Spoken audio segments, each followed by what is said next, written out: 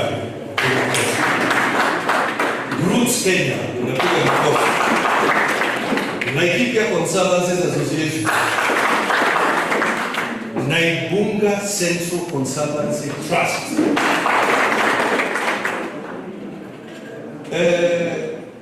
Ilingwesi. Makofi kwa hapa. Ilimamusi huko Mkogodo, mwapigia. Shumai Community Conservancy, tuwapigie makofi. Shirika la ujuzi na biashara, makofi kwa hapa.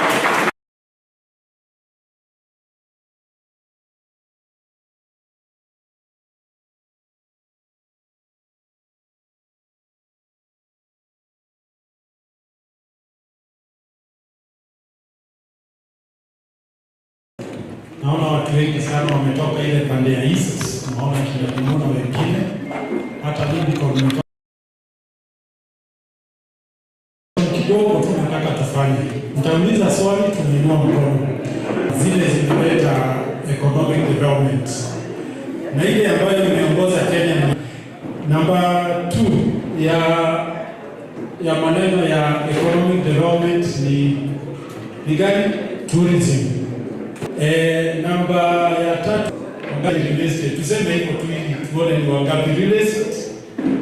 Wangapi real estate, tuseme hivyo tu ili tuone ni wangapi real estate. Real estate, unajua tukiinua mikono mtu ananutoa, kwa hivyo pana mtu wa real estate kwa fulani. Anybody real estate? Sawa. Namba 6 ni construction. Anybody in construction? Tuseme hata kama ni construction ya tenda, unafanyanga tender construction? Okay. With time, those are some of the sections ambazo tutaketi na tutazungumza.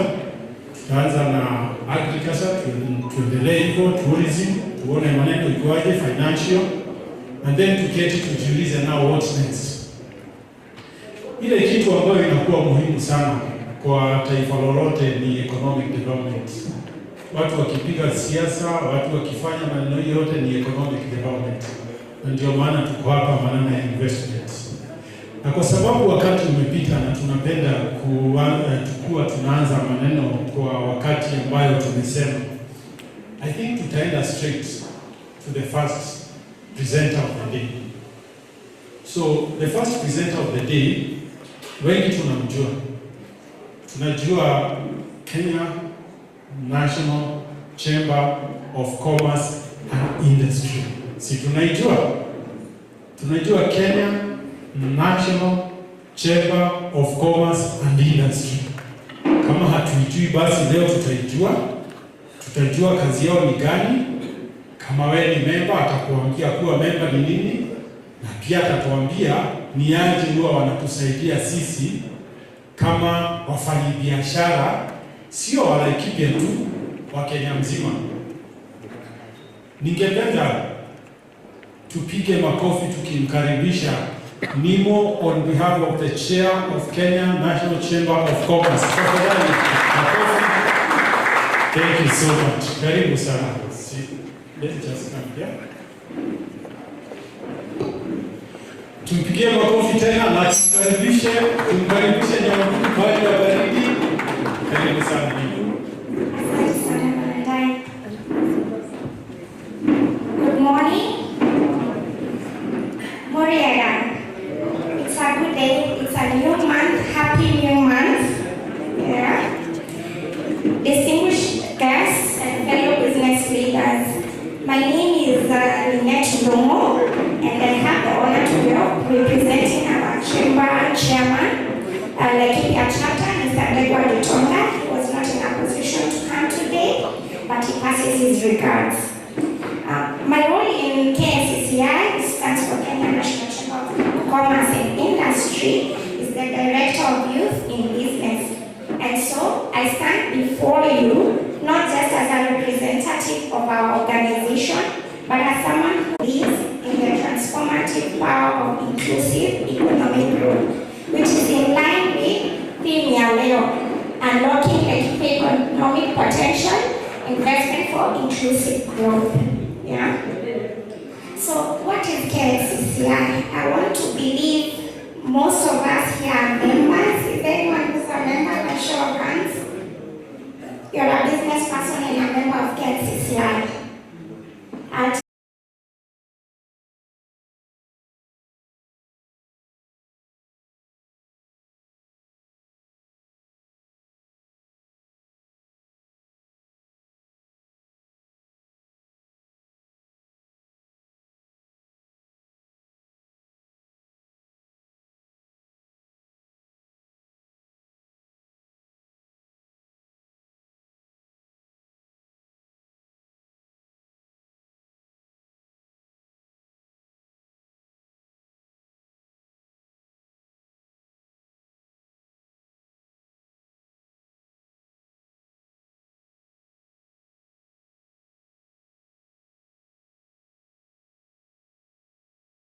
Invite each of you to join KNCCI and be part of this transformative journey. We can meet in the course of this day or during the panel.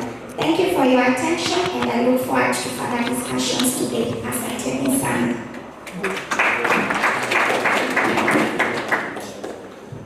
Thank you so much. Thank you so much. Nino,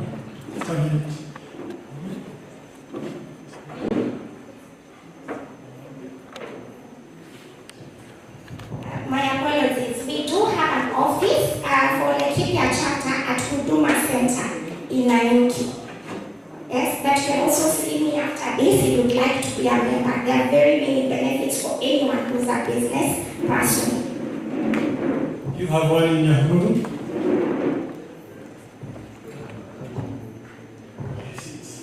Yes. She says yes at Huduma Center, so you can go and get services there. But much more importantly is what she talked about, advocacy and also trade facilitation. Tumikie makofi tafadhali. Thank you so much. The Laikipia chapter chair is called Ndego Getonga, right? Yes. So I think we have now started well, and I can see all of our presenters are here, all the speakers are here today on Shafika. So help me to introduce and bring in the next speaker, who is the former governor of Laikipia County, but much importantly right now, he is the chair of Kenya Revenue Authority. Tupigieni makofi tukimkaribisha His Excellency Melipo Mwengi. Karibu sana sana.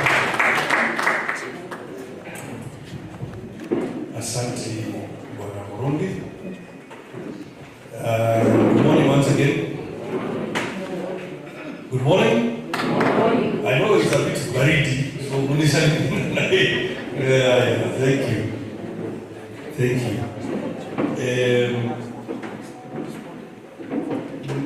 I am to speak in one on a subject that people find a bit boring, because I am to speak on understanding the Laikipia economy. I think except for Mr. Paul Jenga here, and maybe Mr. Kurumbi, okay, even Bwana Kenyajui. So there are few people who enjoy the subject. So what an idea. But what I'm supposed to do in about 5 minutes or 10 minutes is to try and paint a picture for you of what the economy of Laikipia looks like. I had rather hoped to show you a short video by the technical guys that are very cooperative. I had hoped to show you a short video about Nakuru. It's called Jewel by Default. This video, if we are able to show it, it will show you what Nakuru looked like about 15 years ago, 17 years ago. And the reason to show you that is to give you an idea of how change can happen. So if Dennis is able to do it, he will show Jewel by Default. But in terms of the economy of this county, it is mainly agricultural. It's mainly agricultural.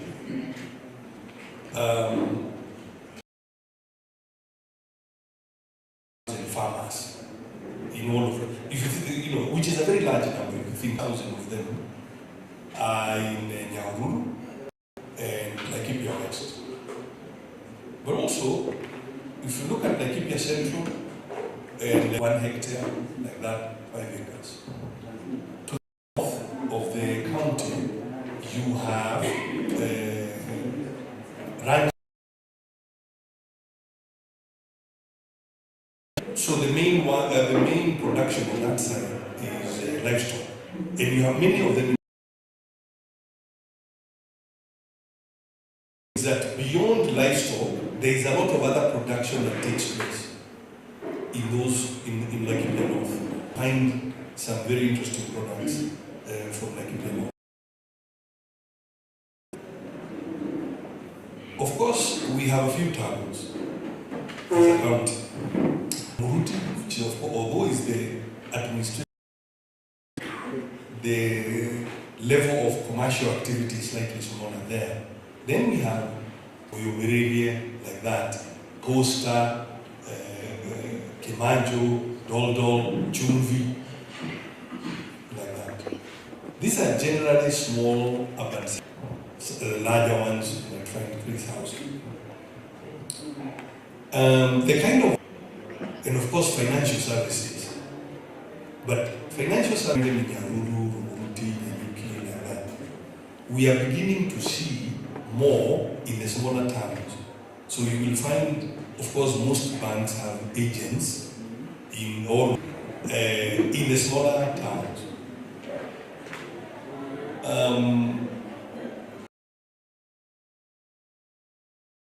People working from towns, that is continuing.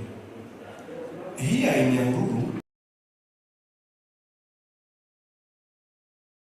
University, because there is Laikipia University down the road here at Shamanei.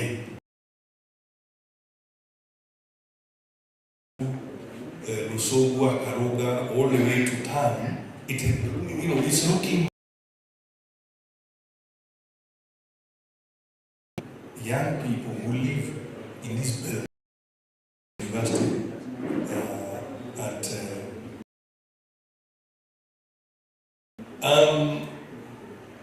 the other trends I can there's a little bit of change, of course.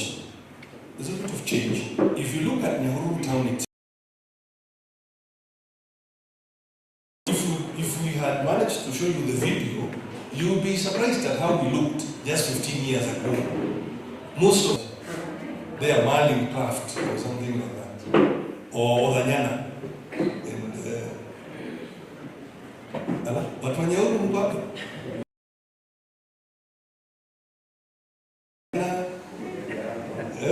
that's there,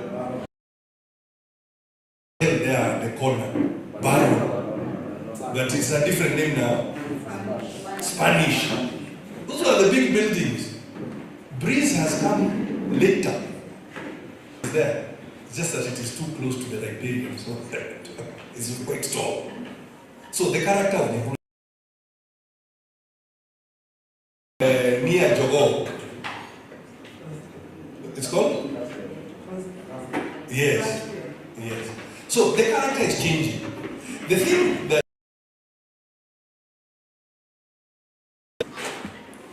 the nature of the economy has changed. 15 years ago, the flower growers in horticulture was very kidogo. After, then it has grown. And thank you to President Blooms, who are part of the sponsors of today's conference, and who are the ones who have in fact brought these flowers. But also others like them have come about, Trikoye, you've seen. So the character of the economy is changing a little bit.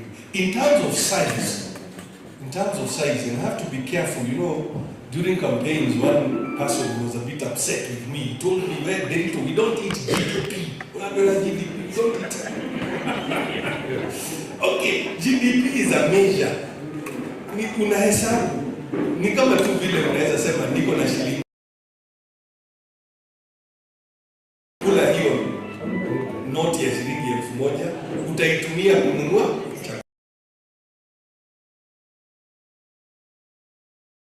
By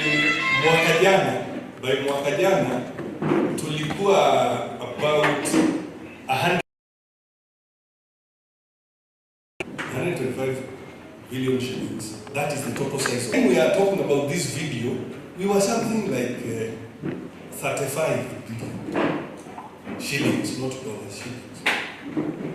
Now, why are these things? You are Nemo homestay and you are trying to figure out where,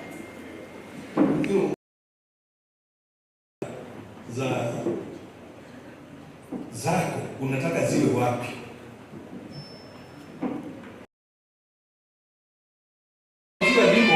I'm sure Nemo wants to understand the circuit around Nyahururu. People come to Nyahururu from all over to come and go to that particular shrine. Others come because it's very, very scenic. So people come actually just to go on that trail. Some people come because they end here. So some people come to Nyahururu, others come to go and hiking in their forest. Others come because they want to, particularly here, the forest is full of elephants. So some people come because of that. And of course, Nyahururu is a bit of a transit town because if you are going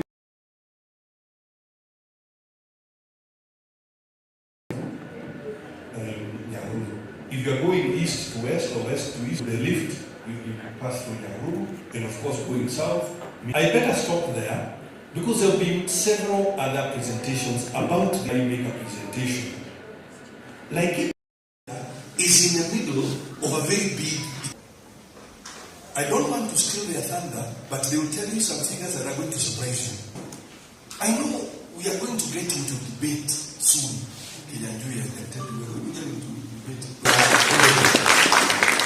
So I'm sure we are going to get into a debate that you are saying there is okay. I know we are going to get into that debate.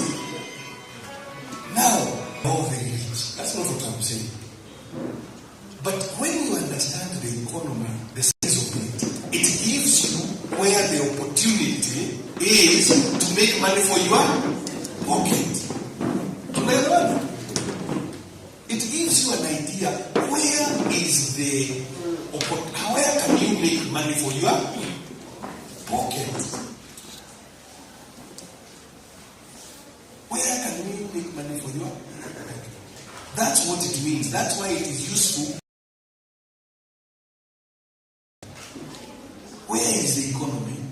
Therefore, where is your opportunity? So I better stop there. But the size of the economy, we are around 125, maybe 1. And we are in the middle of others. By the way, we are not the largest. There are some that are like maybe 4 to 5 times. 3 times. But what is unique about us is that in the center of it. So if you are making something in Nyahururu, you can sell it in Samburu. That's and of course we have certain unique characteristics that are not found in conservancies, and therefore some of the basis for tourism is not found among our neighborhood. Confirm perhaps that outside Masai Mara and Masai Mara.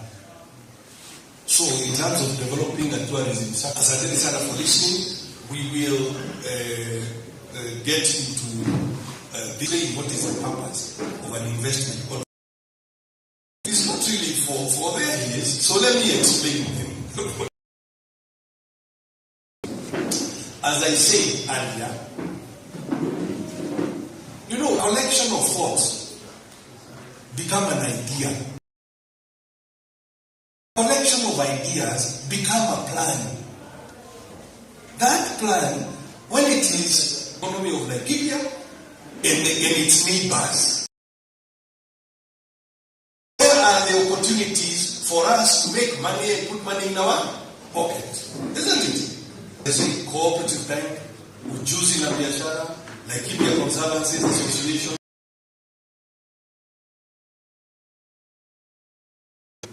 All of you, please let us appreciate all the sponsors of this event. So, as a person, That's very good. That's very good. Now, as I was there, I was thinking of one scenario. I happen to have a friend. She is saying but I can just explain something, yeah? So that what are these relations or calling a waiter, but she has employed people who are waiters. She does not clean, but she has employed people who are cleaning. So one time she is unable to proceed with the business, and that this hotel was selling pika kila siku. So there was a farmer somewhere doing chicken. So she used to sell a number that you may think. So she used to get these items from outside. Majority were agricultural foods. I want you to think, or the type of economy that I want you to think, is that we're affected. Tunaendelea vizuri? Now, ile kitu ambayo imefanyika, at the end of the day, due to lack of better facilitation, this lady is no longer paying for businesses. Then this is why tunaanza kusema uchumi. The government, how can we even lobby? How can we policy and all that? And this is why even we have the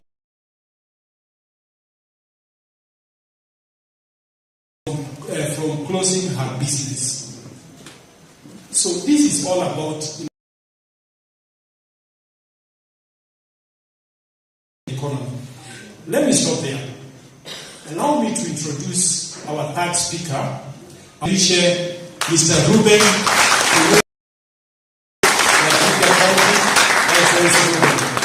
Karibu sana mweshi.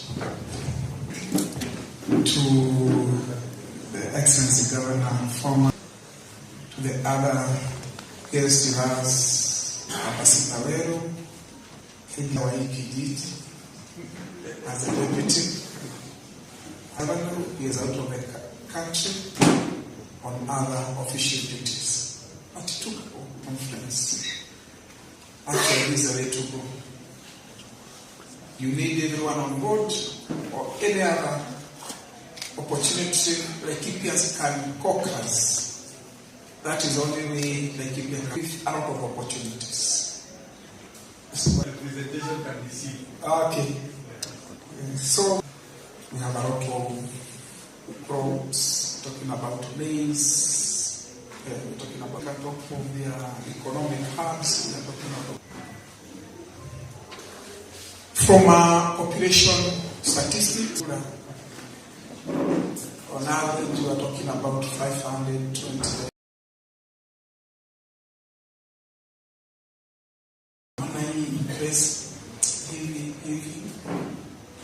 But now, Laikipia, where we are as many people as possible to Laikipia, because there is so many people in Laikipia. Of 155,000, with a projection it can even go higher and higher. It's unique.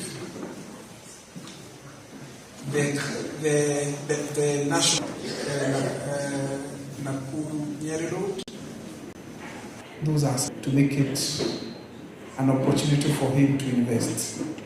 Or Laikipia, where it is and who borders it.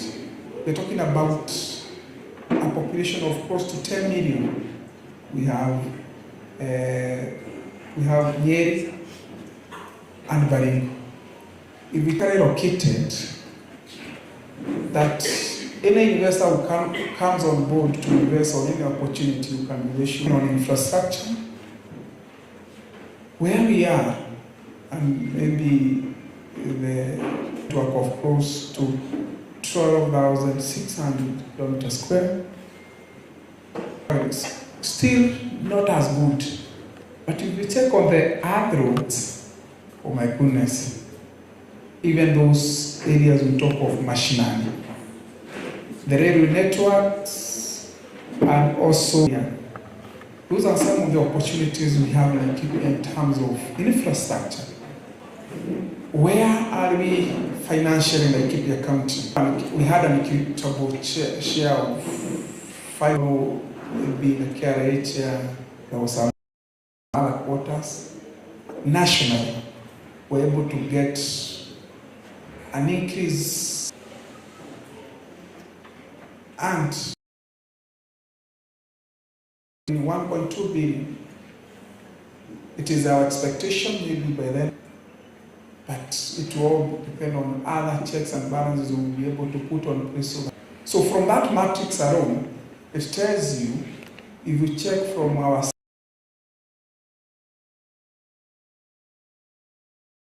there were prioritization of areas we were supposed to check on. There was a budgeting cycle which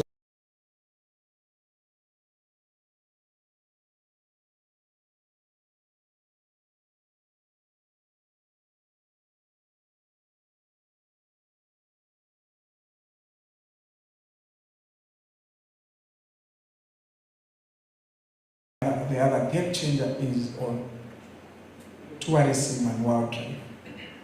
And for sure, all this is the next big thing for all of us to ensure.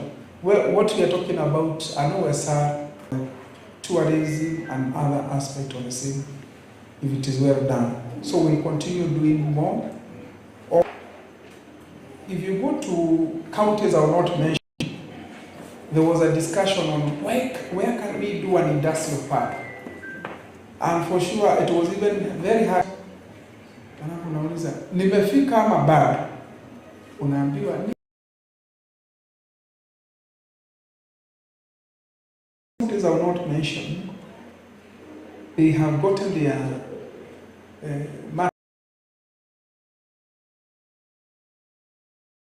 but the question is right. Let us take advantage of what we have as a land, as we can invest. There are so many areas, but I will just focus on specific areas. Will be big. From our manifesto, there was serious check on the youth, and of course, the youth. But if you the 18. So agriculture, if you check on the landmass on what we can do very well on coffee, we can do very well on potatoes. So the question is now, those are areas we can be able to do very well. Marketing coffee as the next thing, big thing in Laikipia. And for sure, we have been able to Shuma. This is work in progress.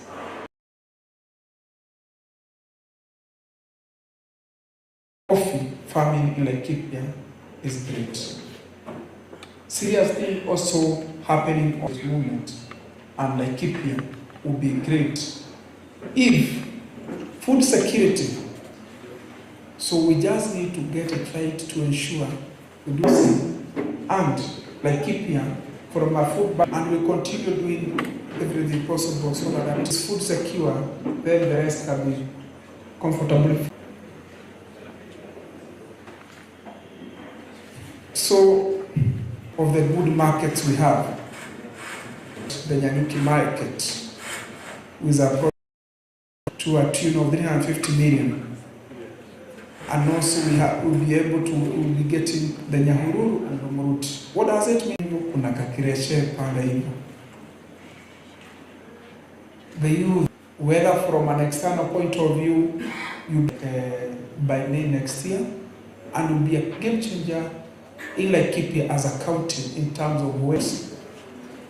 Now what I like in terms of agriculture, processing and manufacturing. And when I talk of the KITE project, is county agriculture. At Muruti, we have been able to set up a big center from the various markets within Laikipia County. There will be aggregation, there will be a validation, serious storage room. This project on the KITE the county government of Laikipia was able to do 250 million, a little bit of resources from the national government, and the talk of agriculture as the area of very sure you will get it right in terms of the serious. Someone would ask, which are these specific value chains that have been researched, that we have been able to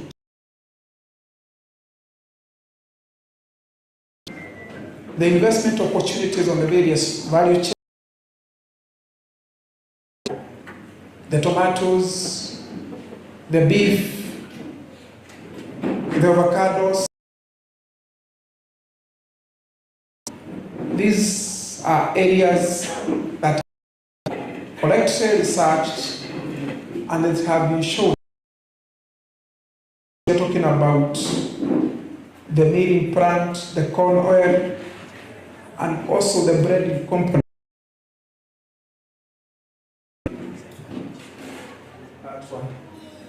So these are some of the available opportunities in Laikipia from an aggregation and agricultural point of view.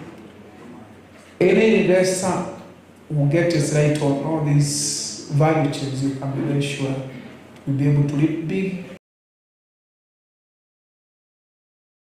But you can also be able to do it externally to export your livestock. We talked about 2,000 kilometers is an area we are comfortably saying these are our food basket area. Hii ndio ile hali unasema ya kuensure hapa nimepata chakula. But still, there is another next game changer in Laikipia, which covers close to 7,000 kilometers square.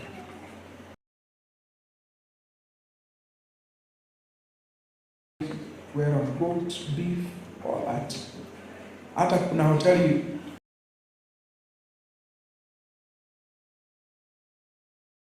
Laikipia goat, Laikipia beef.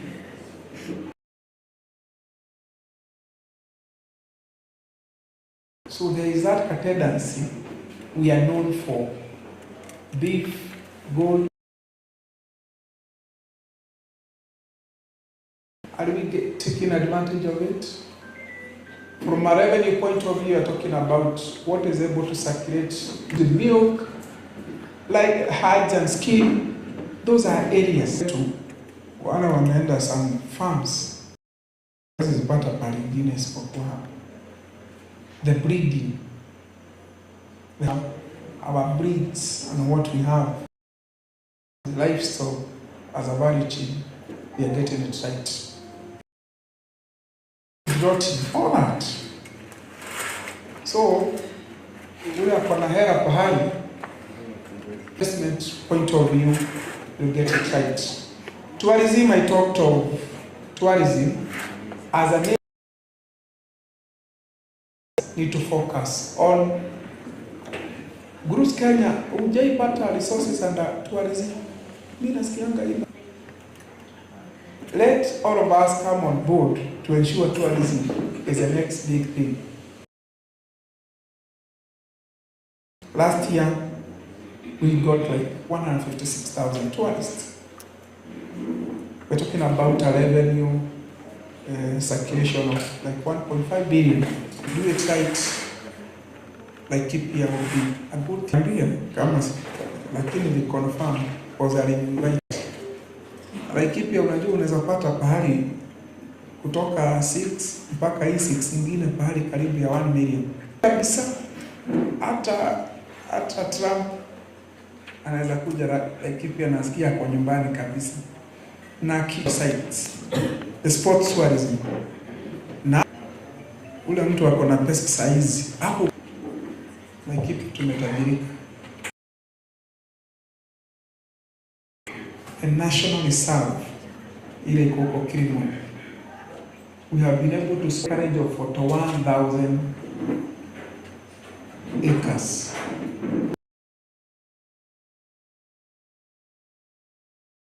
peke yake on its own, if we bring will be the next big thing to ensure we're not talking about a no its own, we're able to fix it.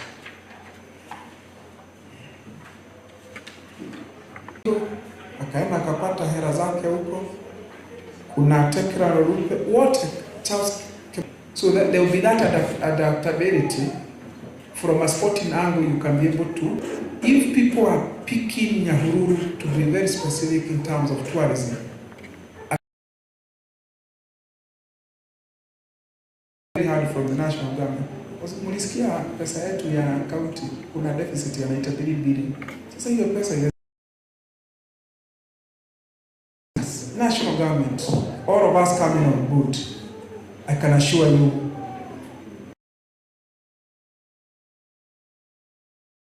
market it to be a good place for all of us. Green up so many households with the Kipaship plan. If you go to Muruti for export processing zone, water and irrigation, serious things we are doing on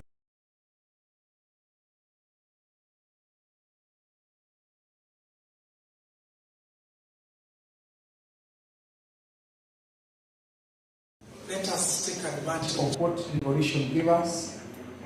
Let everyone come on board, and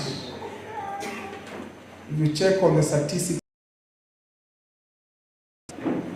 it is only Laikipia imekuwa proven. Wale wanakaa hapa mzuri wanafikisha 72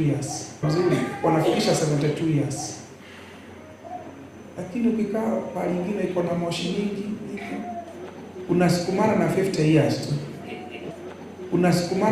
years tu. Lakini ukikaa hapa kwetu sio mbaya sana, 72 years. Talking to the devolution conference to see what counties are doing and also other investment opportunities we can give.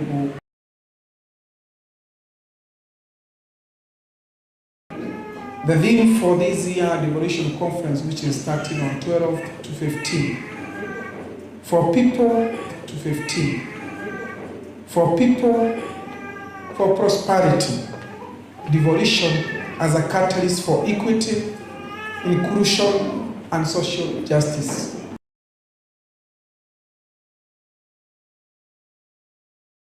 Devolution conference, tuone ile kitu kingine ambacho tunaweza leta hapa. The exhibitors to the presenters, to all the organizations who are doing everything possible to ensure we assist our people.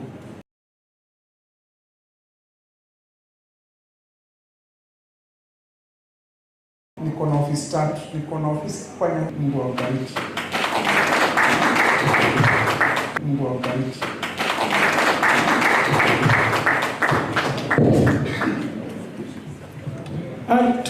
Tumzindikisha Sam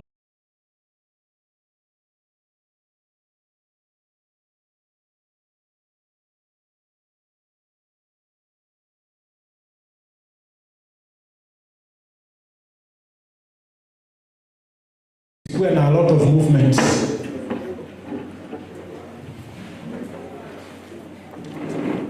Now, Central Region Economic Block, hii ni block ya uchumi ya kaunti 10 za Mount Kenya Region. Na hizi kaunti 10, Laikipia County iko hapo. Na katika kaunti hizi 10 nitazitaja kwa haraka ili mjue zile kaunti ambazo zinatengeneza regional block yetu ya Mount Kenya Region. But before that, mjue pana region inaitwa Northern Region, pana Lake region pana Second ni yenye iko na Machakos, Kitui and Makueni.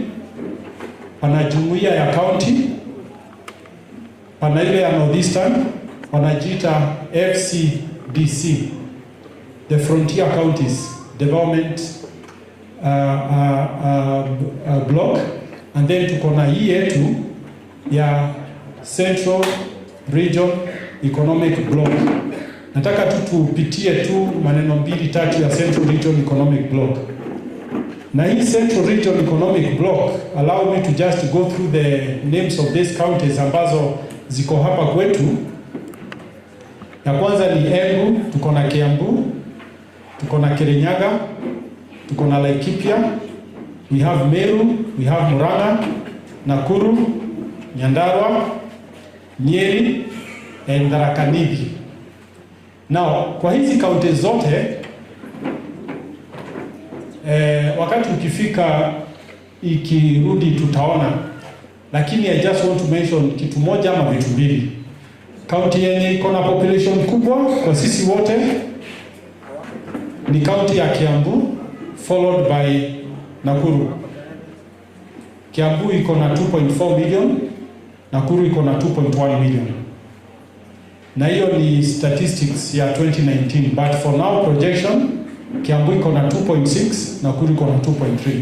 Laikipia hapa kwetu 2019 ile wakati tulifanya census tulikuwa 518,000. Saizi we are about 561,000. Na pana sababu ninapatiana hizo namba. Now, pana kitu ingine ambayo inaitwa working population. Working population ni wale watu ambao wanafanya kazi kwa county. Kwa mfano kama mko na watu kama 561 kama sisi county ya Laikipia County, tungependa kujua ili tujikompare na county zote za Central Kenya. Ili tujikompare na county zote za Kenya, sisi tuko wapi? Tuseme wale watu ambao wanafanya kazi kwa Laikipia County kulingana na statistics ya Kenya Bureau of Statistics ni 248,000 people ndio wako na kazi ya kufanya, ila ni mkulima, ila ni driver, hizo maneno zote. Na tukiangalia katika hiyo data na statistics, na ndio maana tungependa hasa tuende kwa what can we do to improve, we are not doing very well as Laikipia County, kwa sababu it's only about 44% of our population is engaged.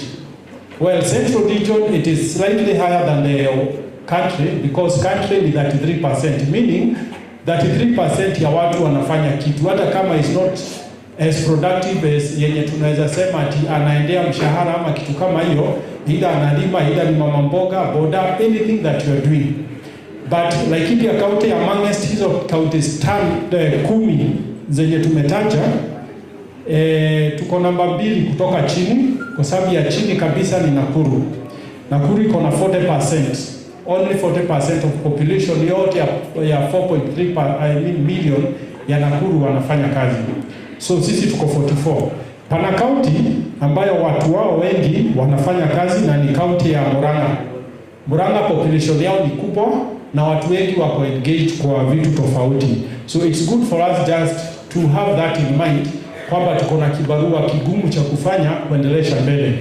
Na nafurahi vile deputy governor wetu ametaja about Kirimon. Allow me to give an example. Tumekuwa katika ile kazi ambayo mimi nafanya kwa sasa hivi. Kitambo hapo kidogo nilikuwa CC wa finance hapa Laikipia County. Na nilipotoka hapo nilienda kusaidia county kadhaa. Na county moja ambayo nimesaidia last year, tumesaidia na kikundi chetu kinaitwa Eco Capital, ni county ya Narok.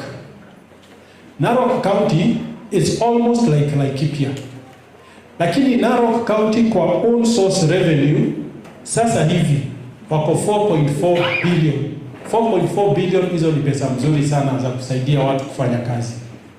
Na kwa hiyo 4.4 billion, 4 billion inatoka kwa hiyo tourism. Tourism yao peke yake iko na 4 billion. So you can now imagine, sisi we are already at 1.2 billion kuokota ushuru. Hiyo Kirimon ambayo iko Laikipia North iko na animals, iko na opportunities, just like what Narok have. So if that one is ignited tu hivi kidogo, vijana watapata kazi na ushuru wetu, specifically revenue ya Laikipia itashoot. Kwa sasa budget yetu ni kama 7 billion Laikipia mzima. So you can imagine tukiongezewa 4 billion budget yetu tunaweza tukafanya nini? There's a lot of things. So those are some of the opportunities zenye tunaweza sema zikigongwa tu hivi vizuri, Laikipia inaweza shoot vizuri kabisa. Kitu kingine nilikuwa ningependa kusema ni kwamba population ya hiyo Central Region yote, hizo kaunti 10 zote zikiongezwa, it is 11.5 million. Kaunti zetu 10, 11.5 million. Na Kenya mzima we are about 51 million. Hiyo ni projection ya 2023. Hiyo ndio imetokea 2023 na Kenya Bureau of Statistics.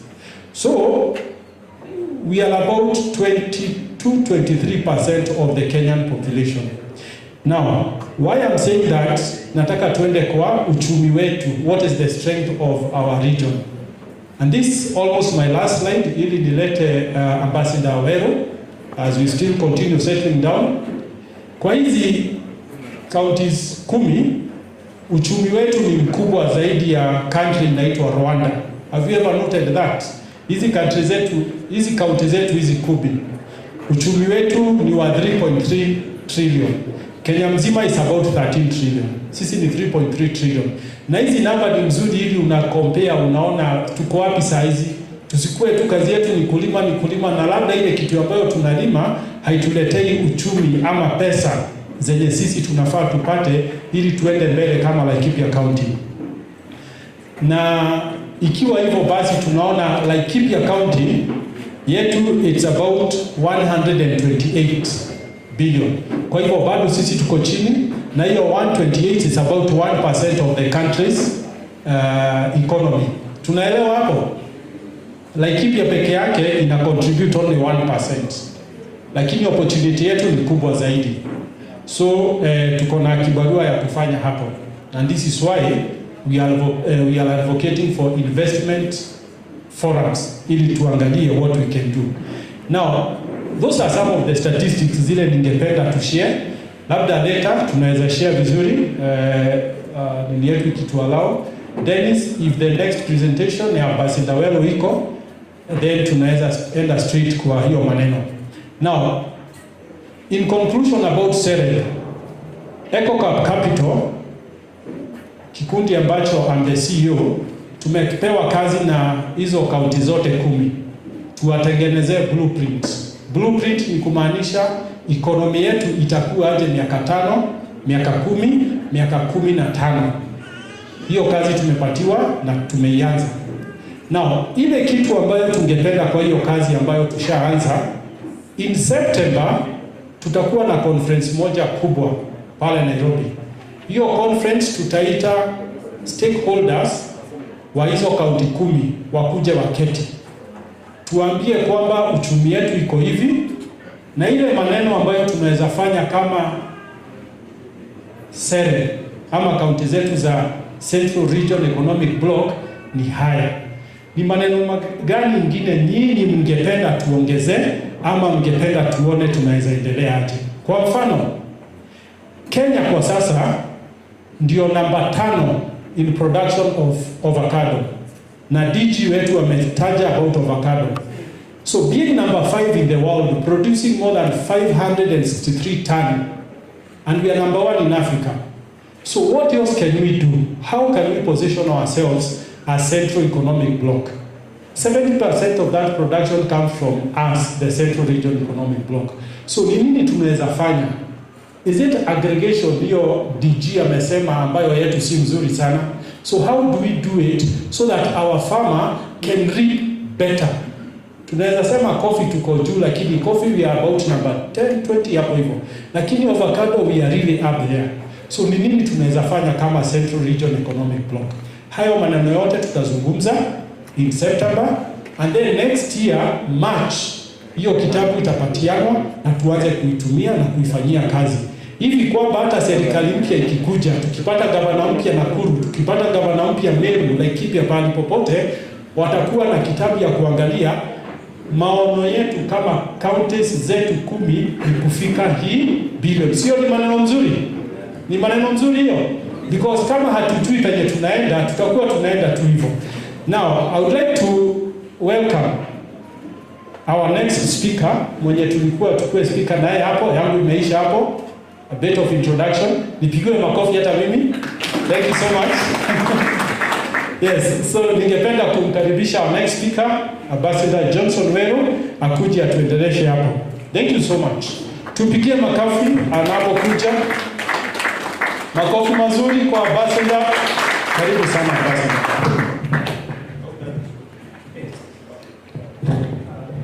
Thank you very much.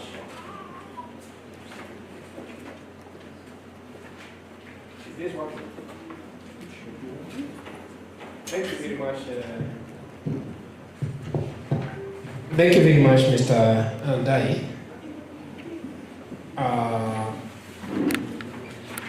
My name is Ambassador Johnson Wero,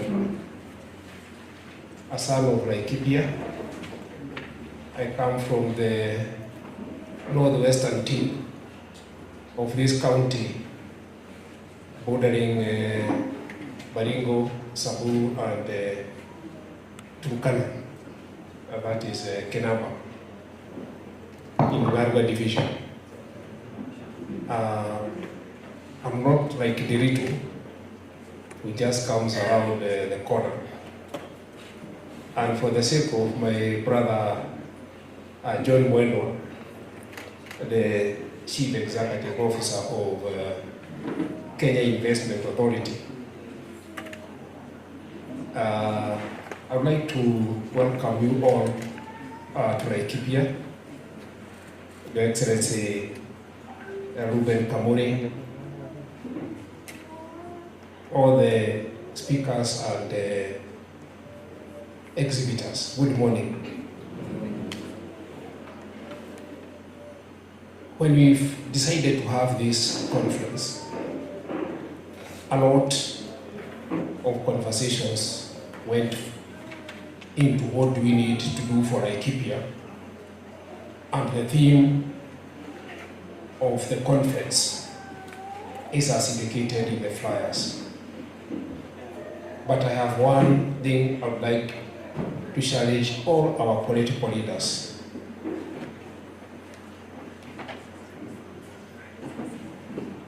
Why compare Laikipia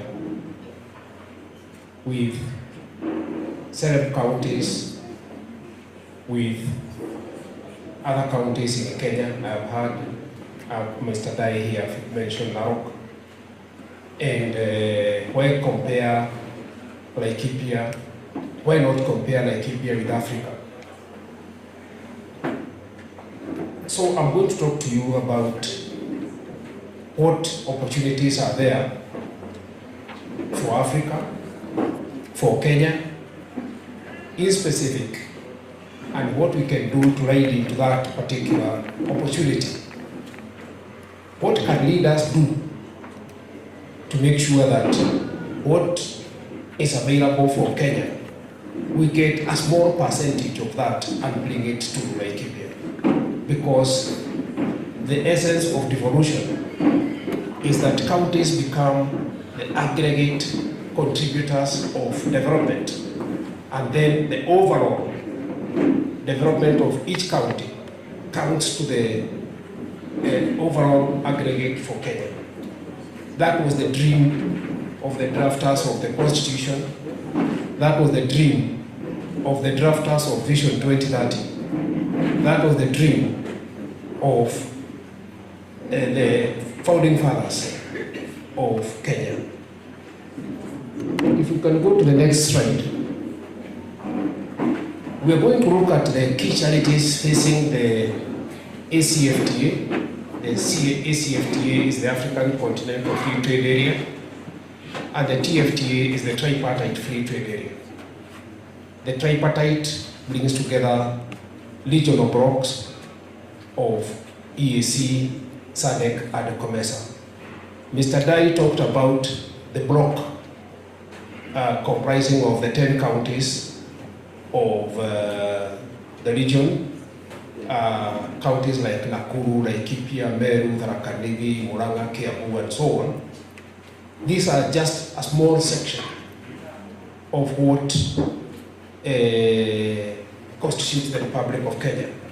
But at the greater scale, we have a similar formation in Africa that brings together countries in Eastern Africa, in Southern Africa, and in Central Africa.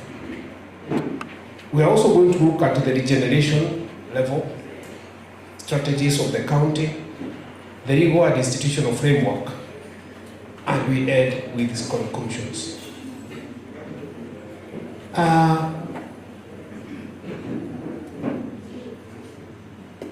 What do we need to do for the country? Our main exports currently are coffee, tea, milk, beef. I've heard Mr. Dai talk about avocados. But these products mostly face various hurdles in their market access efforts. In my view, the Republic of Kenya needs to focus more on the African market. I'll be explaining shortly why.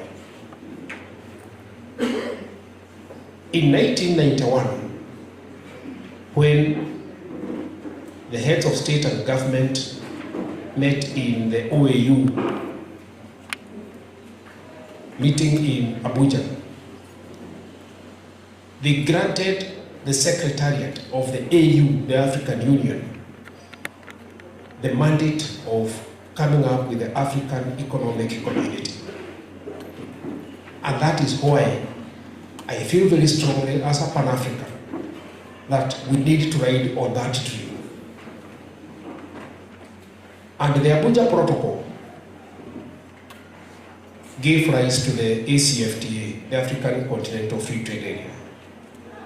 So, what are we thinking about as a republic? We are simply saying, if we can get 10% of what these countries import from outside, we are good to go. We are good to go. I'm going to give you data to show why we should come very tough on these leaders, these political leaders, why they can't get us those markets. There's no reason why. At the technical level, we have the legal framework. At the political level, we have the political will. And then at the operation level, that is where we need to add some little effort. Next slide.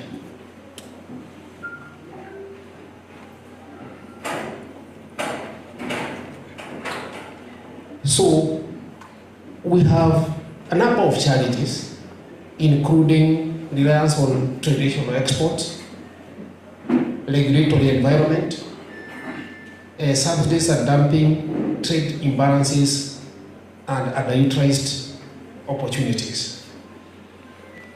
I'm bringing you to this particular context because we need to come up with an effort as a country. We need to come up with an effort as a county on what measures do we need to do, what measures do we need to put in place, and what effort is required at the individual or corporate or regulatory level. If we go to the next slide, these are the challenges to the export growth. We need to provide a framework for integration.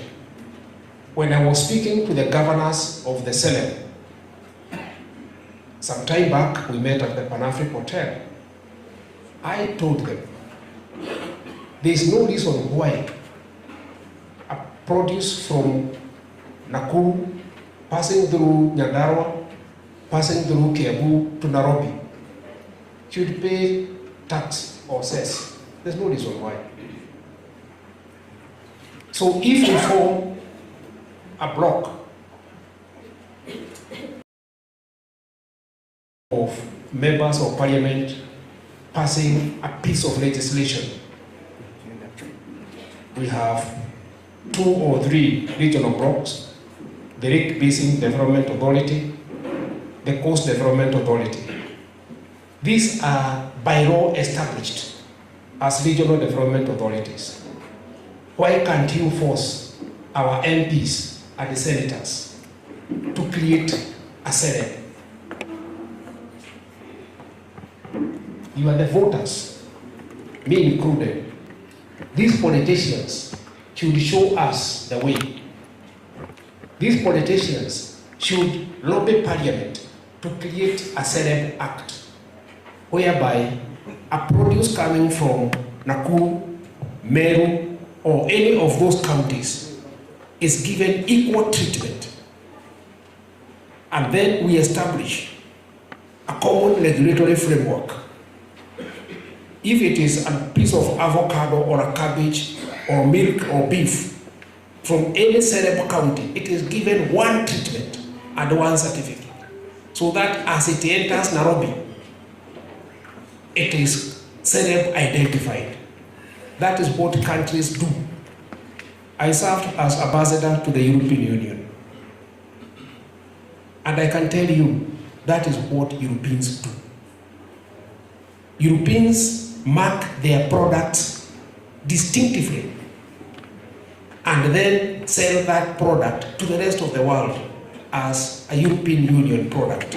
You cannot see a product written or marked as Germany, Spain, Portugal. No. It is a European Union product. So because we are so underdeveloped, I would like us to start with Sereb and mark our products as Sereb.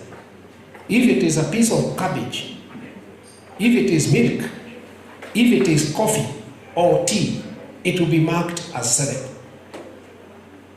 May I ask if we have a representative of Equity Bank here? Good Equity Bank. Thank you. Mr. Equity Bank.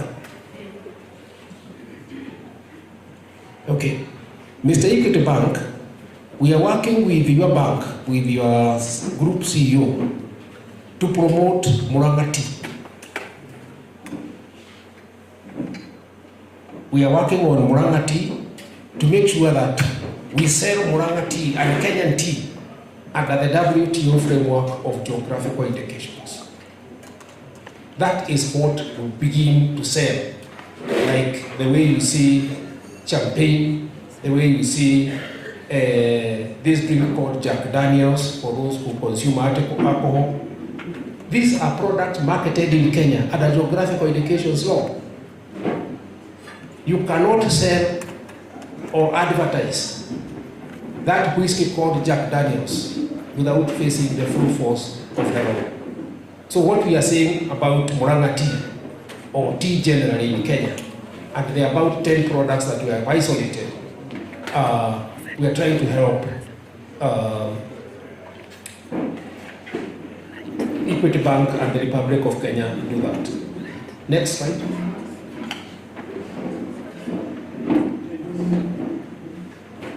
I would like, I don't know whether this is feasible, but Governor Delito, I'd like you to pay attention to this.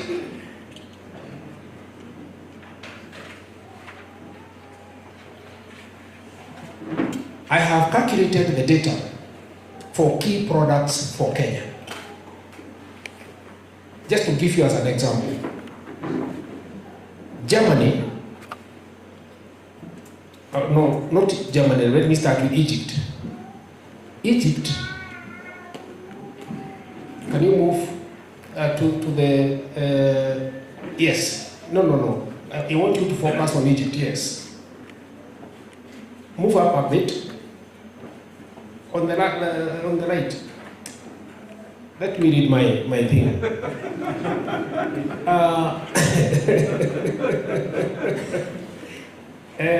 Governor Delito, I want you to know what you can do for Laikipia. I saw His Excellency say that we produce that 7.5 million liters of milk. Is that true? Let me give you homework.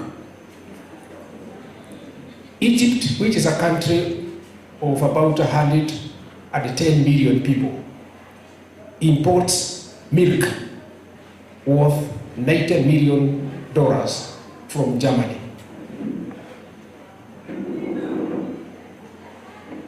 One country only importing $90 million worth of milk from Germany.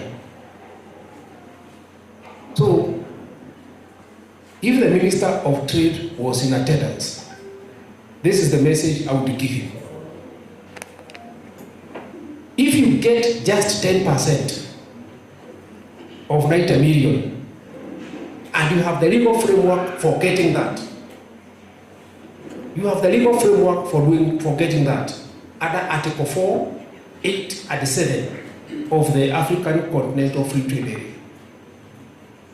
If you just get $9 million worth of milk, Your Excellency, and give Laikipia only 1%, that comes to how much? That is the milk that will motivate our farmers for export. So if you are looking for the election, promise me as your voter that you are going to get that.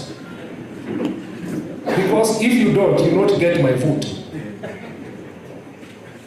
That is homework for you.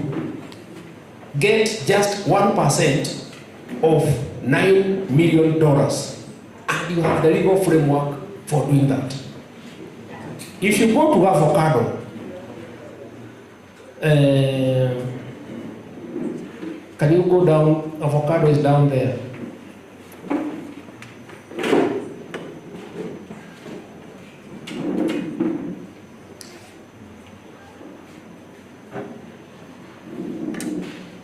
Avocado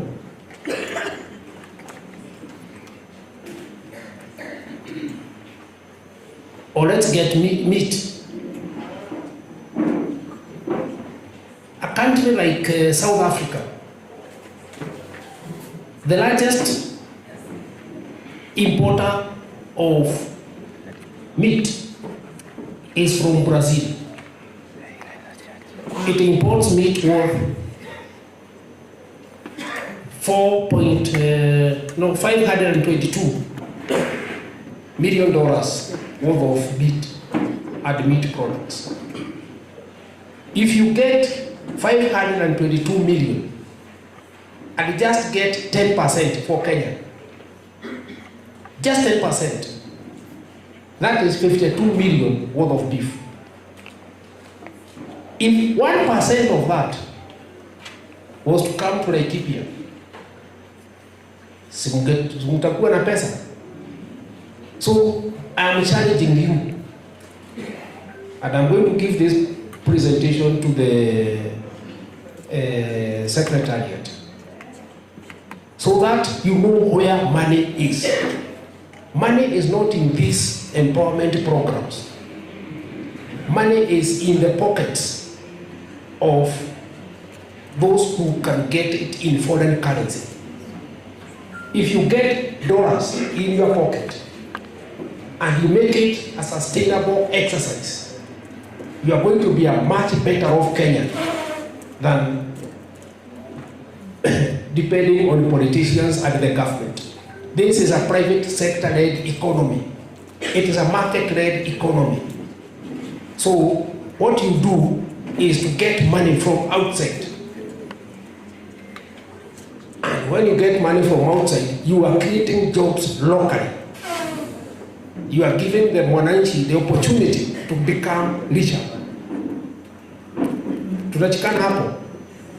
So that is what that is what I think. If I can give you the final example of coffee. His Excellency talked about coffee. A country like Ethiopia, not Ethiopia, a country like Angola imports coffee. Can you imagine from where? The highest importer of coffee into Angola. The highest importer of coffee into Angola is Portugal. You know, of course, nobody in Portugal grows coffee. So what these Portuguese do, they get coffee from other places in the world and export it to Angola. So what am I saying here? I'm saying if we can harvest those 10% or 5% or whatever percentage and bring it to Kenya and bring it to Laikipia through selling, we can make people slightly more wealthier than they are. So if we go to the next slide, and if I can ask for 5 more minutes. So what do you mean by regeneration?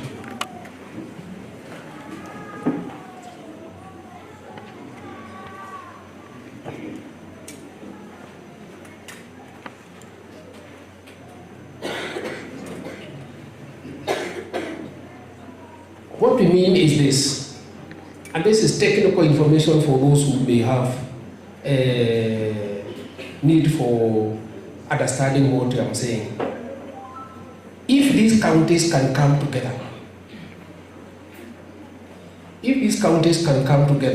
and have standards,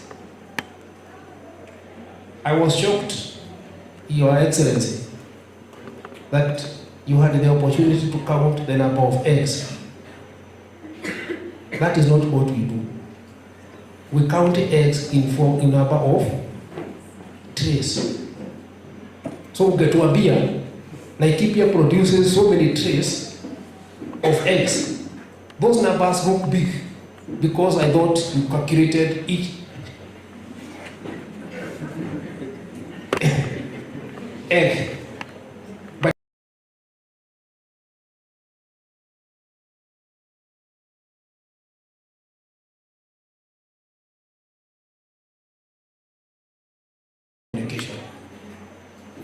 You don't create confusion. So, if we have products measured in the same way and identified in the same way, those of you who have imported things, even if you import a phone like this, each item in the world has a number called an HSC number, harmonized code. So you are supposed to have the same number in Laikipia County. And I'm telling you because you're in Laikipia County now, where you're to naelekeza hizi maneno. Tell your statistics officer to mark all these products following the custom codes, so that when we compare Laikipia with other counties, we can tell Laikipia produces this quantity identified as XX1, whatever metric tons.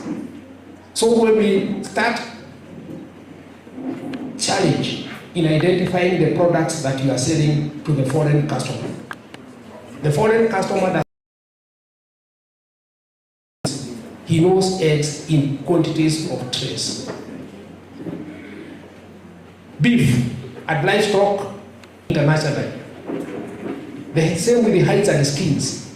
You identify them in the numbers given to each one of these items. So if you are speaking, you have it easy in terms of communicating to the exporter out there. Am I communicating? So I'm not targeting you because you are my friend. I'm also targeting you because you're a leader in this county. And the governor who is now in charge of this process at the customs level, Bwana, try and give these Laikipians an opportunity, additional capacity to know there are different types of avocados sold internationally. The frozen ones, they have a number. The green ones, they have a number. If I were asked what would happen we should look for the highest and look at the market consumption trends internationally and then do value addition. You cannot do value addition if you don't have the market data behind it. Then you know what you are going to get after that. Next slide.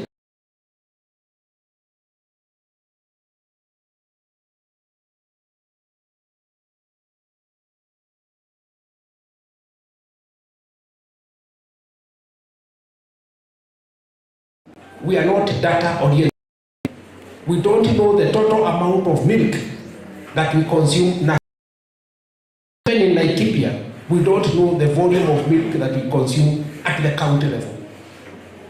But if we did that, we can have a strategy of converting the milk into exportable values.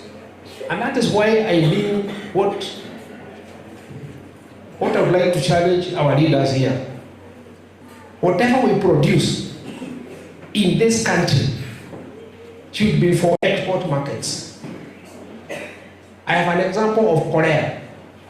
Everybody in Korea produces for export. In 1964, President Jomo Kenyatta gave Korea a loan of $10 million. Korea borrowed from Kenya in 1964. But today, Korea is one of the G8 countries sitting in the table there. Remember, Korea doesn't have oil, they don't have gold, they don't have uranium, they just have people. So, whatever we do, we have to target the export markets. If we can produce and make Laikipia a model county for export, that would be my joy. Next slide.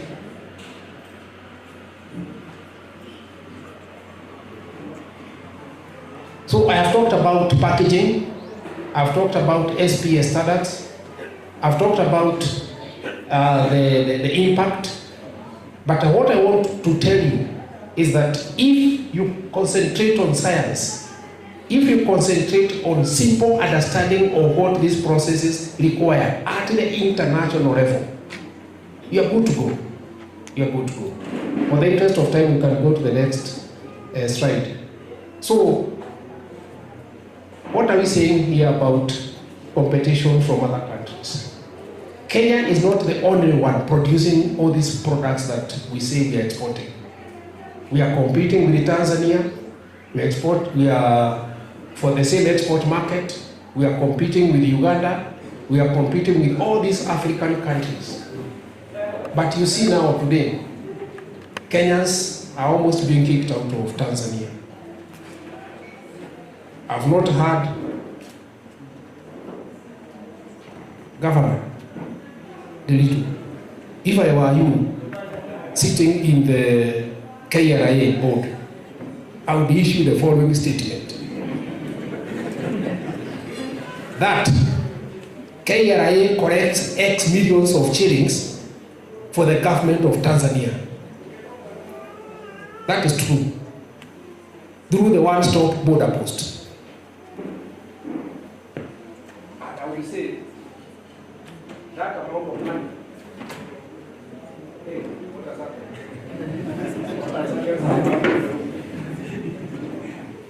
I would say, without that X million shillings of money going to Tanzania,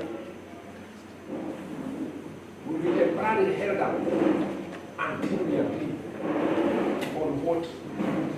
on how to resolve this problem created by the restrictions imposed on the Kenya government by Tanzania. I'm waiting for that statement because it is what patriotism calls of us in terms of showing our right diplomatically, issuing a small statement to the effect that we are holding so much revenue for you as we are holding for the other East African countries. So we push it up so that they know we can also fight for The next slide. The legal and institutional framework. Can you hear me? What has happened to the sound, Mr. Lane?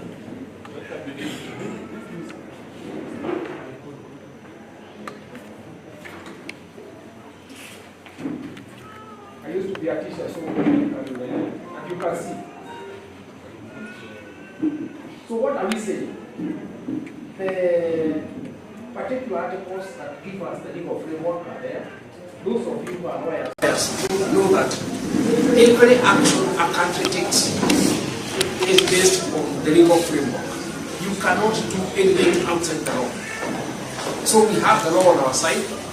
We have both international law, domestic law, and the county legal framework. So we are good to go in terms of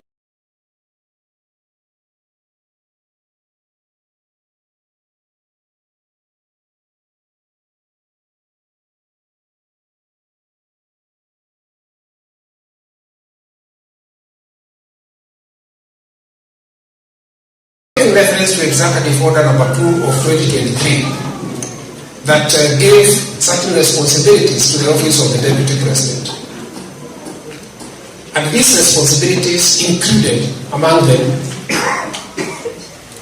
to promote key agricultural exports.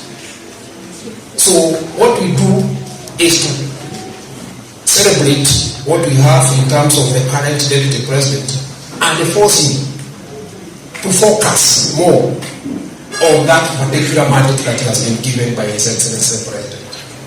He should come forward and promote these exports because, as Mr. Lai said, Kenya's sales economy is larger than Rwanda as a country. Despite these legal provisions that we have, and we enjoy and we celebrate them, we have not seen even a single day these efforts to utilize these particular provisions. I think time has come to do that. For the 2 years remaining, I would like to see plenty of actions based on our legal framework. Recommendations. I would like to see, if I were asked, about the establishment of a secretariat. Again, our political leaders, the tripartite secretariat has not been set up. If I were asked, I would like to see the secretariat being set up in Kenya. All these businesses in Arusha should move to Kenya, to Nairobi specifically, so that we enjoy all those privileges that come with hosting such an important headquarters. And that will shake the Tanzanians, because if you remove Arusha out of the equation, the Tanzanian economy will feel it. If Kenya would come up today and say that we are making a bid to host the tripartite free trade area secretary, then that would give these other countries time to think regionally and to stop thinking nationally as they are now doing. I would want to see our domestic policies aligned with those of the counties to make sure that these counties respond. Rather than moving inwards, they move outwards. I would want to see my county, led by Governor Joshua Yogo and his deputy here, trying to kind of drive the leadership towards the export markets, because I've told you where they are. You look for those export markets. I would like to see value addition by choice. If we are producers of milk, honey, coffee, and so on, what I would like to see is value addition. And value addition knowing where you are going to sell, not value addition for the sake of having value addition. Governor Kamole talked about KIPES, the constituency industrial parks. My question is, what are you going to do once KIPES are completed? What are you going to do? You have not told us. That's a question I'd like to speak directly to you when you take the floor. Tell us what you're going to do when camps are completed. What are you going to do with those products that you have shown us in that market in Nanyuki? And they don't tell us that Nanyuki people are going to buy from that market, that they won't buy. So tell us where you are going to sell the products that are shielded in the refrigerators that you are going to buy. Whom are you going to sell to? When the electricity coverage in the county, you know how much it is. Who is going to transport those products when you have said that we have only 450 kilometers of bitumen out of capacity of 7,000 kilometers? By the way, do you know how many kilometers of tarmac Muranga has? Somebody from Muranga? How many kilometers of tarmac? You are going to fight for yourself. But it is much, much bigger, almost 3 times what Laikipia has in terms of bitumen coverage. So who is going to buy your products? So unless there is some focus on infrastructure, unless there is some focus on energy consumption, I calculated and so our consumption for diesel as an economic breaker has gone down in the county. Why is our diesel consumption going down? So you have to look at these parameters and see the way of raising them up. Finally, in conclusion, I would like to see a rethinking of Kenya's agricultural trade strategy. I would like to see the exploitation of the opportunities at the ACFTA and the TFTA. I would like to see a reduction in external market dependency. And I would like to see a boost of rural incomes and creation of jobs. I want to conclude by saying this. Where is the future of this county? The future of this county is in our hearts. The future of this county is in making sure that we utilize the sons and the daughters of this county. I heard the deputy governor ask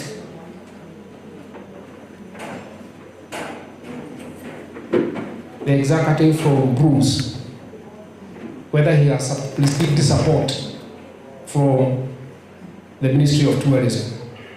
What was his answer? Huh? What did you say? You have received the support from tourism? Huh? It was who? I was asking groups participating in groups. Yes. Have they received the support from tourism? Yet the CEO of Tourism Fund comes from this county. We have very many sons and daughters from this county.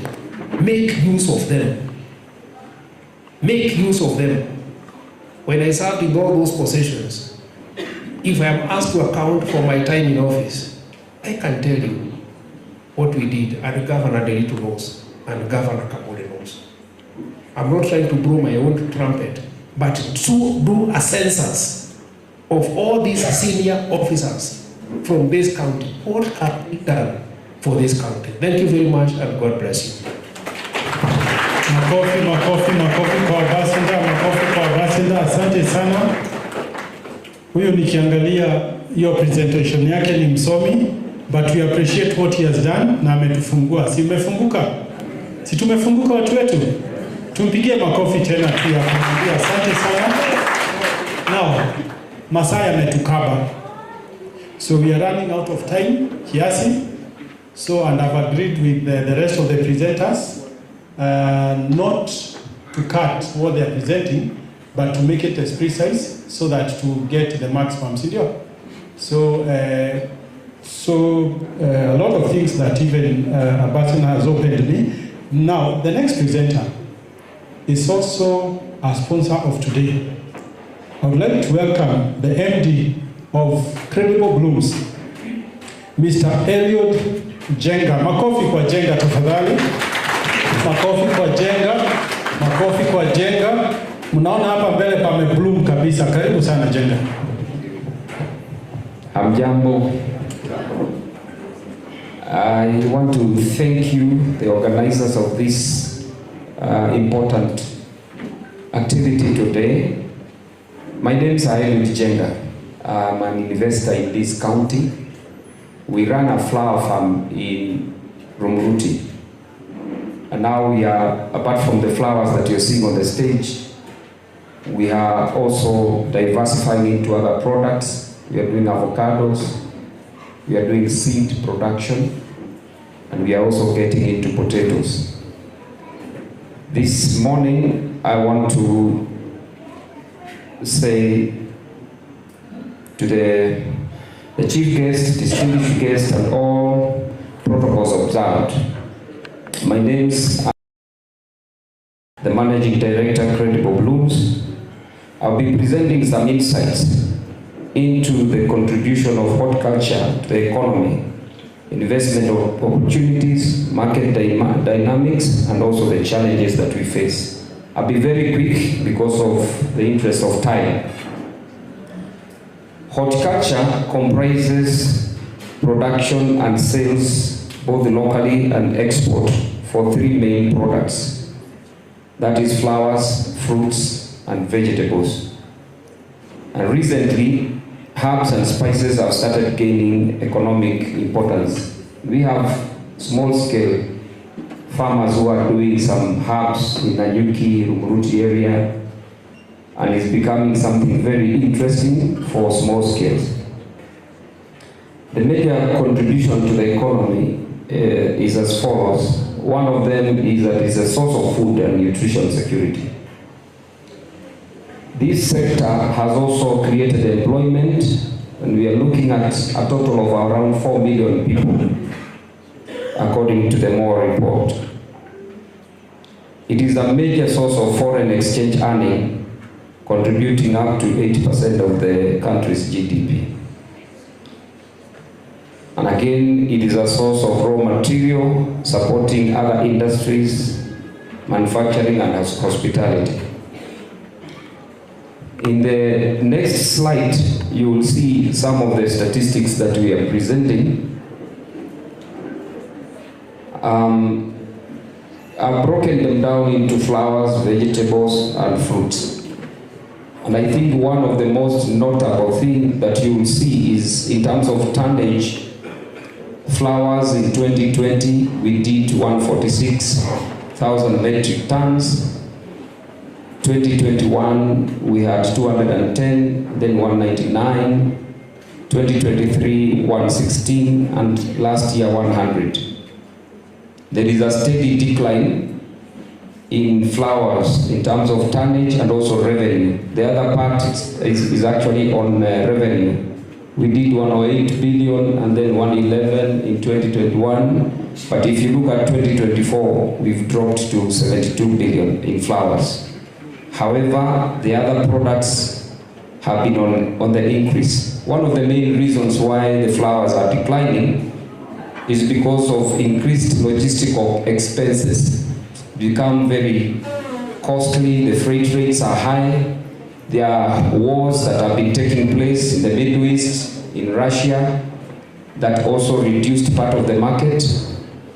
There is serious concern on the level of tariffs and taxes that this sector is getting from both the local government and also the national government. So this has led to some decline in the flowers. The next slide is on investment opportunities. There are several investment opportunities that exist within the whole value chain in several areas. And one of them is real estate. I wish to say that Laikipia is one of the counties that has the largest parcel of land, and the price of land is still very affordable. So for investors, this is an area that you can look at. Then there is also an opportunity in propagation, that is breeding and multiplication of seeds. Right now, most of the tomato farmers and other people who are doing onions, they're taking their seeds all the way to Naivasha for propagation. And this, I think, is a major opportunity that investors in this region can exploit rather than taking our business away. We have been importing as a country a lot of greenhouses, but we do believe that some of these things can be manufactured or fabricated locally. So this is an area that we can be able to also consider. In the area of our irrigation, we have an opportunity for manufacturing of affordable pumps, irrigation pipes, drip lines, and so on. Transport is also a major concern in the region, and inputs and products to and from the farm to the markets also is an opportunity that people can also invest in. The cold chain management, not all farmers can afford to have cold rooms. And for this reason, these are facilities that can be available for hire if one would choose to invest in that. We can go to the next slide. Still on investment opportunities, human resource, labor sourcing and training. We can help us to create a pool of experts, because you also realize that Laikipia is one of the counties that the level of literacy is a bit low, and therefore getting people who are specialized in certain areas is difficult. On the ICT area, we have a big concern. Availability of good internet connection in Laikipia is still a problem in some areas, and therefore if this is an area that someone can be able to consider, to be able to, I remember when I was doing my connection, I had to pull internet all the way from Daragwa area to the farm, because we do not have good connection locally. There is an opportunity on special economic zones, which we believe can be able to help and standardize the production of the production and costs for growers. Value addition is a major condition, a major opportunity. For example, for the major crop by SMEs, tomatoes processing can be able to present a major investment opportunities to producers. Most of the tomatoes that we grow in Laikipia, Muruti area, they are just being sold at a throwaway price. If we can have an investment on processing to make sure that we have value addition, that can be a great opportunity. Government investment opportunity in reliable power and other shared services like metered irrigation water can be of great help. Last year I visited kibbutz in Israel, and what these people have done is that on every land there is a hydrant. If you need to do irrigation, you just go and apply, and the following day you have irrigation water, and they also give you the pressure and the volume that you need. So it becomes a bit easy. So water is a major problem in the Muruti area. The next slide is on mechanization, machinery, equipment for lease to growers. Not everybody can afford to buy tractors. Like, if I may say, for example, we have started doing potatoes. You find a lot of equipment are not available. It is in the month of June that I visited a state in US, Idaho, where potatoes are done in a large scale, and I thought Kenyans, we are way behind. We just need to upgrade. So because these equipments are very expensive, if somebody can invest in this can be a way of helping farmers to lease them and do what they need. On financing, many dreams die because of lack of capital and financing. The institutions that are there, like banks, sometimes are a bit stringent in the way they support businesses. So if this is an area that people can consider, I think there is an open way of being able to help farmers. And I'll give my own example. When I was starting the flower farm, no bank in the country would look on my side. We were supported by a foreign organization that gave us the funding because we didn't have the required collateral that banks were looking for. And therefore there is a gap where so many dreams die because people are not willing, banks are not willing, the conditions set by the banks are not affordable to all the people. On sustainability, organic soil amendments and renewable energy, these are an area that we can be able to consider to help keep our farms in a good shape for years to come. Why horticulture investment in Laikipia? I'll go very fast. Land is available in large blocks at relatively affordable prices. Number two, the location receives the highest solar radiation. I don't know whether everyone knows this, but is during the summer from June to August.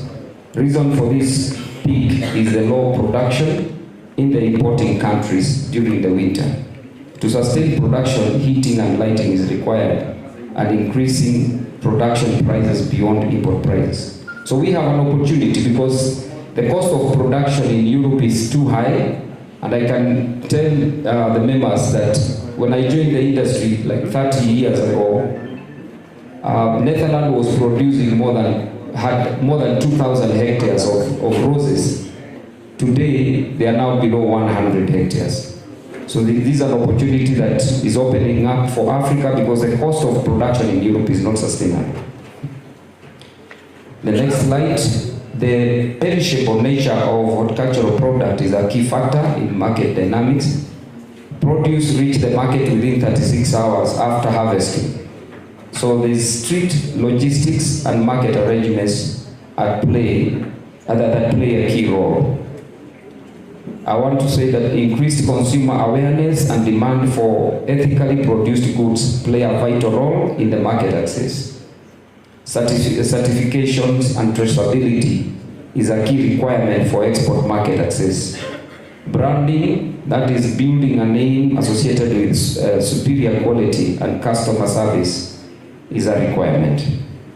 Emerging of online trade replacing the traditional physical market.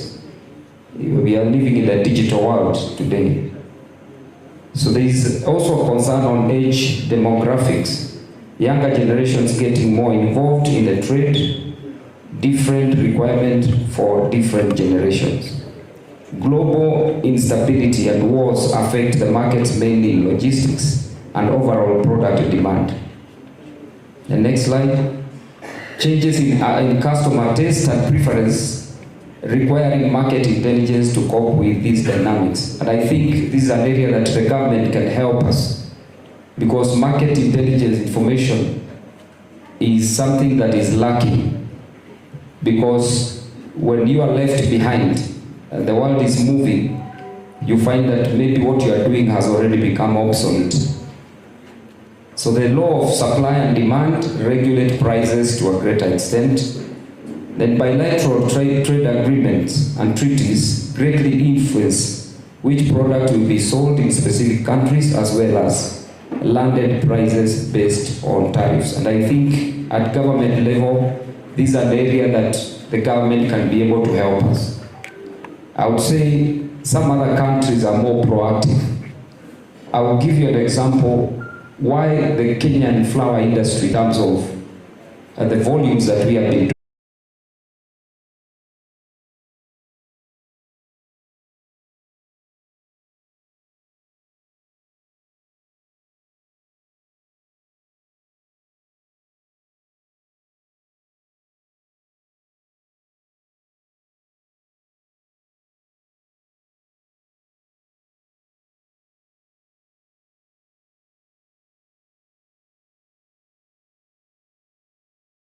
That is compliance.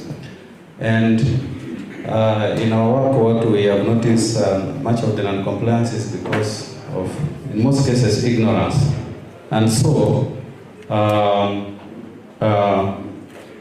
where we come in, I will just advise that because the time is short and we have technical presentation to make, I'm not sure whether we'll be able to cover that. But what I can say is, as per sector, I'm seeing Ujuzi here, they're saying they're empowering, we can come in and take you into more details on what you require. So after this, if you are keen, and I hope you need to be keen, as I said, we are shareholders, huh? Okay? So you take our contacts, organize yourselves. If you are in import-export business, real estate, floriculture, and all types of businesses, we can have an engagement on what you need to do when it comes to tax matters and amongst other related matters. Bwana MC, I think I've covered what I wanted to cover. We had a technical presentation. I'm not sure whether we can have it, but Yeah, but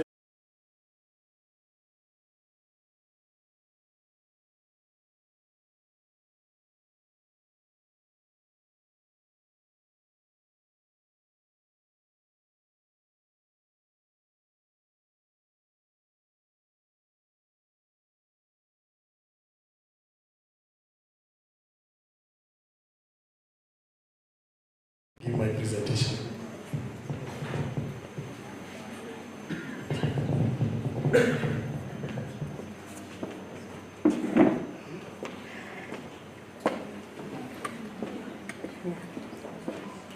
Thank you very much for donating your minutes to us and all protocols observed. God is good and all the time. Thank you very much. My name is Jane Winnie Jelia, and I am here representing Roots Kenya. And it's very good that I tell you who Roots Kenya are and what we do, because people have just been hearing of Roots Kenya, and they actually don't know what it is. I am the sub-county coordinator for Laikipia West. I have 6 wards of Laikipia West whom we work with. And before I say who we are, I have come along with 15 young ladies who are entrepreneurs, who have been empowered and trained. Can they just stand up and do this? The 15 young champions. Just with the people. We also have many women and men who are our champions. Kindly stand up and just wave. I can see them in the house. They are there, very many of them, they are there, you can see them. Thank you very much. Roots Kenya is an acronym. It stands for Grassroots Organization Operating Together in Sisterhood. So nimesikia watu wakisema Groups Kenya, it is not groups, it is Groots. G-R-O-O-T-S. Grassroots Organization Operating Together in Sisterhood. It is a movement, women-led. It was founded in 1995. You actually heard when the women had gone to Beijing. They had just gone there to look for spaces of representing grassroots women and communities. That is whom we are. We are working in 22 counties in Kenya. And right now we are almost in the whole country because of a program that is called Jinue Growth Program that is funded by MasterCard Foundation. And it is the one that has funded those youths that have stood. Briefly, because I only have less than 5 minutes, I want to talk about our thematic areas. One of them, it is about movement building. We build movement, that is beauty. So we support those visionaries who have good governance. The other one, we do economic empowerment. I believe that is what has brought us today here in Economic Investment Forum. We do economic empowerment. We source funds And we also work very closely with county and national government. The previous regime of Dr. Muride and even this one of Governor Yogo, we work closely with them. We support the agendas that we do together in partnership. The other one we do is about impact resilience of climate change. We are in the front line of mitigating climate change in our county. We have a program called Community-Led Food Forest, whereby we give farmers avocado, not only planting but even training them how to grow, because we discovered that most of the trees that are given to community, they are planted but they are not grown. So we are in the front line of growing them, and especially the hatch avocados, because we believe that we will be in the linkage market chain and the value chain. We want women to have something in the pocket. The last one is eliminating all injustices of gender-based violence in women and girls. So, because I don't want to talk a lot, we are doing agroecology, whereby we are doing smart agriculture and climate smart. So, because I was just given 5 minutes, we have a lot to talk about Groups Kenya, and yes, we will be having exhibition tents there outside. Our champions have come with the things that they sell. So make sure you buy their green organic vegetables. They also even have fruits. When they exhibit there, you have an opportunity to go and buy them. So thank you very much for this opportunity you've given me. Thank you very much. Thank you. I'm excited to donate that minute because this is the topic that I have ahead of me is borrowed from, or is emanating from what the Deputy Governor said. He's not in the room, and I would love if he would have sat here with us so that I can listen to this. Now, working as a Chief Officer of Finance, and there are some figures that were mentioned there, that the county is receiving 5.6 billion, and after that, from the National Treasury, then the own source revenue, they are collecting 1.2 billion. But if you go down to those figures, you realize that the total budget for the Kisumu County is 8 billion. Out of that, the 1.2 that he mentioned about, he talked about, there is that component of their own source revenue that is coming from the hospitals. That must go back to the hospitals. Then, there is something called the wage bill that they have to pay the salaries. So that tells you that there is a financing gap for development in our counties. Going to the presentation by Mr. Wero, he talked about so many good things that are supposed to be done in Laikipia. Going to the CEREL presentation by my boss, my former boss, Murungi, he talked about the things that are supposed to be done within the CEREL region.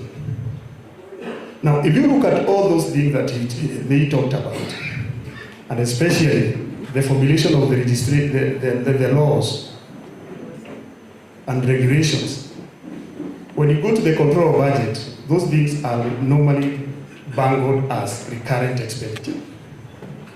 Now, as Kisumu County, with the leadership of Professor Anyango, we realize that we may not be able to get all this from the chief officer in Laikipia. Groups came, but what my experience now? He gave me this docket. This docket that he has given me is called Kisumu. Kisumu Lakefront Development Corporation.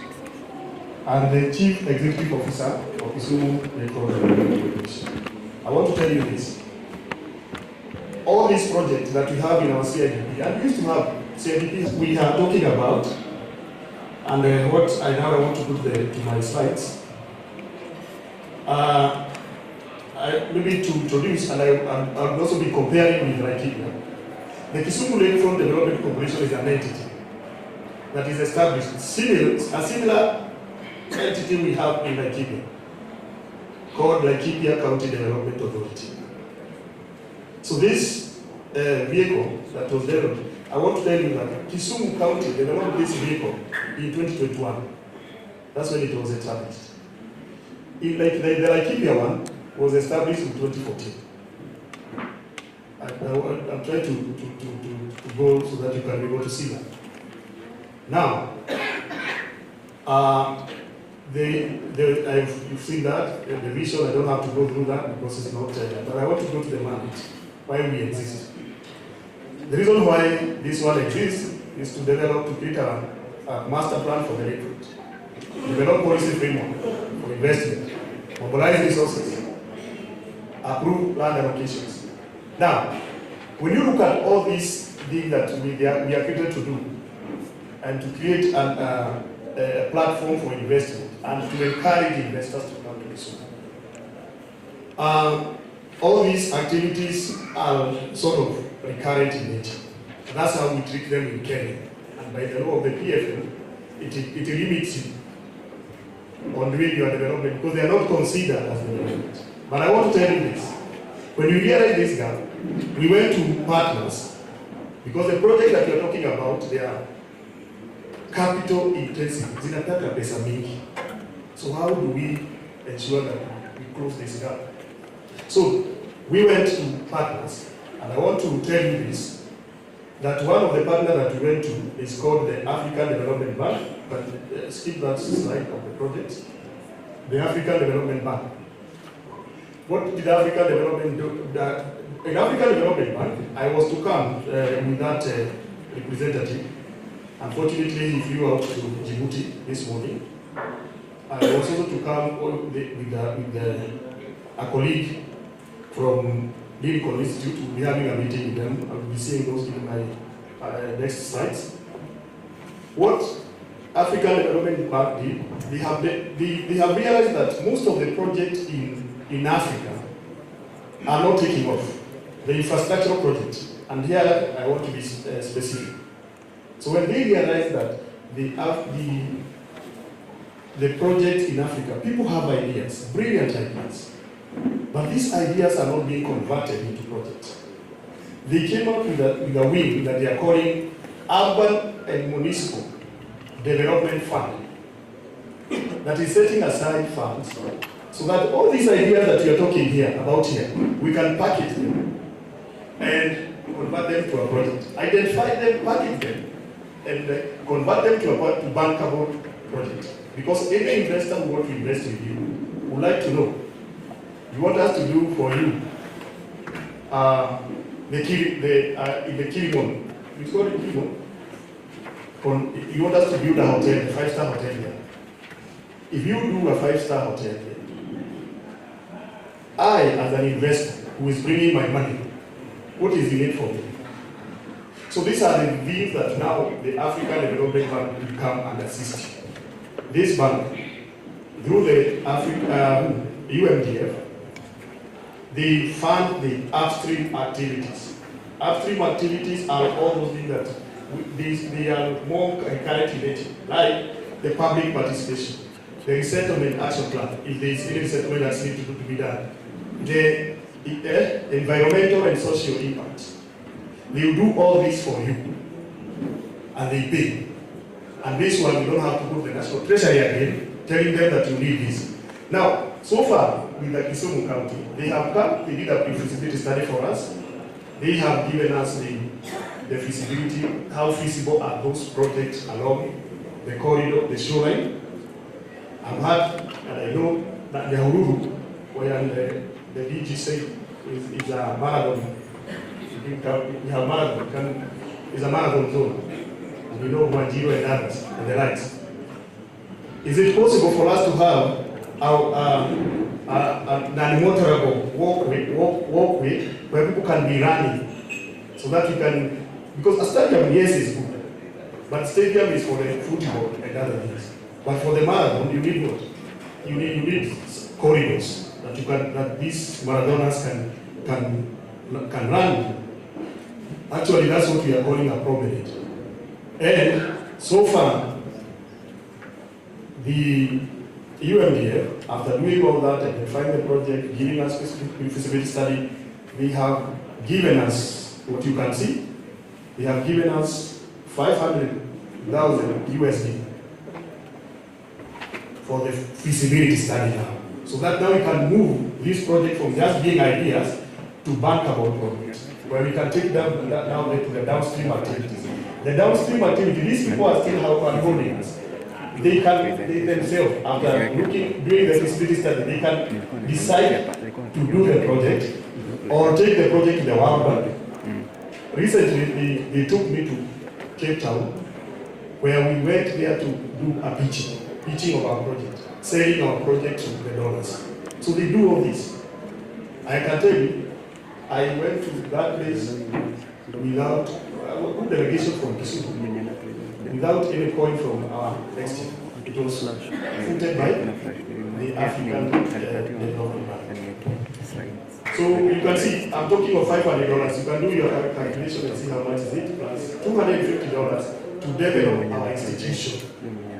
This thing that I'm talking about, investment laws, investment regulations, investment policies, they are coming in handy to strengthen us and give us technical assistance of $250,000.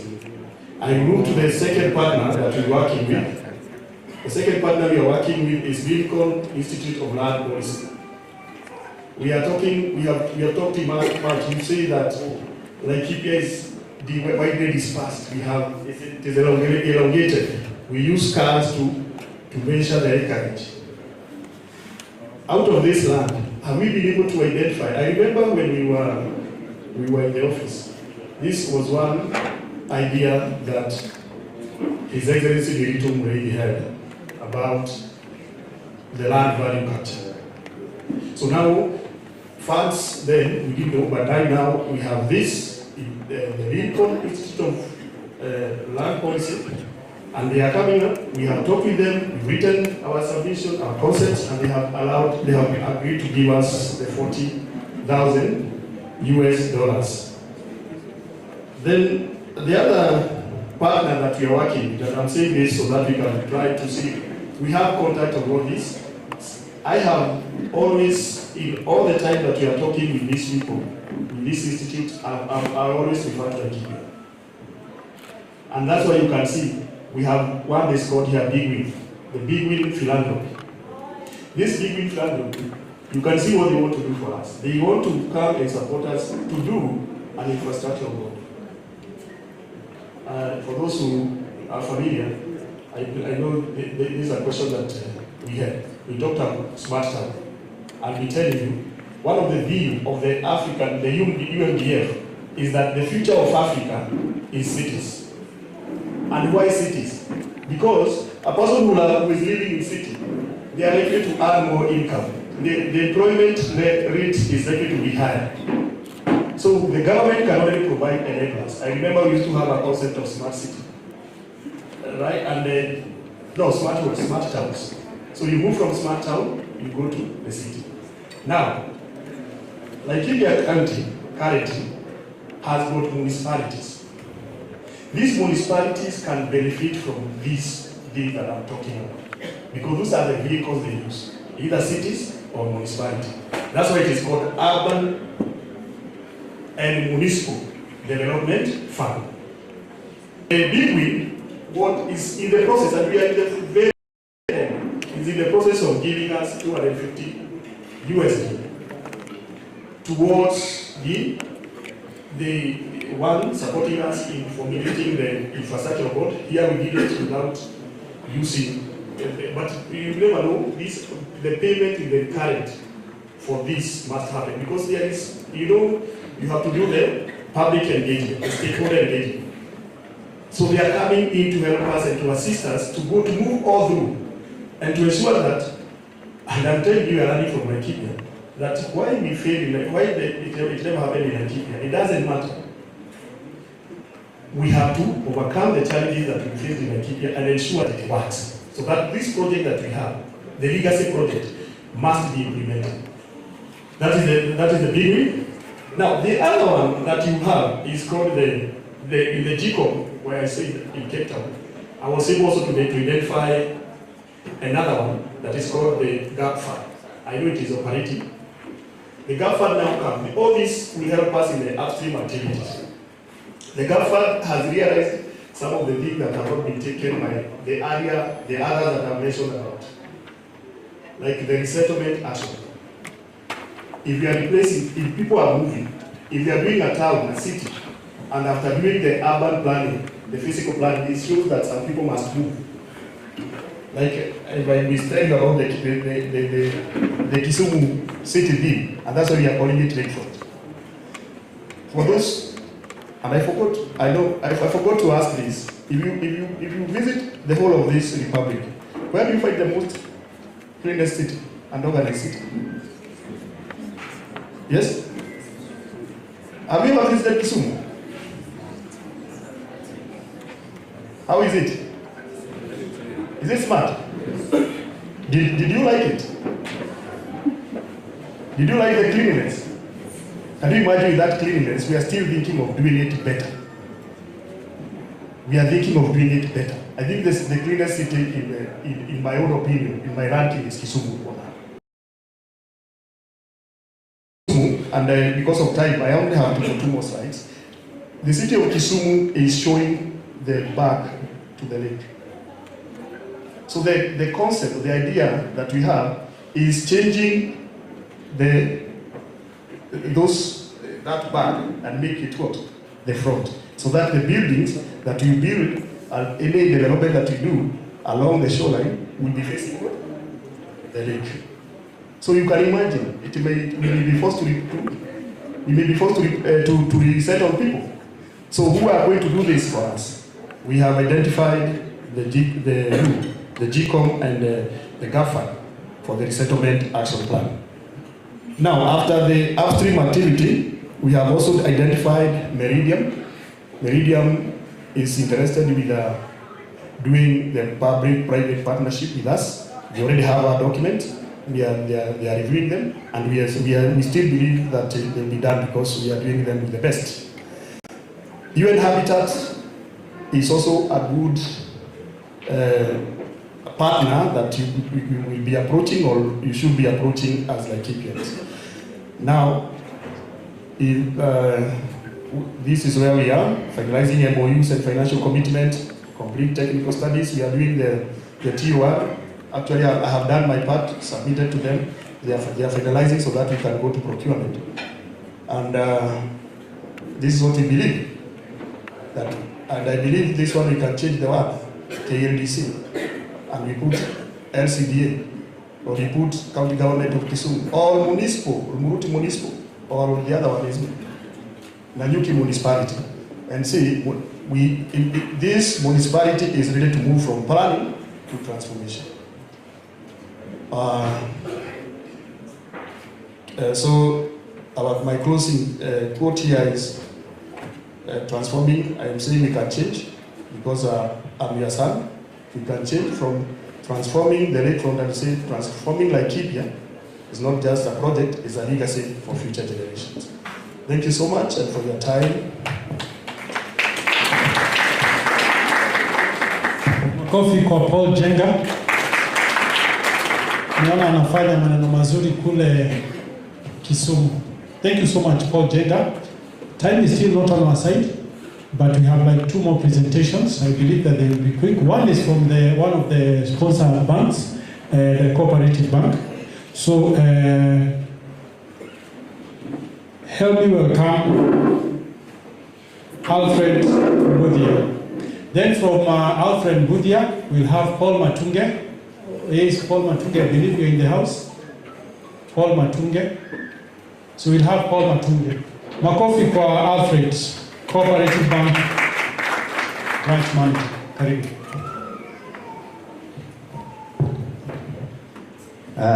Our chief guests, invited guests, and all participants today, good afternoon. Bwana MC, allow me to do something outside the norm just today. Nitaomba tu tusimame kidogo. A few seconds. Let me borrow a few seconds for my time. And then we just stretch a little. Naona Bwana Jenga from Credible Blooms ametuletea maua. So I'd wish us to pluck the flowers. Sindio? Nitaweka mic chini. Then we pluck the flowers. Let us pluck the flowers. Let us pluck the flowers. And then we just clap once. Let's pluck the flowers again. And then we clap again. Thank you.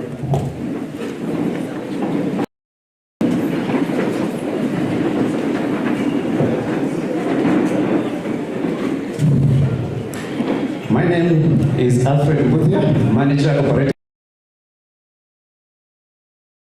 Not come alone. I have my sister there called Ruth. Maybe she can wave. We'll give her just 1 minute towards the end so she can come and talk to us. Next slide, please.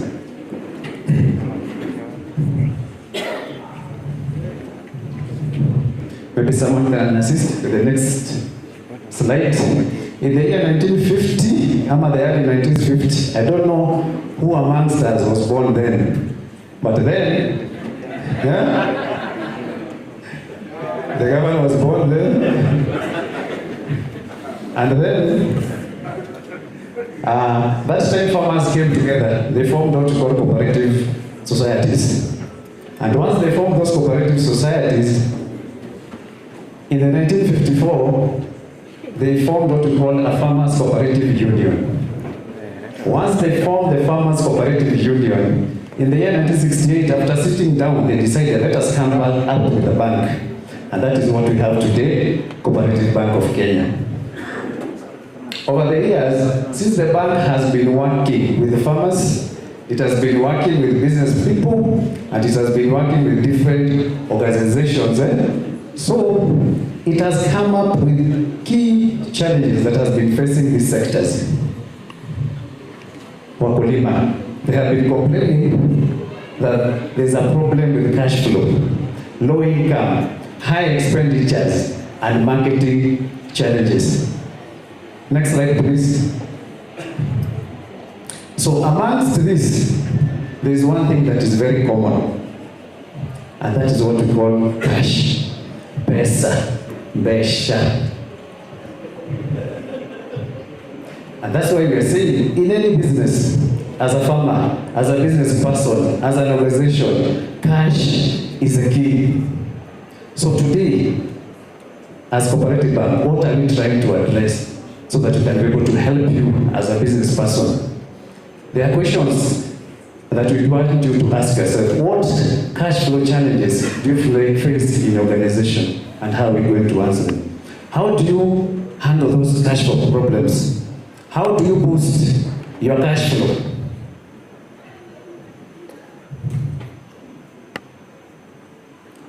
Next slide, please.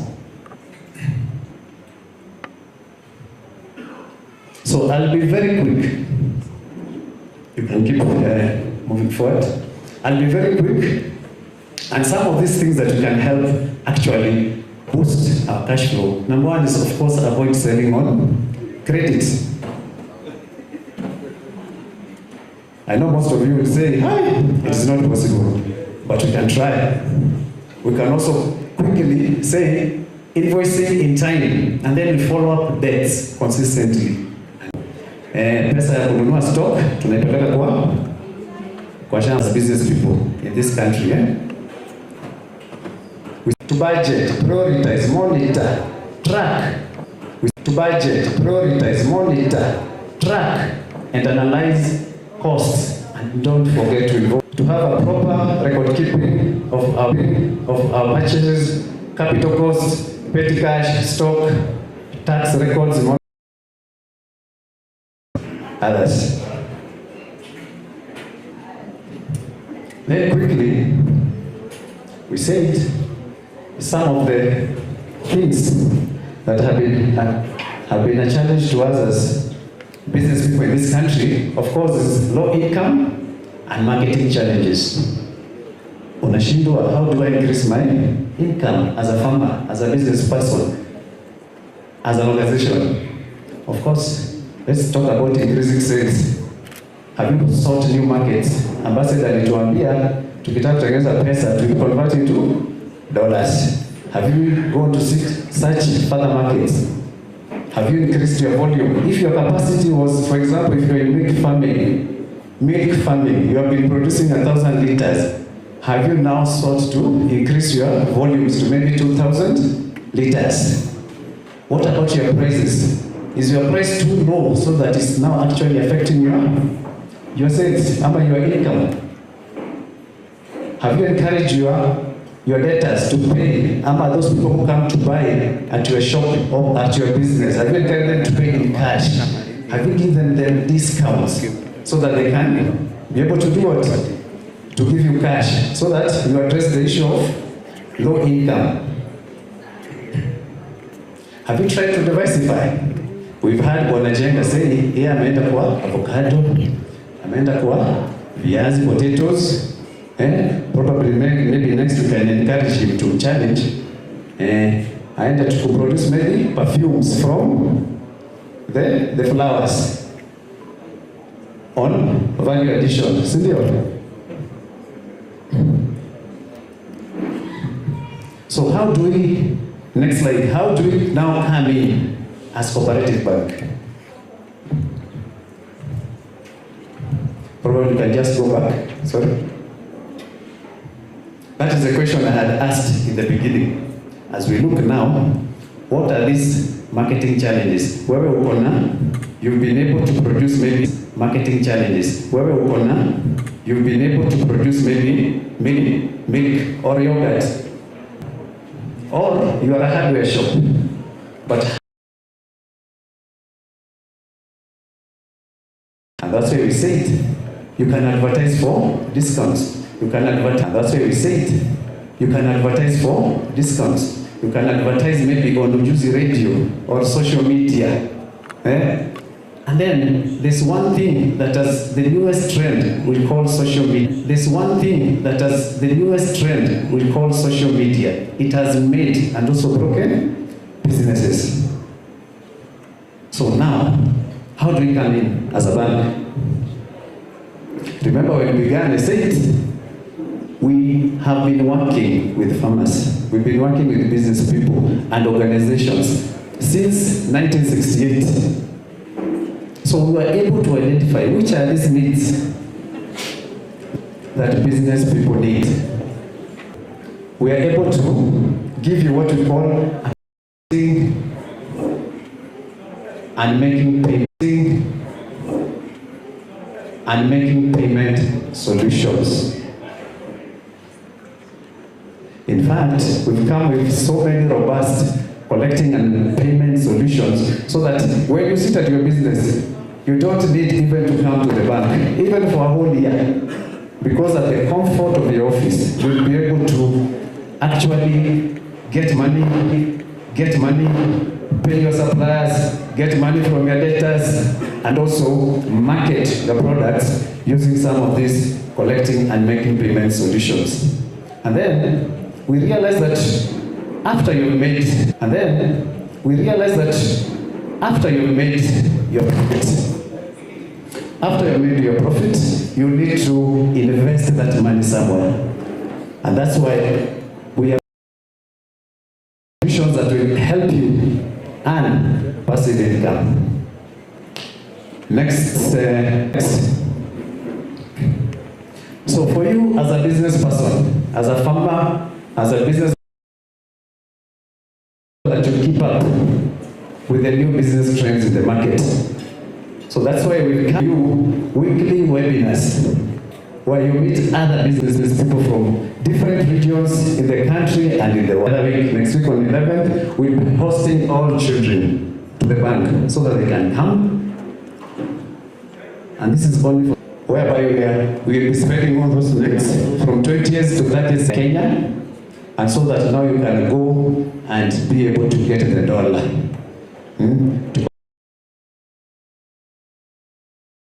So that you can now be able to convert it na tupate pesa tuweke shilingi mfukoni.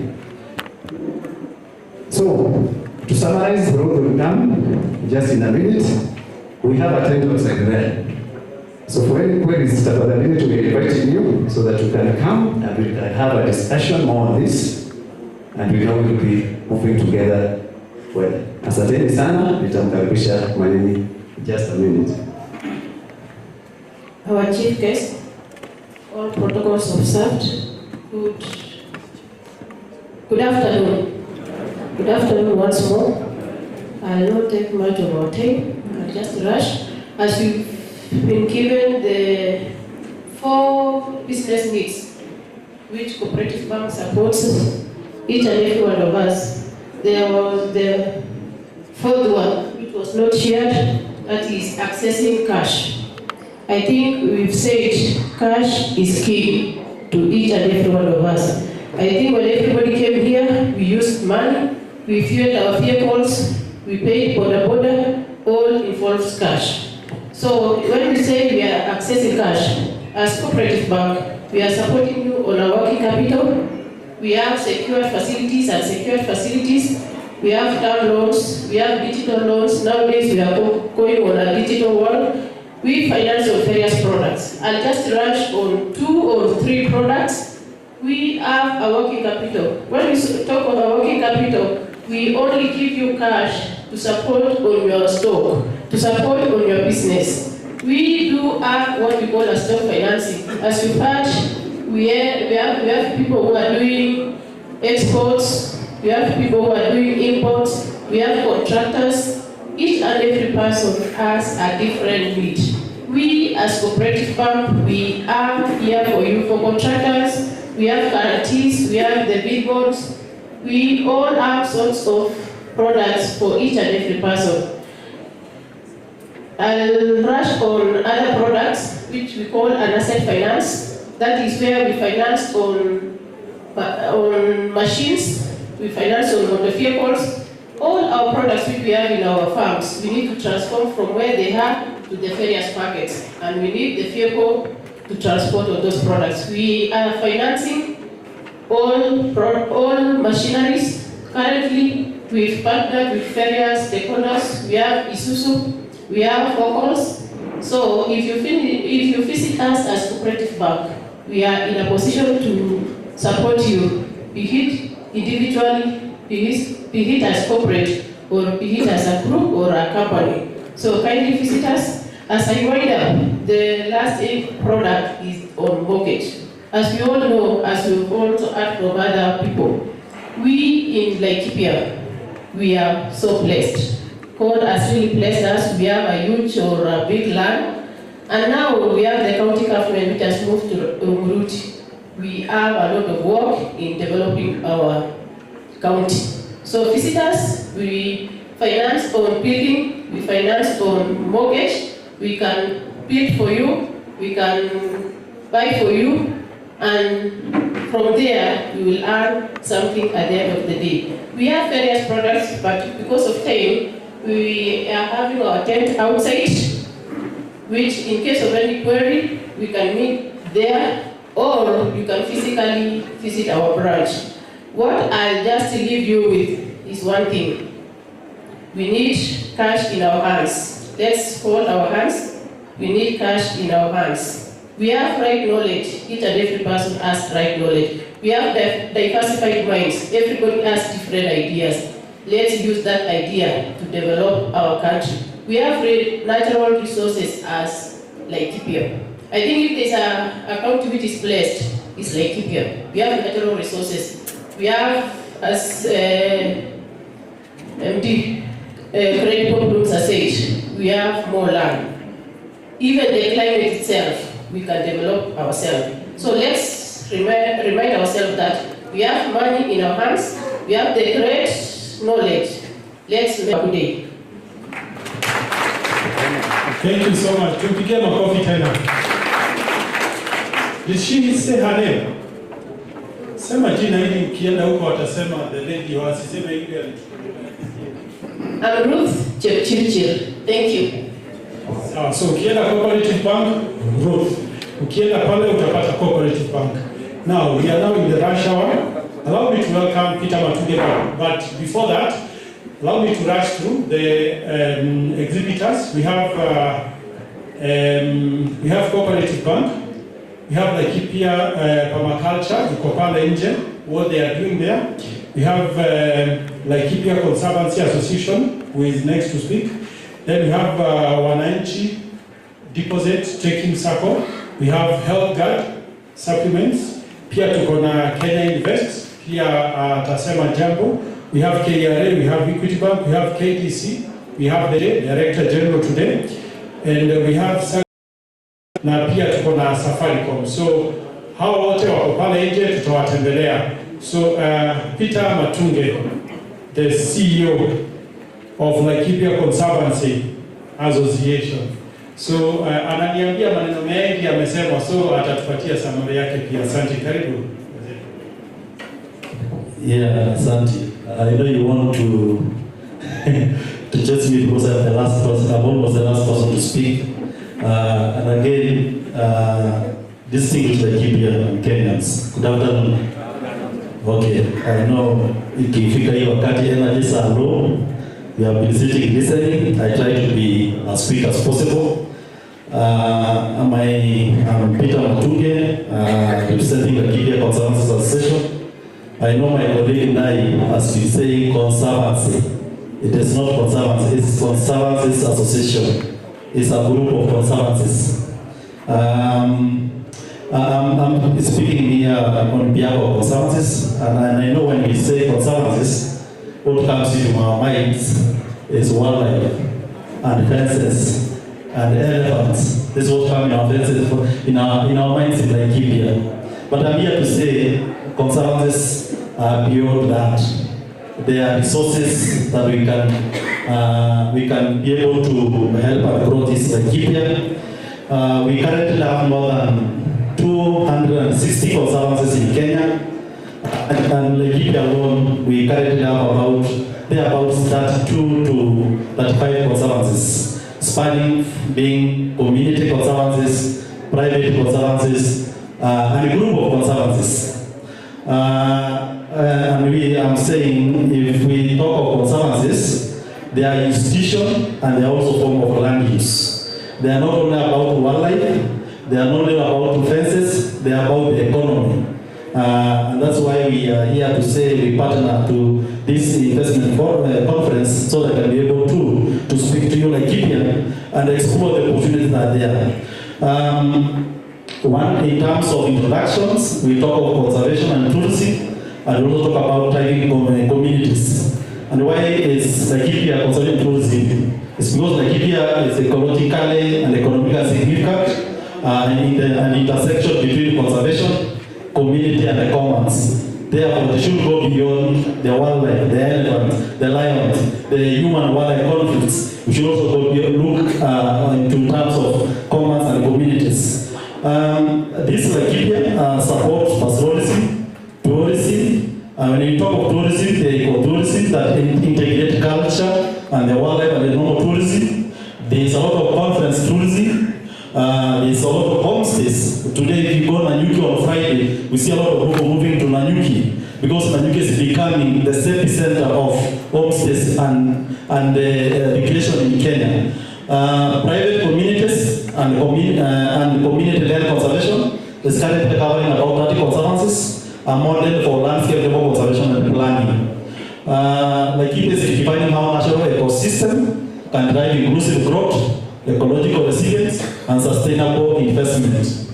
And the big question we ask, why Laikipia? Why is it becoming the center of discussion around conservation and tourism?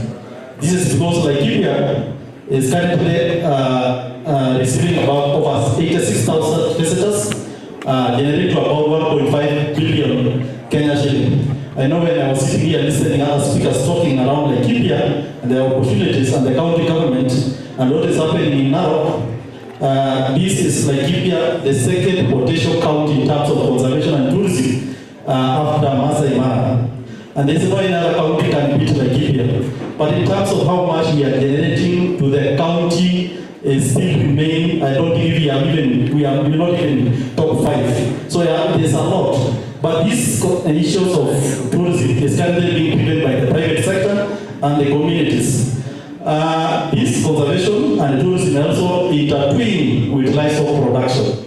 Research has shown where pastoralism and livestock, they are where the wildlife thrives. And we can be able to understand that both wildlife and pastoralism and the livestock production can enhance and complement each other for a better economy and a better resilient communities.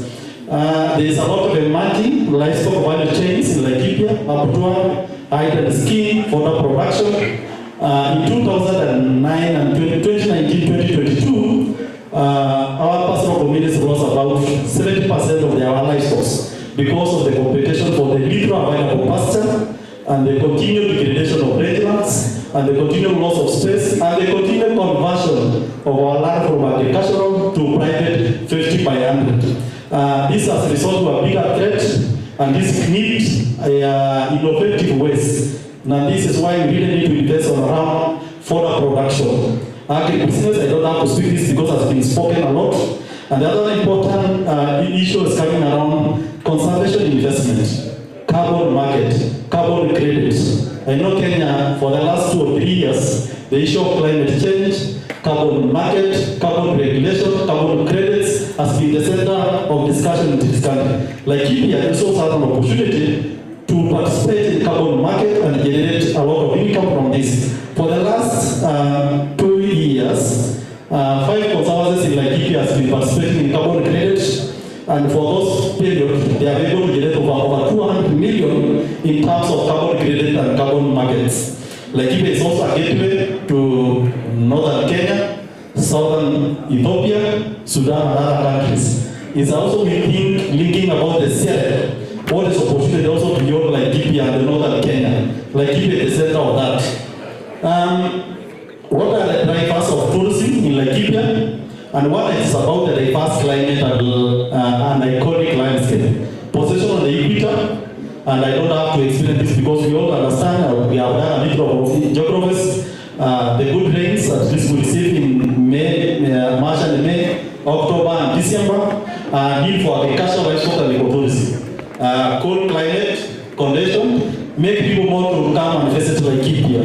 And again, definitely the Mount Kenya, which is a UNESCO World Heritage Site, and our sources of irrigation and hydropower.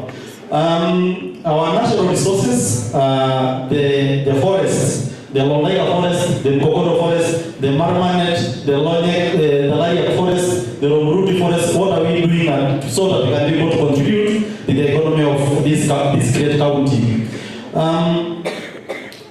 In terms of ecological value, and this is because Laikipia becoming the second in terms of wildlife and conservation, and again in terms of attracting more tourism, this is because Laikipia is fireable in terms of wildlife biodiversity, and Laikipia truly in terms of the statistics that were done by Kenya Wildlife and WRI, Laikipia is the second in terms of wildlife richness and diversity. It holds 60% of the Kenyan black rhino, 22% of the Kenyan elephants, second largest population after Savo. I know when we talk of elephant, it's become human-wildlife conflict. I think, as I said earlier, it's high time we think how we can make this elephant more economical to us in Laikipia rather than just making it to see as a liability to the people of Laikipia. Home to the elusive black panda, these people have used it to market Laikipia largely. I know it's not of conservation significance, but in terms of tourism, this species is actually attracting a lot of tourism to Laikipia. And again, the growing number of conservancies, both communities and the private conservancies. I know people around this side of Laikipia, East and Laikipia West, may ask, how do we establish a conservancies? I said there are 3 types of conservancies, and one important one is group of conservancies. And this is the kind of conservancies we have in Mara, where private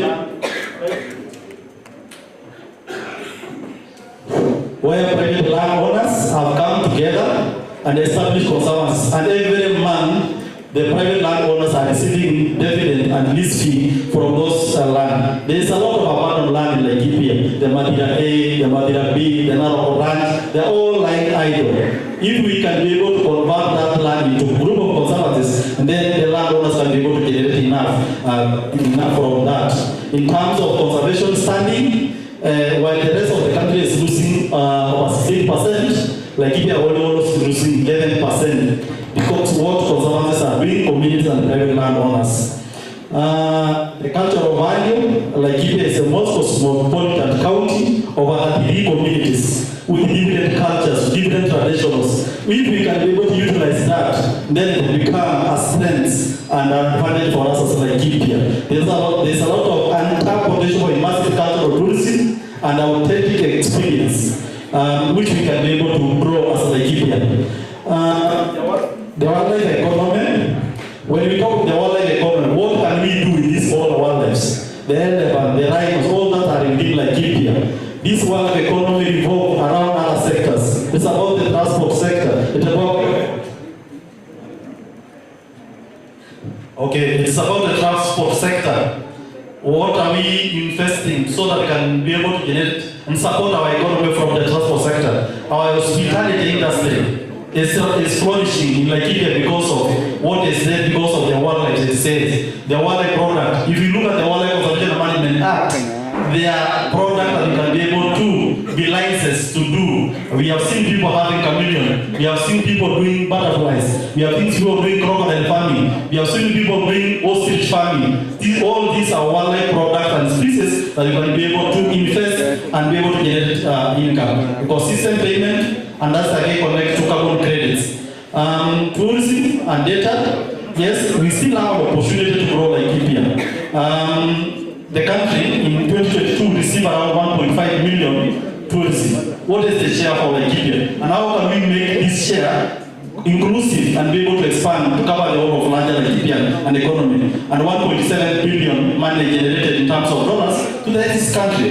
If we can only target 10 or 1% of this market, then we can be able to make Laikipia more better and more great. I think these are already talked about 1.5 billion tourism in 2023. We have an opportunity of growing conservancies and species diversity. We can target the country's target of 14% target annual growth in tourism numbers.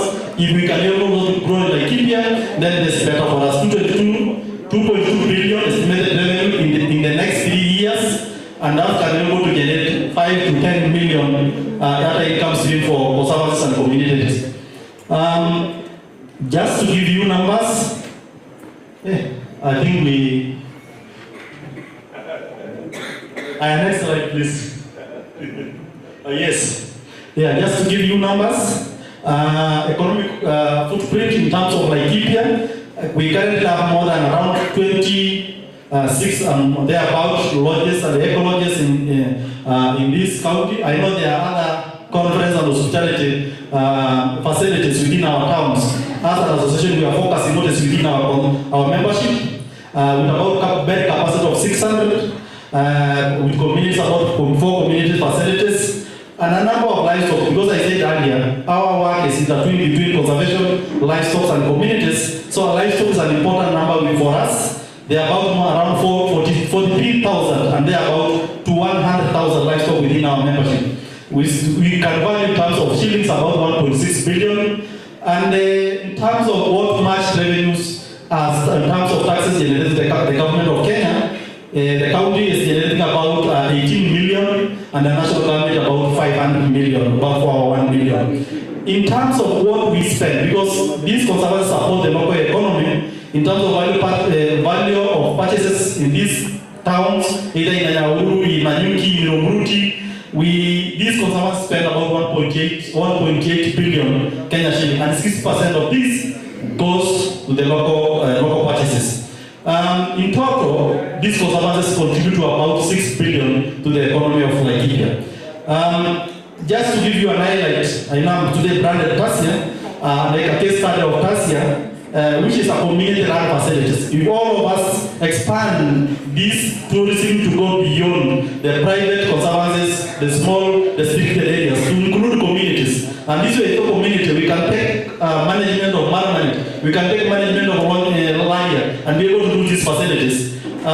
With about 7 bed facility capacity, this facility is generating $408 million, which is about 600 million to these communities. There are more communities lodges on, which is in Mwesi, Koija, Starbed, and Unaboli, who are generating the same value of money to the economy of the local communities.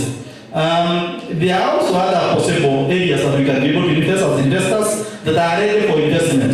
And one of them is Wakumbe Hills in Naibonga Conservancy, which is about 6 acres of tourism site in Naibonga Upper. By developing this airport, Wakumbe Hill can possibly generate USD 1 to 1.5 million in revenue annually in terms of accommodation, food and beverages, safari and cattle expenses. This serviceability that has been done, and this site is ready for an investor to create. And this can create to about 53 jobs directly and indirectly about 200.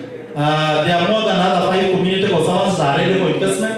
If anyone is willing, we can be able to invite you to join and be able to visit this site.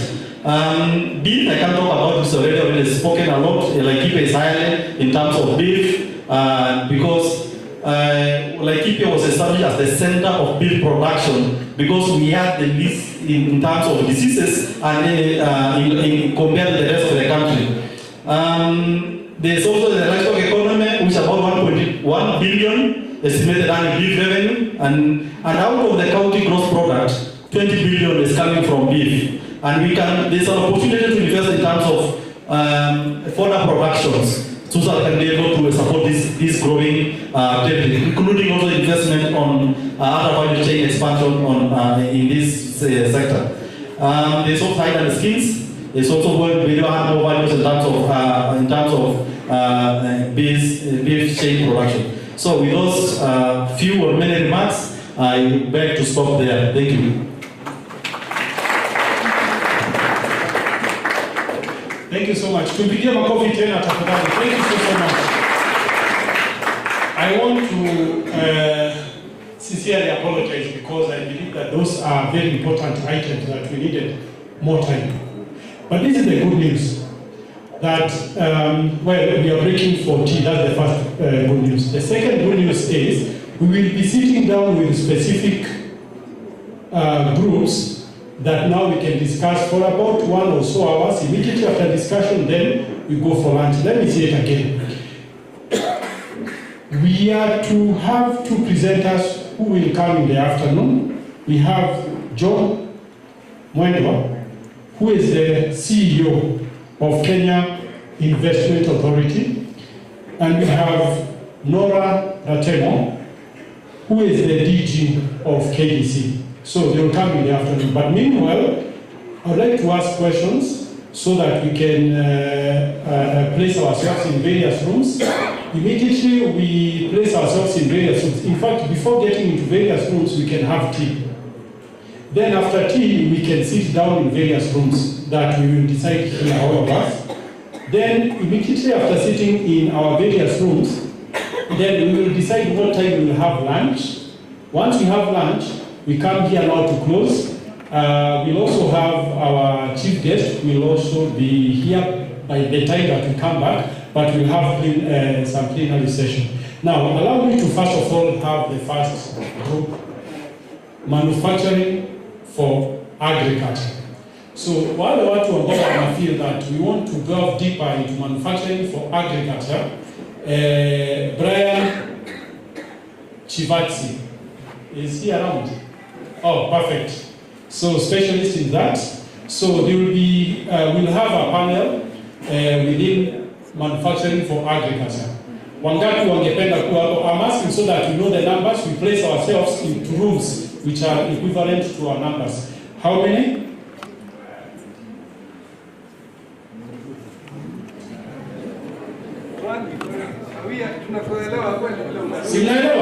So we have groups. So the first group is manufacturing in agriculture. Tutaketi chini, tukiketi chini tutadiscuss. The next group is ICT and service sector. Tutaketi chini, then we discuss. People who are interested in that. The third group is agro-processing.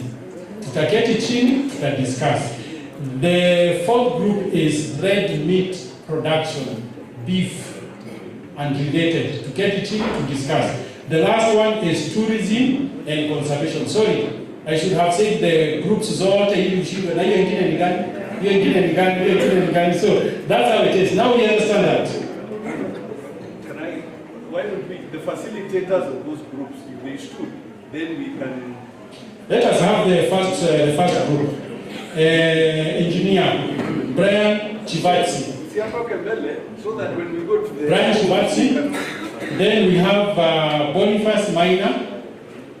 Maina, I can see you. Then we have Wallace. Wallace, I also saw you somewhere here. Then we have Njogu. Engineer Evelyn Chebet. Then we have David Kagiri. David Kagiri. So this is the first group, manufacturing for agriculture.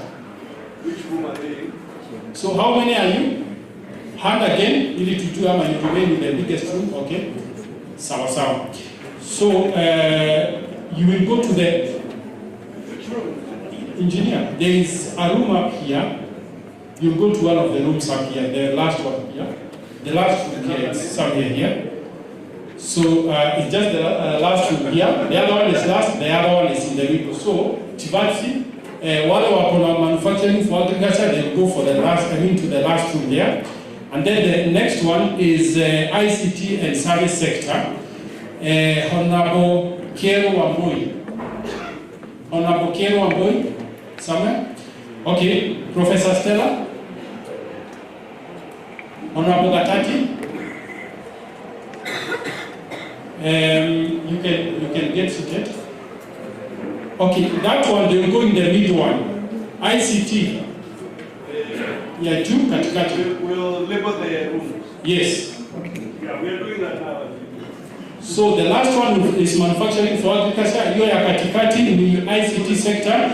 Then the last one, agro processing. Committee, get out. This is committee. Committee, we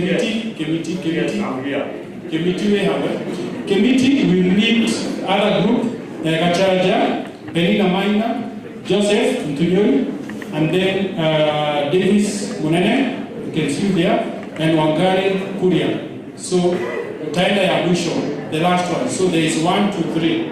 Now, people who will remain here are tourism and conservation. Peter Matunge, simama tu wakuone tena. Peter Matunge and team will remain here. Wako na Jerumani Jawapanani, Dennis, Moraya, we have Charles, David Mwangi. I believe Nimo will be of interest there. Then we have red meat production, watakuwa hapa, just outside our next room there. That's red meat for production, led by Engineer June, simama tu June Kavera. So she will lead from branch experts. She will lead that group. We have Dr. Wamahio Kimuke. And then we have Ken Invest will also be there. And then Ngeno will be there. And then Evans Kamau. So, and those are the groups. Now, my last item again is we go for tea and then we come to the discussions in those respective groups. Tukitoka chai tukuje kwa discussions in those respective groups. Then from there, we will have 1 hour. Like, what time should we go for lunch? Let us agree, all of us. It's already late. So we can go have tea and then come back, maliza na panel, go have lunch, then we come and conclude. So right now is saa 7 imebaki dakika 20. What time would you like us to go for lunch? Ili watu wasichukue like 20 minutes waende na wengine wako ndani. What time? Our suggestion too. Suggestion? Yes? Carol? 3. Carol nasema 3. We agree? Ama there is another suggestion? 3. Okay. So we will break for lunch at 3. We agree. So tukimaliza maneno yetu yote hatutakuja hapa tukaenda lunch. After lunch then we will come back here for conclusions, plenaries, and way forward as we wait for our chief guest, CS, in charge of trade and investment. Asanteni sana. Your Karamani alikuwa Burundi Ndai. Hiyo ndio jina yangu, naitwa Ndai, and it was a pleasure having you here. Nipigieni makofi nisikie vizuri. So, ningependa tuombee chai. Asante Mungu kwa hii nafasi ambayo umetupatia. Tunaweka kikombe cha chai kilicho mbele yetu na pia lunch ambayo iko mbele yetu. Iwe ni ya kutukuza na pia itupatie nguvu ya kutumikia vema. Amin. Asanteni sana.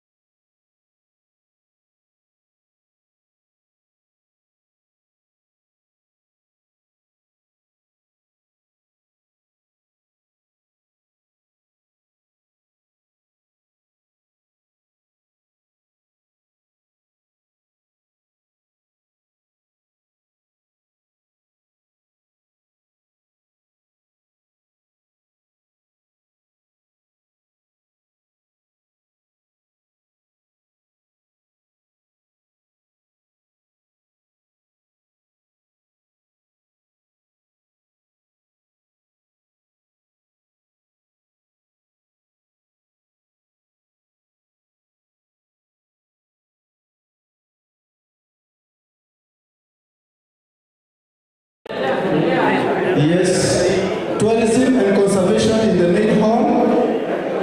In the adjacent small hall.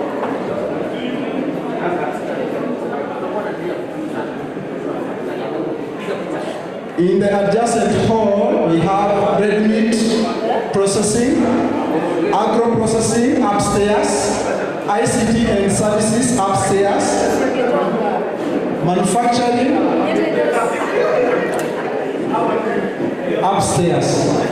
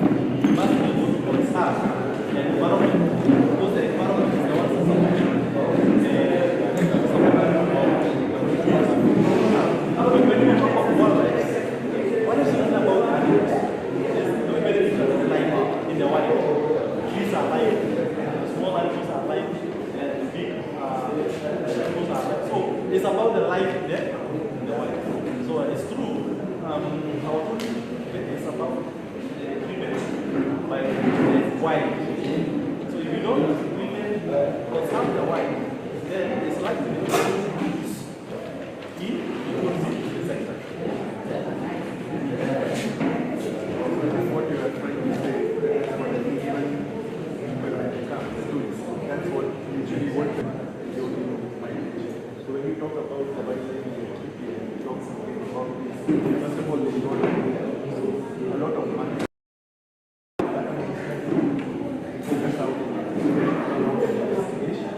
Because, you know, like you have a soldier that 600, right?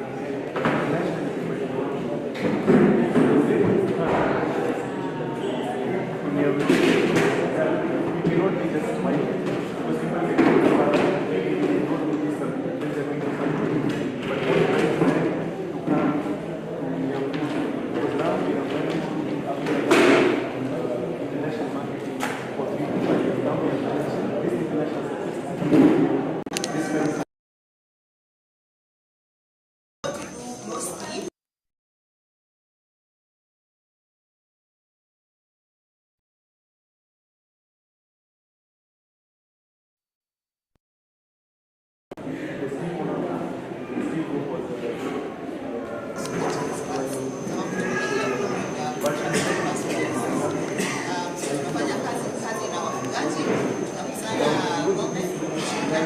There's so many other things to do. So why not? Do the right taking down the trees. They go across the road which is, like just in nature and nobody's exploring. But international they appreciate it. These days now we have started doing visits to the flower farms, the big, and then we surprise the international community are so keen about such things to come. It's not just about wildlife. So I think we have all we want the wildlife when they come, but they want to also be part of what is sustainable like this to us. Because otherwise the future is so we are asked what sustainable measure you are doing on the for us to do you have the new certification? Because these Gen Zs know what happens. They're very they know about everything. Once they do go on your website, they will know everything what you do as a product. You cannot tell them anything, you cannot bullshit around. So these days, knowledge is power. People can have that. So they actually want to see. So tunaona kwamba Laikipia County peke yake ina contribute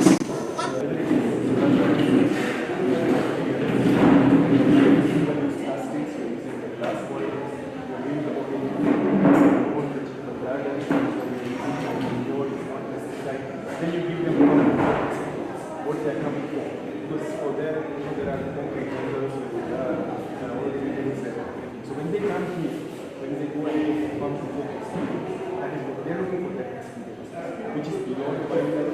And then these days, we have started because you see here there are boats for very several children's schools. So when they are traveling, they even visit these schools and contribute. So that is also changing the way we culture. It's not just about wildlife, or conservation, it's a big part. I think the kind of tourists are changing, sustainability is moving ahead. So they want different kind of, they want ecosystems which are going to be lasting for them. They are very long now. So getting that, yes. kulingana yale mazungumzo ambazo tulikuwa nazo. So what I'm saying is this is a panel discussion na tuko na panelists wawili watatu ambao wako katika different sectors. Kuna wale wanatoka finance sector, kuna wale wanafanya mambo ya insurance, na kuna wale wanafanya investment.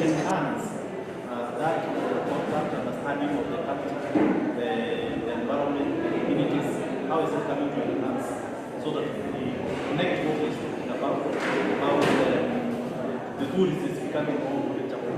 We want to see environmental response and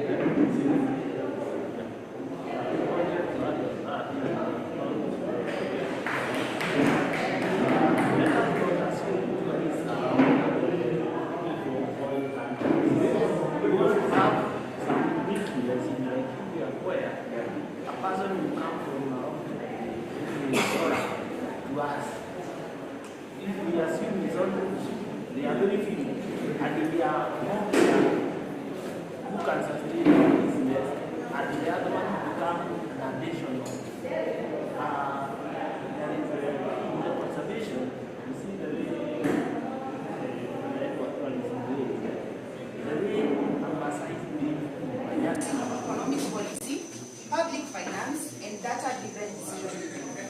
Throughout his career, he has contributed to the development and evaluation of policies aimed at improving economic outcomes and public service delivery. With a strong foundation in applied economics and a commitment to evidence-based policy, Kamau brings practical insight into the intersection of government, economics, and public impact. Karibu sana bwana. Naomba usimame watu wa kushiriki.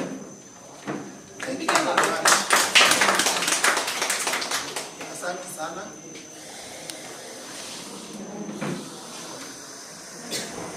Alafu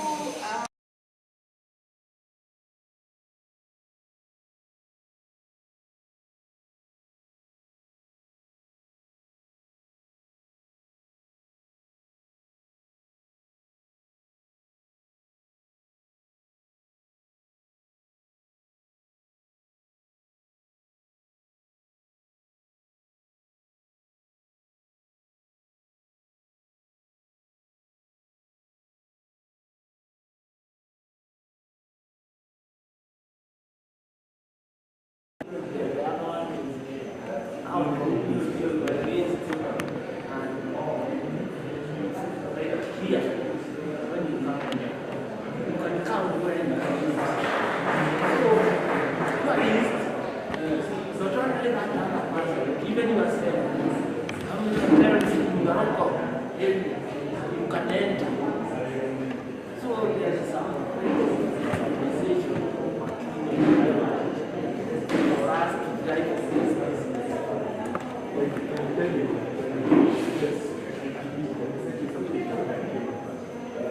So you know, like people are coming, they're having a safari for 7 years. They're going to the beach. So when they are coming,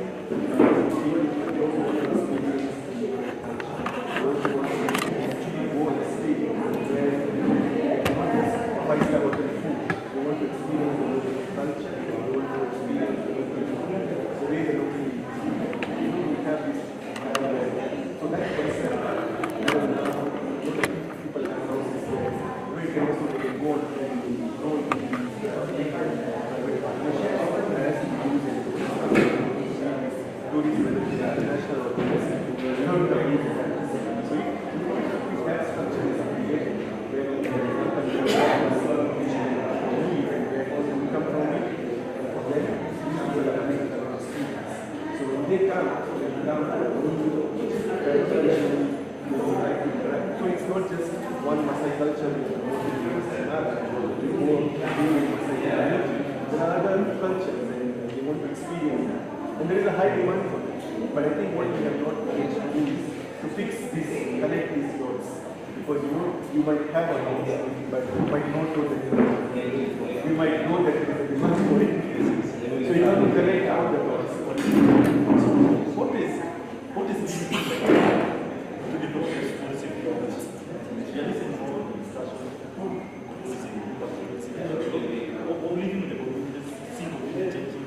it's all about learning the culture and that it's about patrolling, not patrolling but negatively to the communities, both positive and patrolling. What is legal in Laikipia from economic product that as Laikipia develop tourism product that we are selling? As Laikipia, I know there's limiting with that. Yes. You said security, then there's also a chicken in.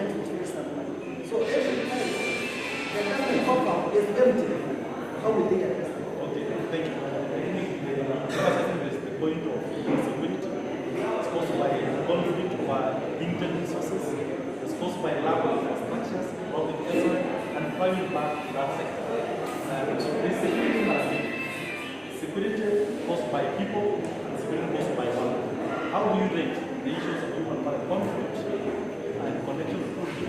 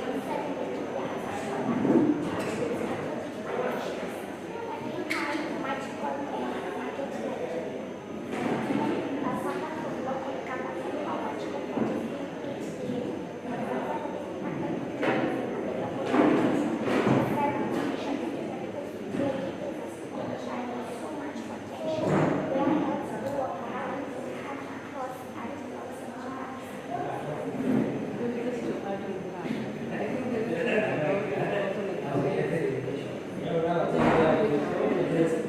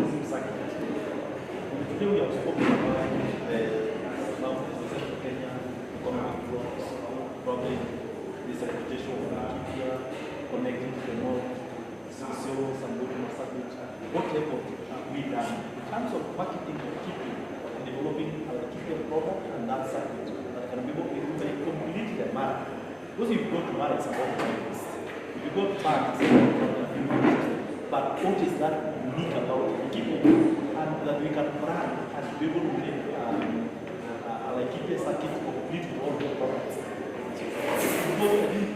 Those people it's about marketing. It's about marketing. So are we doing a lot? Are we doing enough as Laikipia? For example, Laikipia, including the citizens and the government. Are we doing enough to build that circuit, build that product, build that Laikipia that we really want to say against an alternative of money, an alternative of Sabu, an alternative of Abu. And as you get the process, it's about even the local tourism should also be upgraded. If you look at the tourism numbers as well, it's larger than the local tourism. That's even go to the so the point of local tourism is an important factor to improve product and service.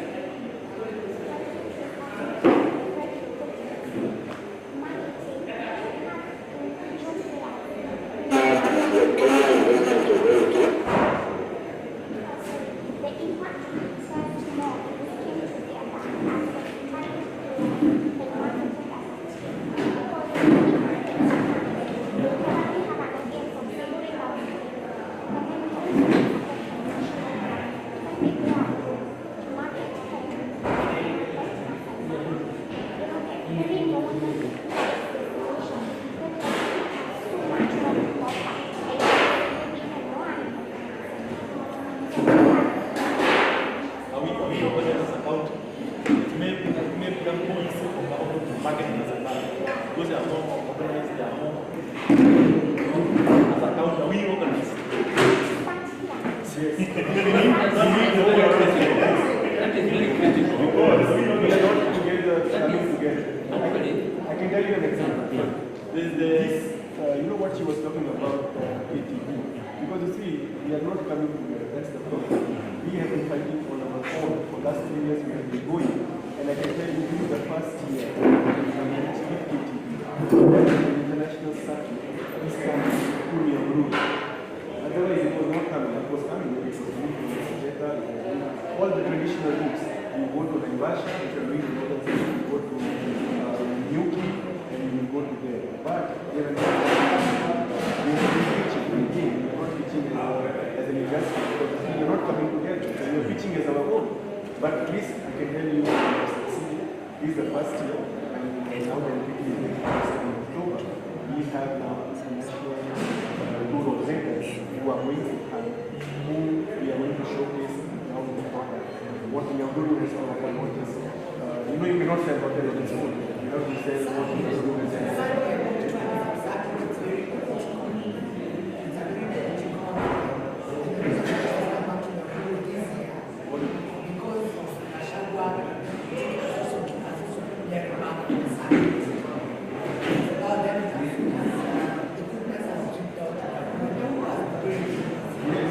But all these years, they are not putting this as a destination. So, that point, you know, if the effort that we put together, so I think how do you organize yourself?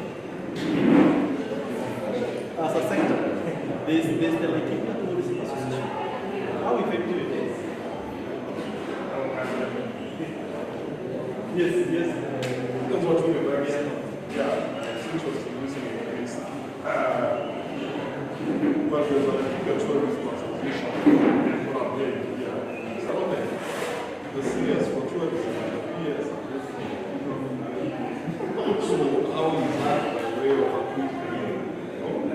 Then the second question is, I'm also if you have the latest numbers, then if you look at the numbers, I think the tourism is not to the foreign years.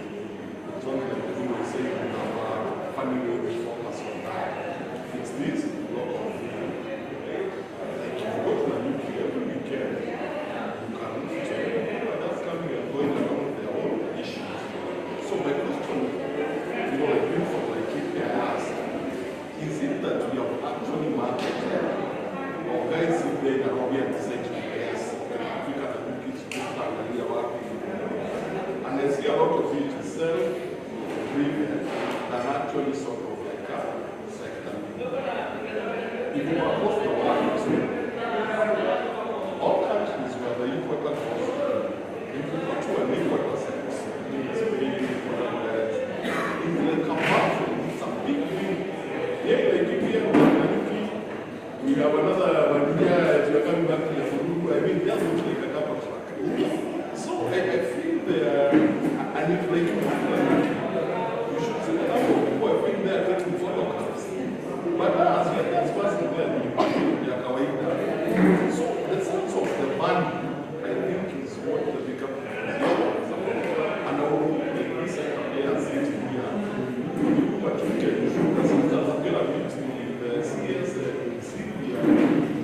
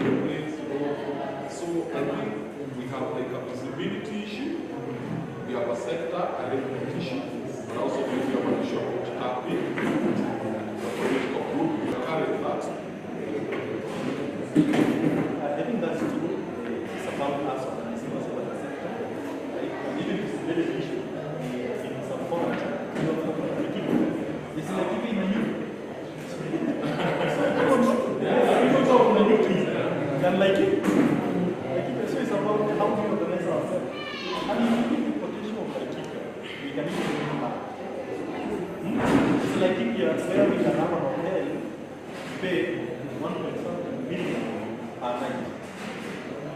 It's a high-end exclusive tourism. Very surprising. Yes. I always assume the largest tourist in Laikipia would be the British. It's actually the Americans.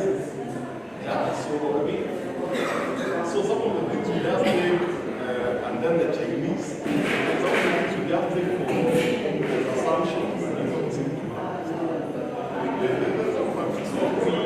We agree the NTA, Tourism Association, which was supposed to bring the sector together and also bring the tourism board together so that we would give us what being effective. So I think we need to get a solution how we go about that. There was a time like we were trying to grant destination like it, but we just left there as a concept stage. So we have taken that the notice is trying to brand itself big more, the white more. So beyond Laikipia, what can you go to explore beyond? So how do you be able to connect that? So I think there's a lot of organized sector.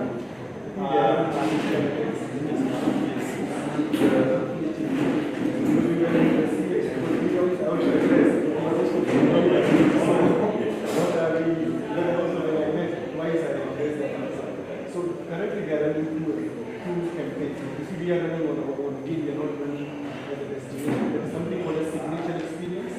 So there is something unique about your destination. It will not promote a property, it will promote an experience. And they have just launched 2 weeks before. They have launched another for the domestic market. Signature experiences for international. Then they have launched another product 2 weeks ago. That is for the domestic market. Yes, but they will not promote property or they will promote the destination. If you just become, you don't have to pay anything, you just become participate and then you can start promoting Laikipia as a destination. But I think the small things we are talking about, I think that's the issue for me, because you don't need a serious program, you need a board, Laikipia, you know how much marketing you can do. Because these are small things, so I think that one, you need to separate the big things and the small things. We need to agree what we can do as a small thing within ourselves as a sector. Because we also want to move fast. Waiting for somebody to come one day and do things for us. It's not much efficient. I don't think it's good to assume it will happen. So I think we also need to be things. I think in terms of a bigger picture, what we talked about, we also have ideas. But now ideas are not good enough. We have talked about the zip line with one about bungee jumping, another thousand calls. Then you can talk about people carnivals. Because these are the experiences we don't want. We just don't want to thousand calls. We also want different experiences. But this is a bigger thing. Maybe that's where we need the other investors to come in, look for an idea, and actually. It employs so many young people. There is G2, there is ONQ, and there is in Kiambu County there is another one called CCI, right? Those are. So what do we?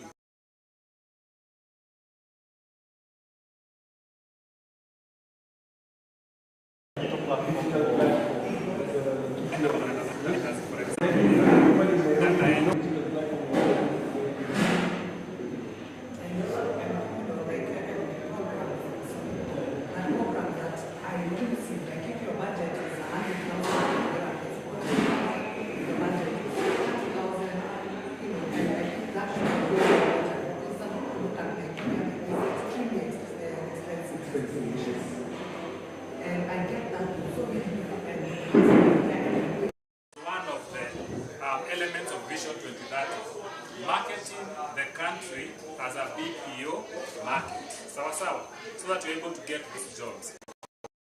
Okay? So what the gents say is, the county government, wakaenda wakatengeneza legislation at the county level, okay, in terms of data privacy, in terms of establishing special economic zones.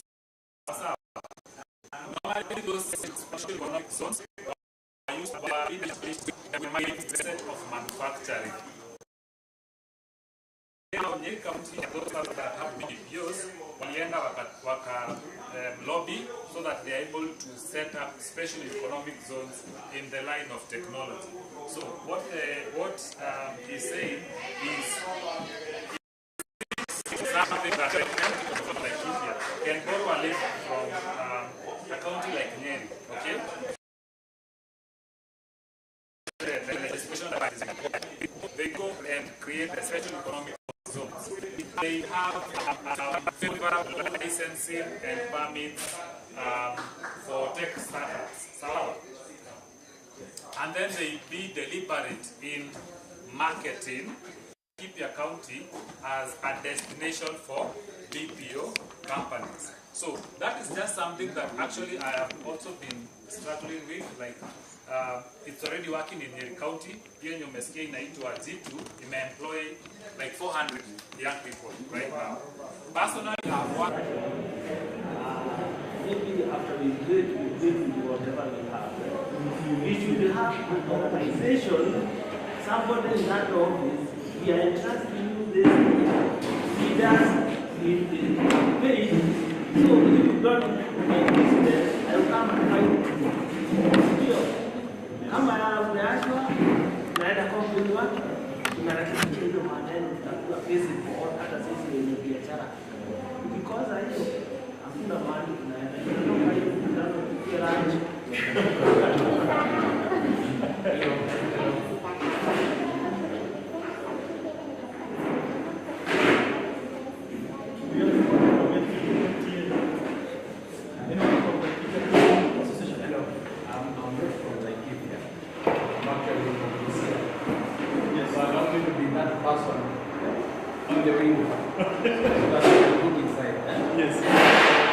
First thing, you are in Laikipia County. What do you want? That's the most important thing. See, all of you know what you want. You guys have traveled, eh? You have seen France. What is there? Going to the direction of the BPOs, that industry is already being replaced. I get his point, and it's a valid point. However, even it's not like those jobs are at zero right now. And the reason why I'm saying that the BPO sector in the Philippines, mahali yenye hizo jobs zinatumanga, is still growing. BPO sector in India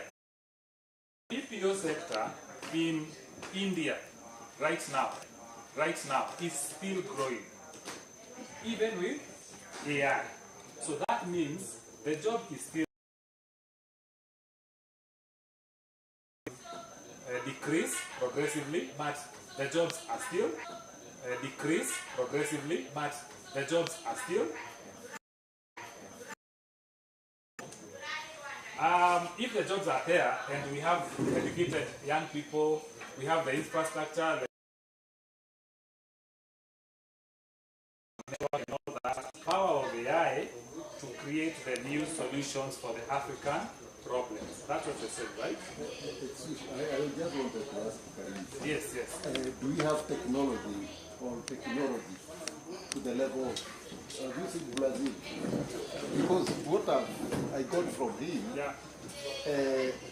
if BPO is becoming outdated or it has no business, it means it's for us now to shift our focus to AI. Yes. We have that. Are we up to that level in terms of AI technology? is a hardware part, the software. Really, the software is working. But it's kama hiyo hizo zinajua huyu mtu labda alikosa tu hiyo leverage ya technology, hana research kubwa na ni mtu kazi anajua anajua kukata hizo vitu. Ndio unaona hizo vitu kuzitengeneza labda hapo ana hiyo AI by that intelligence hapo. So how can we leverage na hiyo technology yenye iko because already tasks AI itakwambia kila kitu. Watu wanataka kutengeneza kitu na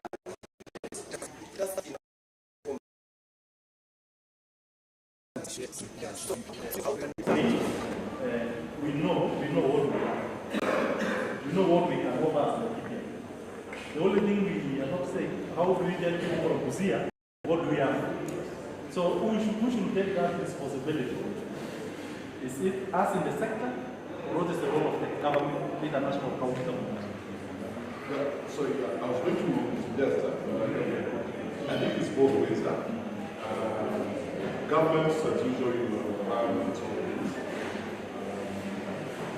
I mean, it's governments.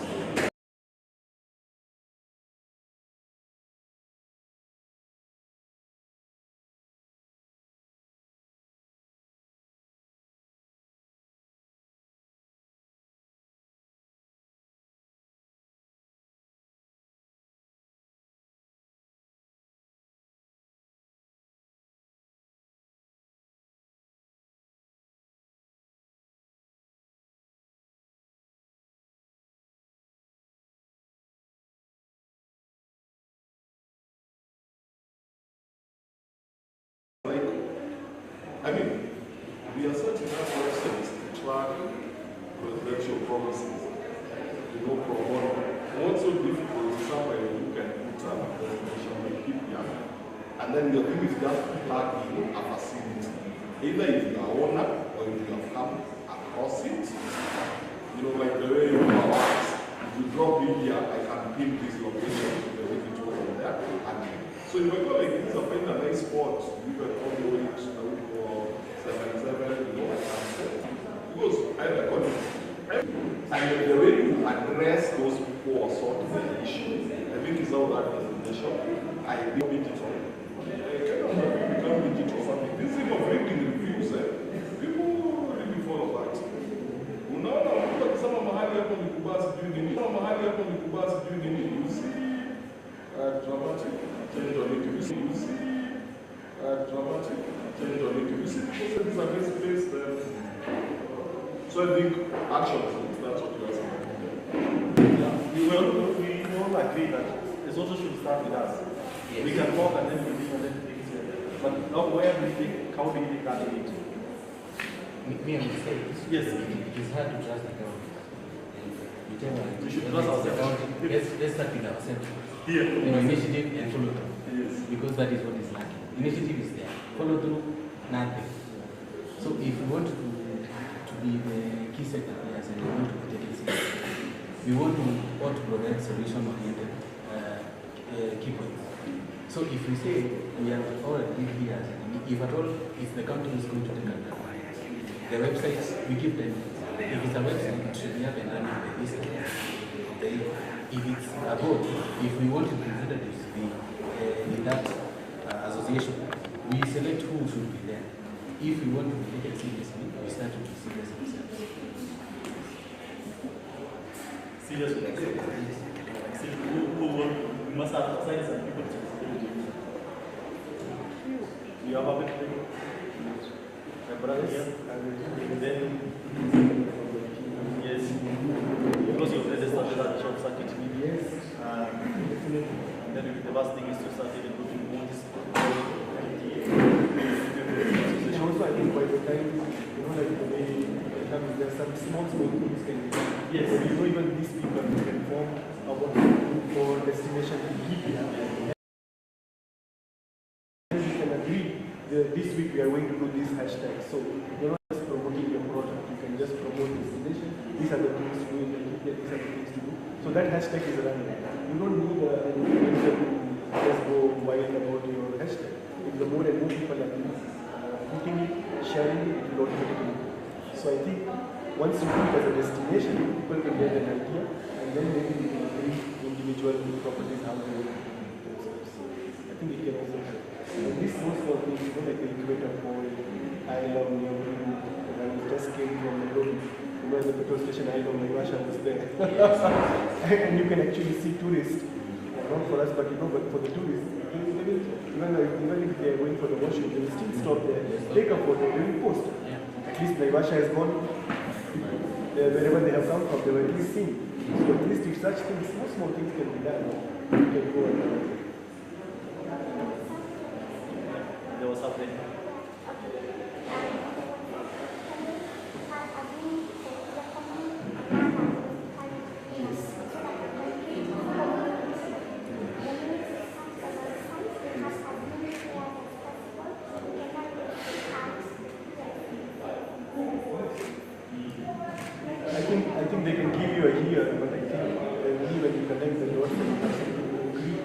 we are agreed here. If we sit and wait, like how are we organized? In us in conservation, we are trying to organize ourselves internationally. So how do we also organize ourselves internationally? So if we think about issues of decision making at the CES,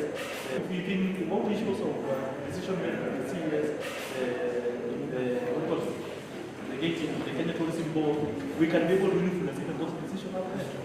About political, we can play that politics out there. So I think we need first to organize ourselves.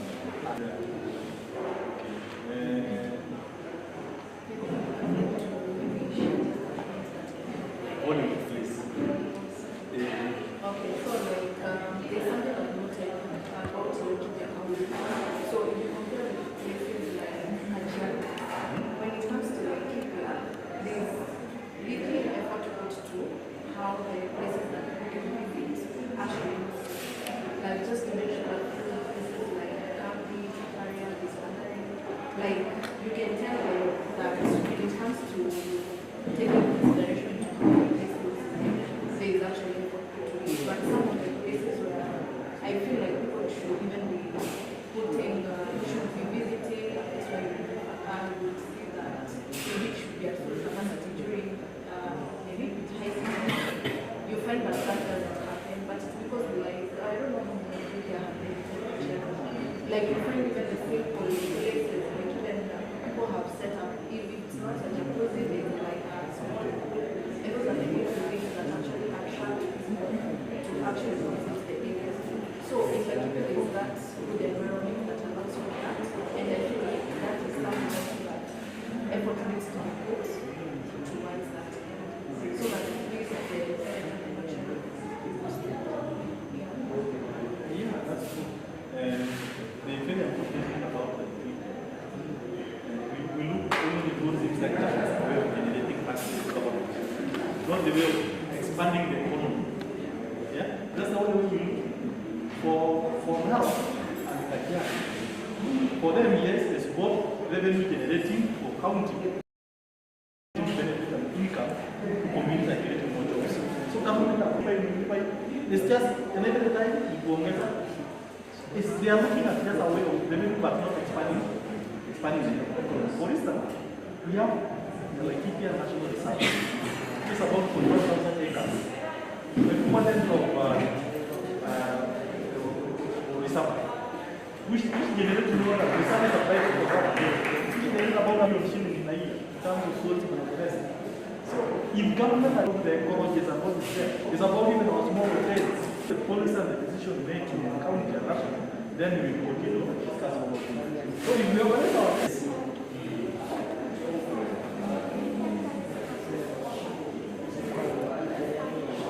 not meeting our expectations. Because the reason why it was formed is we're supposed to organize the sector and how we can strengthen for us to meet our expectations. We must have engagement first.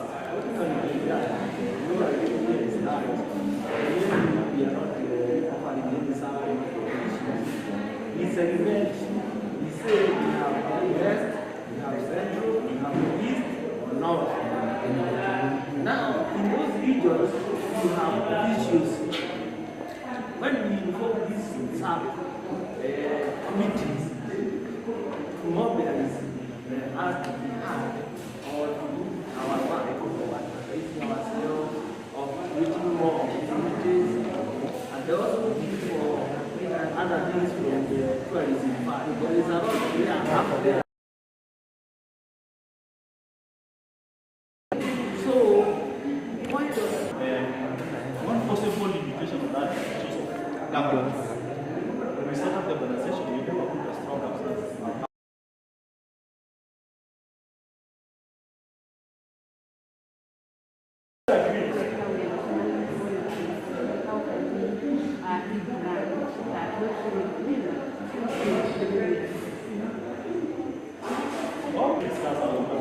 Tourism, but it was about intersecting tourism and conservation.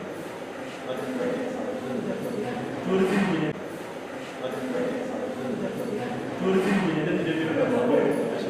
if you look at our conservation, if you look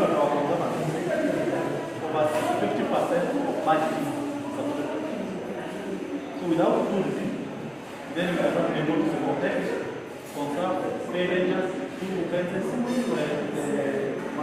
advertise, all that thing that is why without tourism, then even conservation cannot be able to do because they need money for it to run. Tourism give that money.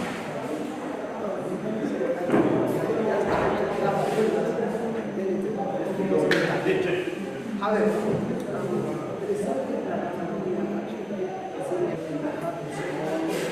hospitality. They might not be domestic food or of let them eat so that we can come all those things in place. Everything that they get our development will be addressed by that part. So my thinking is that everybody who is a player must.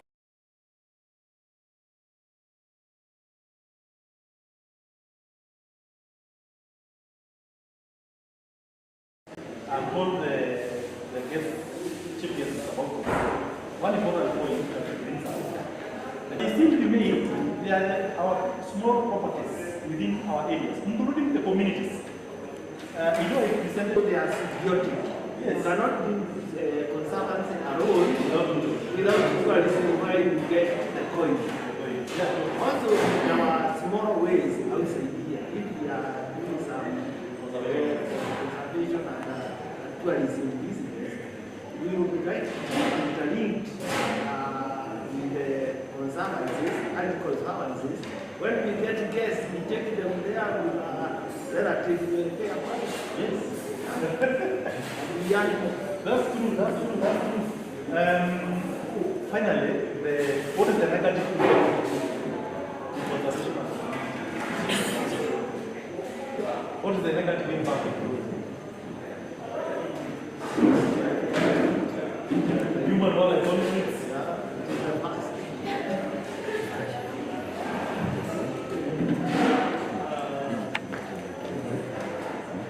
Well, no, but they can turn on the mission.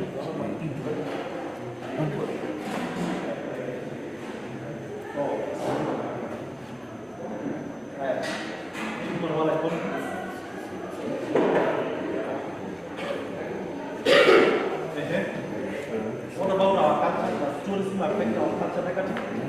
Yes, our culture. In terms of like we have our tattoos and we have our identity.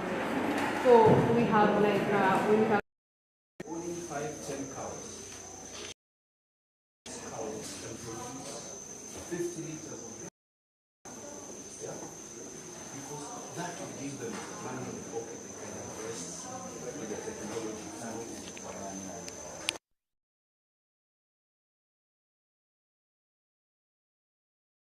For me, it's like more like everything of our culture in terms of like how they dress, how they relate. We have our way of in Africa. We have our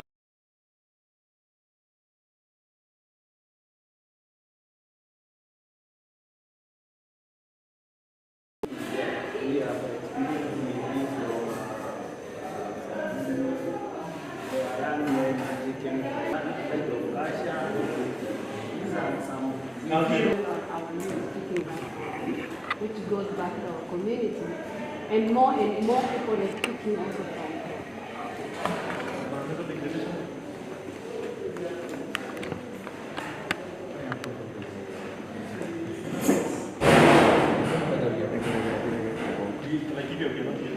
but the balance, the rest, they are already behaving in the problem. We don't have.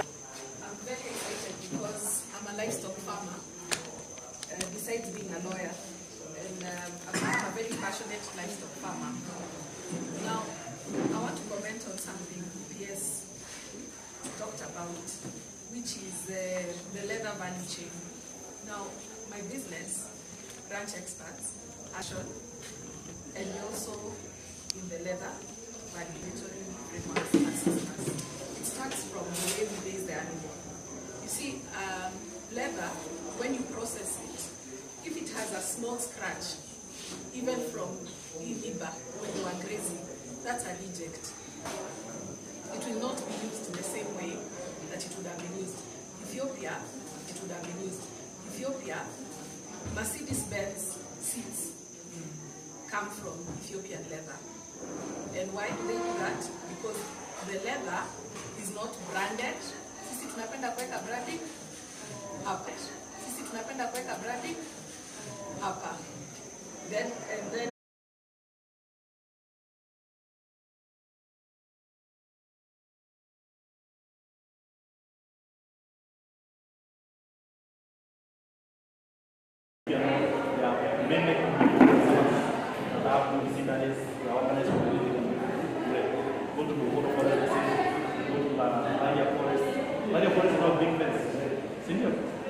So those are opportunities that are available. There is a lot of language which we can still look. I don't know if the owners here in the kingdom. The owners can be good and then operate themselves, establish an observancy, and then probably release a little of a couple of related projects, even being a proper assembly. Those are just some possible other extension of outside town. Maybe you can add more if maybe this other investment in the tourism sector.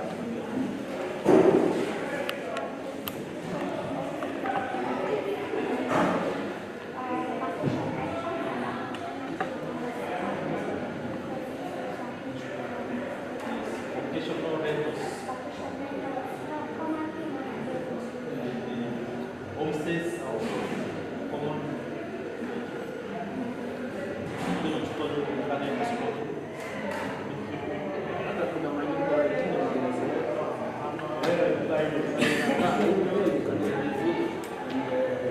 Do some business there. You accommodate. Some of them are now advertising. And then you also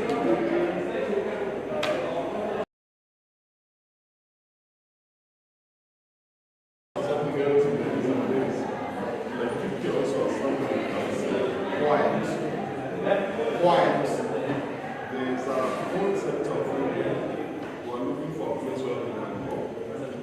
Just for a couple of days, they're just looking for people right in a small, nice, quiet place. And I think because we have space, we should motivate investors towards that direction. With any other burning issues that we need to discuss? So maybe just to add yes. The point that you gave, the partnerships and the B2B kind of relationships. Just giving an example, where you see the landowners around here, if they have, unite and set up something. Giving an example of a client doing land survey on around 1,100 acres. We had to be protected by the police because of lions. There are free roaming lions there. Somewhere there in the route in Dom. It's not very yes, there were lions. When you come from this side, you need police to be sure you are safe. Yeah. So there are a lot of free roaming. What I want to say, Laikipia is not short of and places to set up. So the more partners and the more people are there, whether you might own land, but you don't have money. But somebody else has money, but has no land.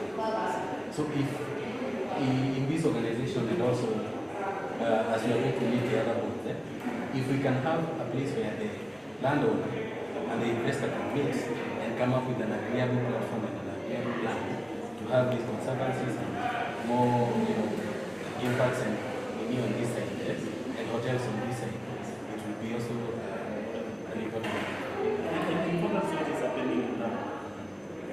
Narok currently has about 20 to 30 conservancies. And these conservancies is not because it's not even on the community land. It's on private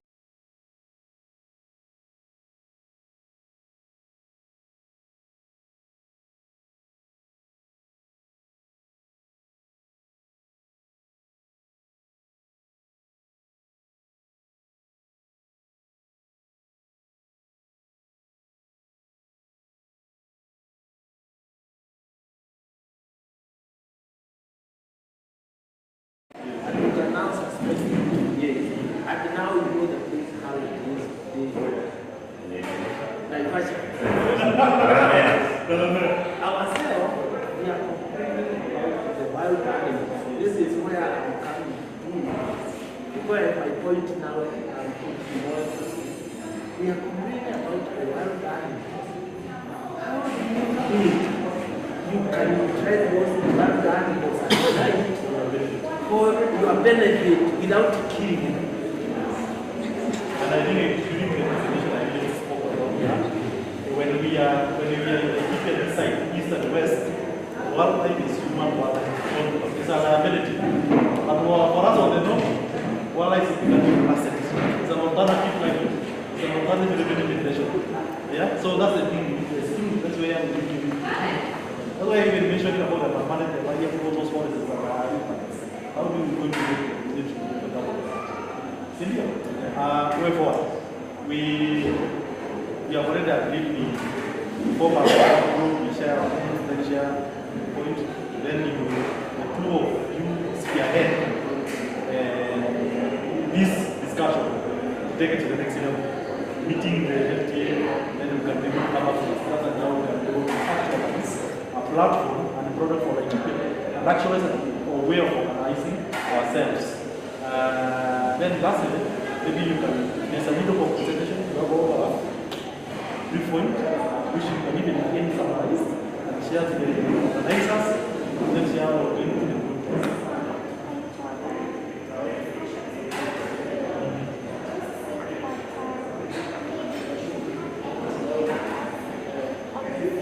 No problem. Yes, I'm yes. Okay. We have feedback like how many things you can give. No, We already have a WhatsApp that we're going to be talking. Good thing is, the good thing that if you now have WhatsApp, you can be able to discuss. Then we have some time frames. He said, kuna some online books. We can start actualizing those ones. Yeah. So then from there we can then see how we can progress forward. Yeah. So we can then break the dog up and give a sport member, the accepted, Salan and so we can learn how running up and then yeah.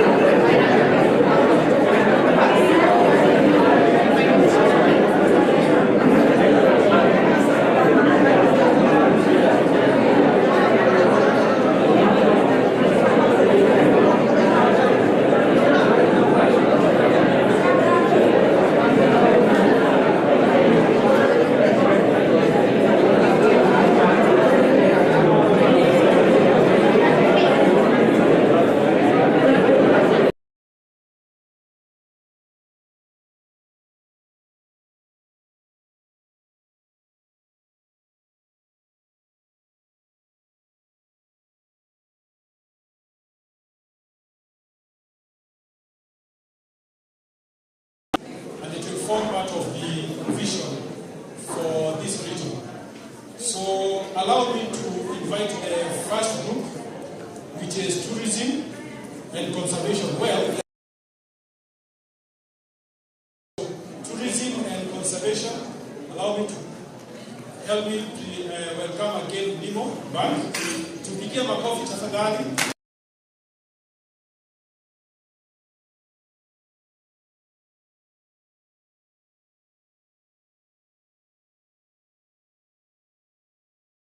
And conservation, Nimo. Good afternoon once again, distinguished leaders and fellow business people. We're going to take you through tourism and conservancies, and this is what we discussed during our group discussion, okay, team members. So we discussed the intersection between tourism and conservation. So conservation. So one of the key points was we must be able to conserve the environment to support tourism, because tourism, the proceeds from tourism is what supports conservation. I believe we all agree on that. Intense marketing is required to portray Laikipia as a tourist destination. And we must incorporate green energy in hospitality. Tourism is beyond wildlife. We want to involve the communities in these programs and create these conservancies as well in areas where they don't exist. Ecotourism has also evolved, and our tourists, the basic tourists that we usually a lot of times we talk about the Wazungus from abroad, but the tourist has evolved, and tourist activities have also evolved. So local tourists should also be a target audience. We are talking people from Nakuru, Nairobi, we ourselves, we should consider ourselves as tourists. Tourists also want to explore and experience the local culture. You want to have a tourist or someone coming to your establishment also go and have a meal in a manyatta. That is part of tourism. Come and learn the language. That is part of tourism. We want to curate experiences. One of the limiting factors in tourism in Laikipia is security. In fact, one of our team members highlighted an event where they had to go with cops because there were lions. But Mr. Matunga said that tourism in this side, east and west, we find lions as a threat, but in north they are an asset, and maybe that's how we need to start looking at it. So strategic partnerships and support from national government would really help us to facilitate the growth of tourism in Laikipia County. Awareness creation as well, to show what Laikipia has to offer. We had a group member from Busia and he asked us, what does Laikipia have to offer? We are all aware of what it has to offer, but have we strategically positioned ourselves? Have we marketed Laikipia? And it takes collaboration, it takes all stakeholders, all partners to come together and put ourselves on the map. Another challenge that we have is we allocate less budget to tourism. Yeah, when you compare the budget that is given to hospitals and all other sectors, tourism gets a smaller budget, and maybe that's why we're not able to do as much. We need to come together as stakeholders. I think I have mentioned that as team players from conservancies and tourism operators, because again, sometimes you'll find that the conservancies are not working together with the tourism players. So the conversation we have had is to activate LTA, Laikipia Tourism Association, and LCA to work together towards a common goal. And maybe we speak about destination Laikipia as a whole. So, my apologies. Okay, we need to also tap into the political goodwill. We are all aware that the CS and the PS come from Laikipia, which is a win for us. and we should be able to tap into that. We should get a meeting with them and discuss the potential of Laikipia as a whole. Another place that we could seek visibility and partnership is KTB, but one of our members said they're already in talks, and through that, Kenya Tourism Boards have launched signature experiences for both international and local tourists. It means if, as Laikipia, we position ourselves correctly, we have partners like KTB, then we'll be able to be marketed across the world and not just in Nairobi, because we want tourists coming from Nairobi or internationally, they don't just land in Masai Mara. We create a circuit and we curate experiences around Laikipia. So one of the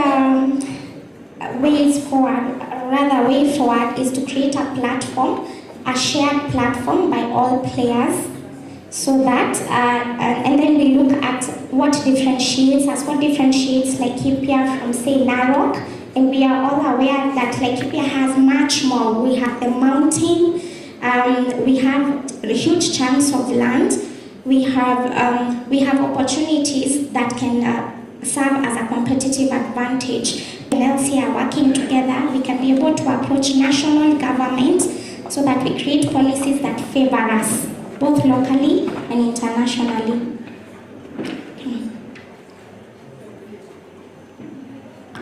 And maybe this is something we don't discuss and so we don't put out there. We need to be keen on it. What are the negative impacts of tourism? Yeah, so tourism.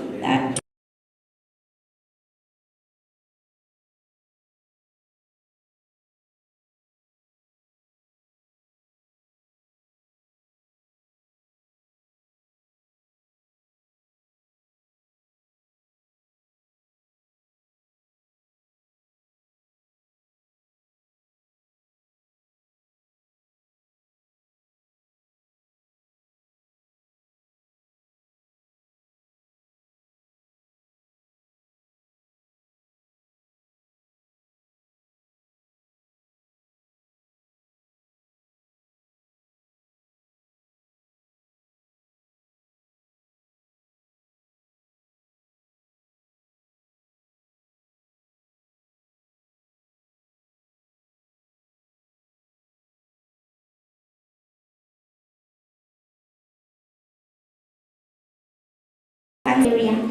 Another way, sometimes you could have 1,000 acres of land, but you don't have the tourism and conservation. We'd like to know what she is doing. Opportunity to come to Nanyuki, or maybe you want to refer something we have in Nanyuki. So what do you do to support what you said? You can call it. We curate experiences for coming to our spaces, going to Opaje. Asante sana. Thank you so much. Sio ni vizuri kujua pia meat production. Niliona very big interest for red meat production. Things because this is Laikipia of red meat productivity. Coffee tafadhali. Asante.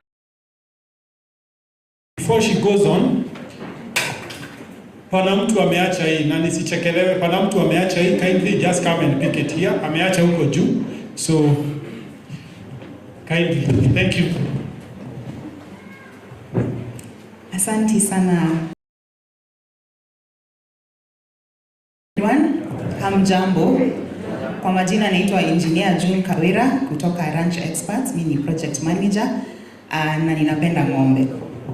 I was the moderator kwa ile session ambayo tulikuwa tunazungumzia mambo ya red meat production, na ningependa kuwapatia a brief summary of yale mambo ambayo tuliyazungumzia. So session yetu ilikuwa very lively. Tulikuwa tumechangamka sana na washabiki wa mambo ya ng'ombe. Kwa private sector tulikuwa na investment parastatals, tulikuwa kuongea mambo mengi sana. So with your permission, I will jump between Kiswahili and English.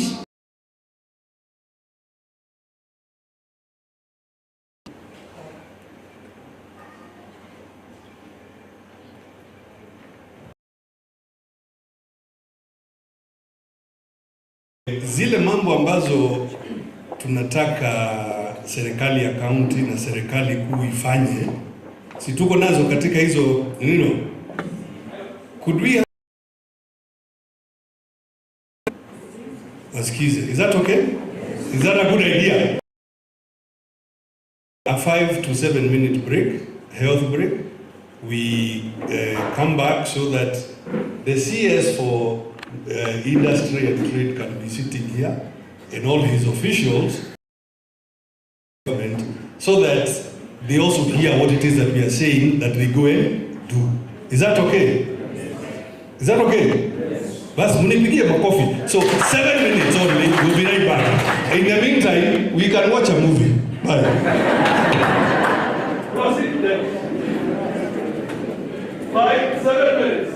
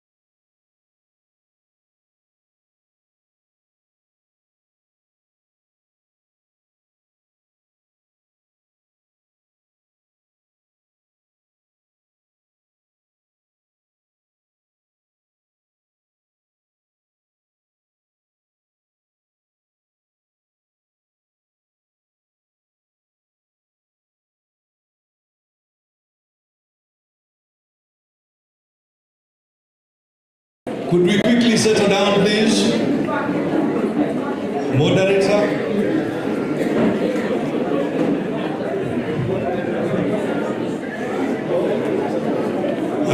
If we could settle down quickly, tafadhali. I think it is Engineer Kawera who was presenting.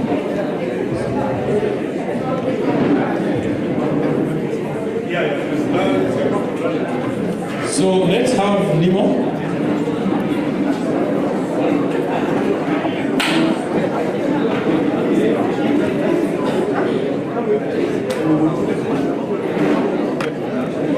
Let's have tourism and conservation.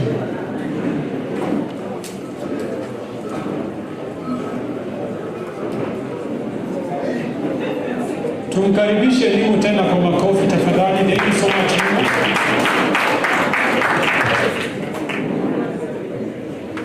So she is presenting on behalf of tourism and conservancy.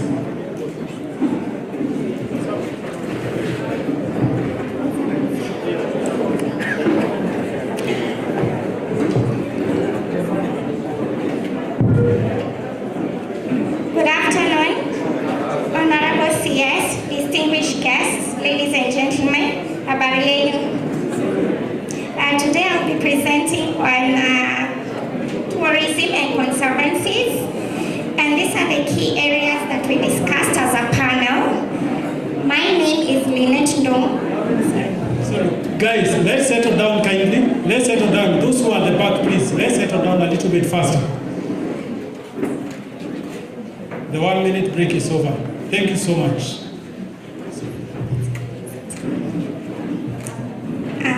My name is Lynette Ndongo, a hospitality player. I run a business called Nemo's Homestays.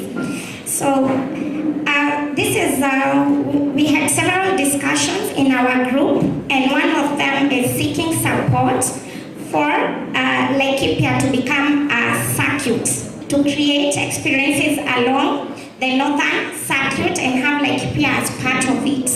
Yeah.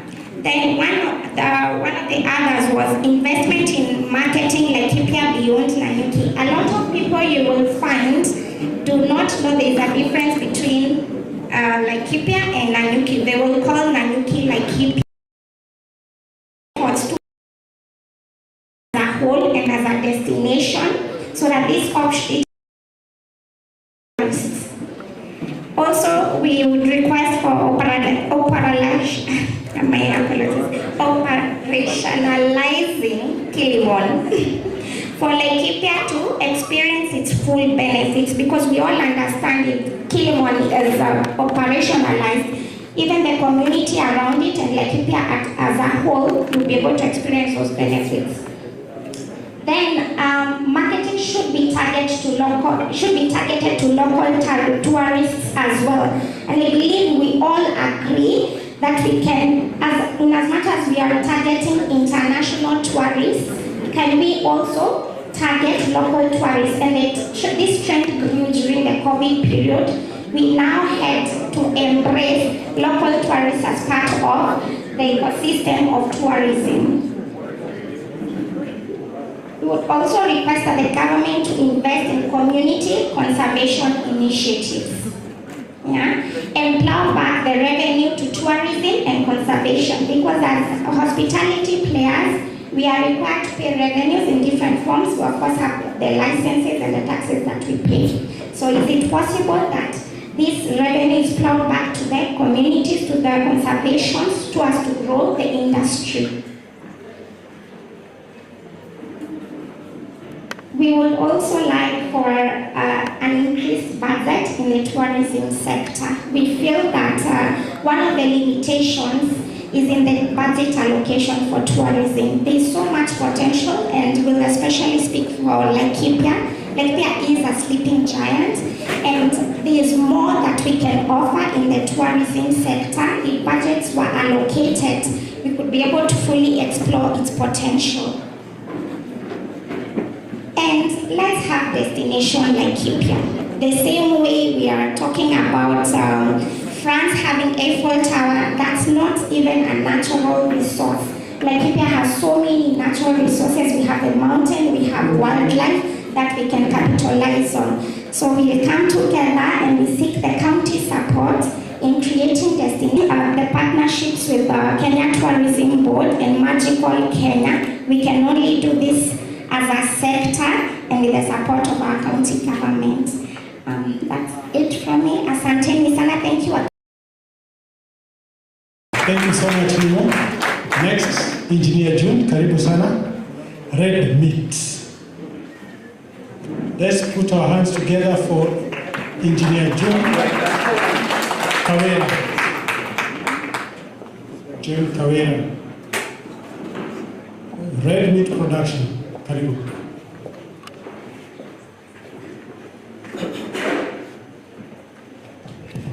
Asante sana, honorable CS, distinguished guests, mabibi na mabwana, hamjambo.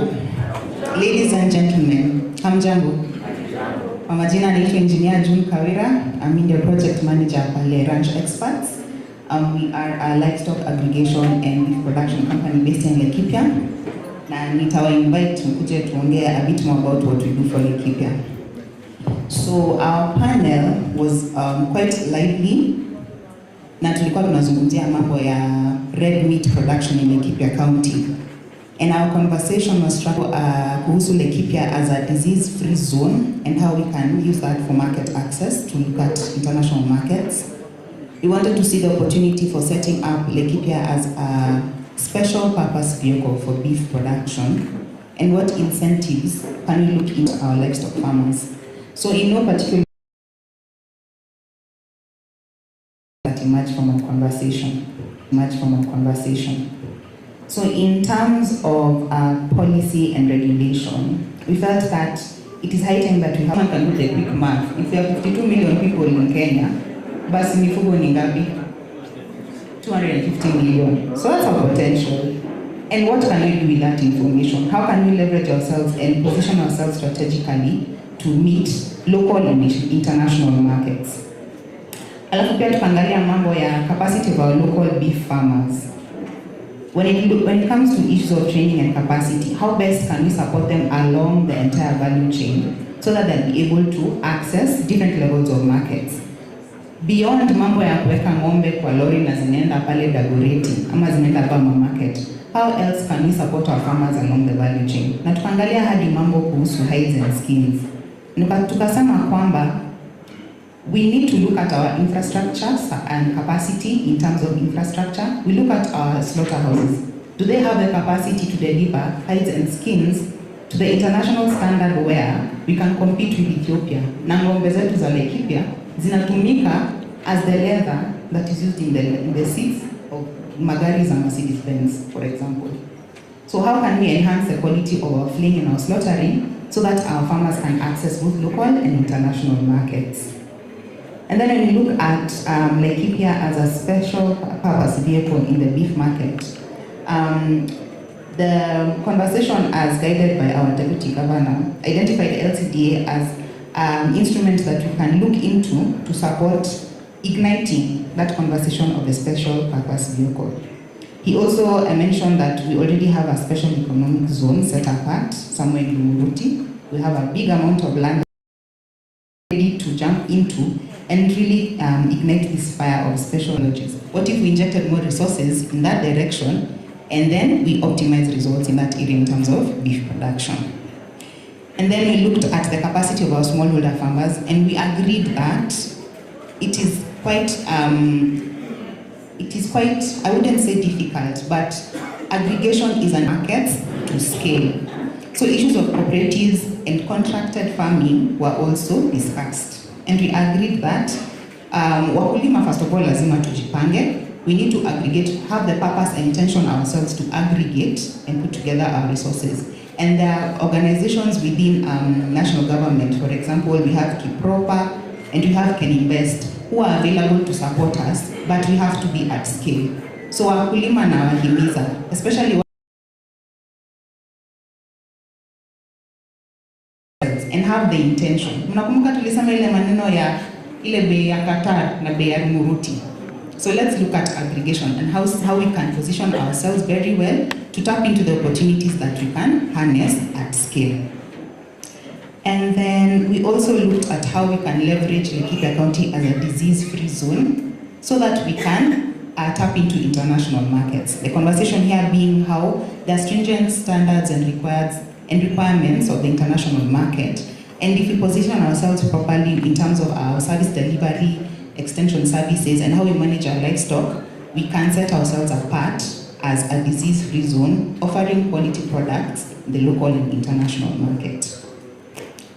And then finally, we need to look at ourselves as competitive in the sense that there are many opportunities along the value chain, and how best can we place ourselves to be competitive internally as Laikipia County and also in the international market. I hope I have covered all our points. Asanteni sana.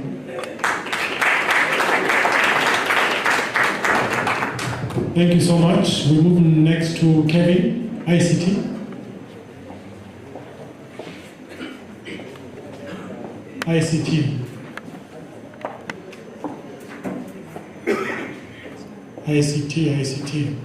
Yes, he's coming.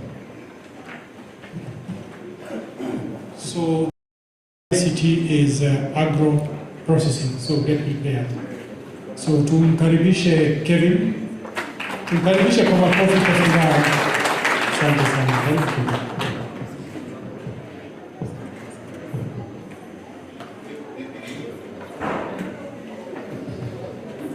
Your Excellency, the Chairman, all protocols observed. Good afternoon, everyone. Good afternoon. My name is Kevin.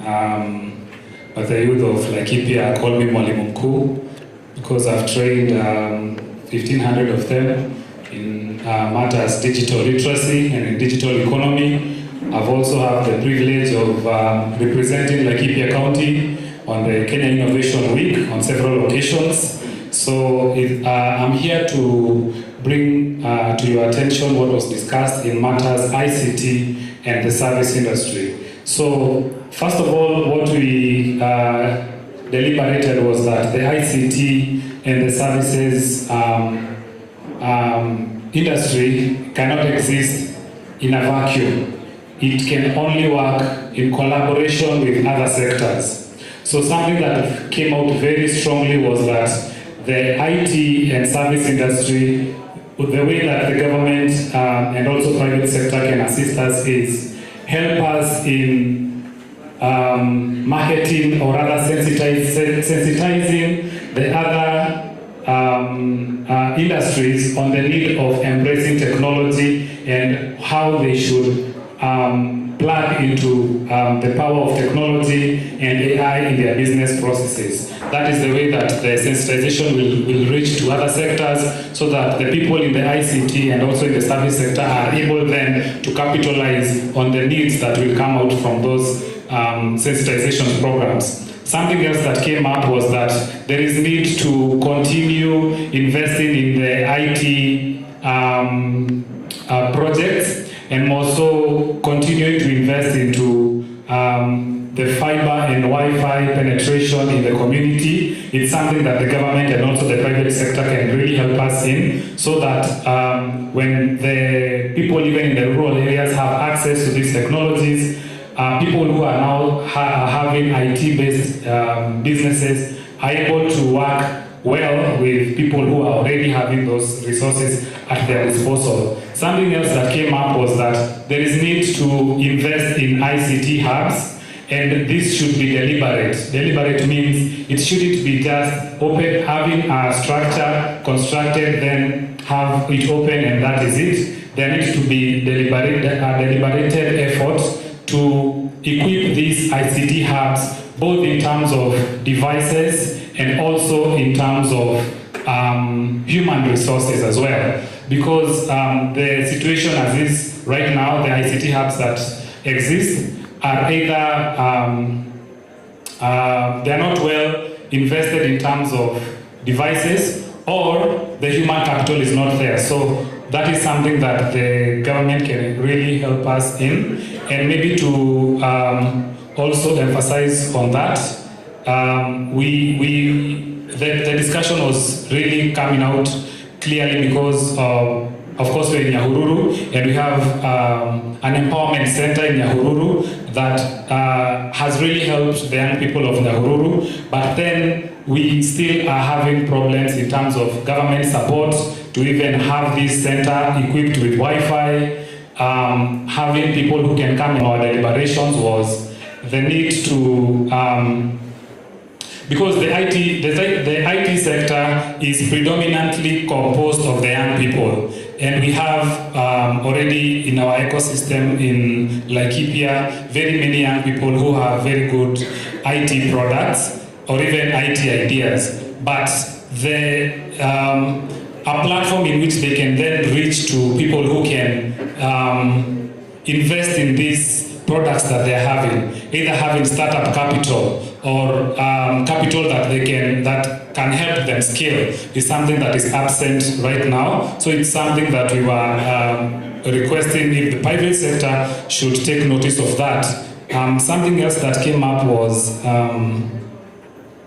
sensitizing businesses to look into how they can use accounting, IT,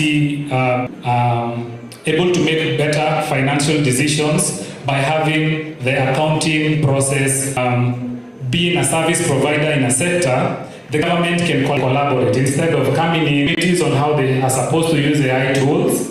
If it is whereby we can go and outsource work from the Western markets, administration work,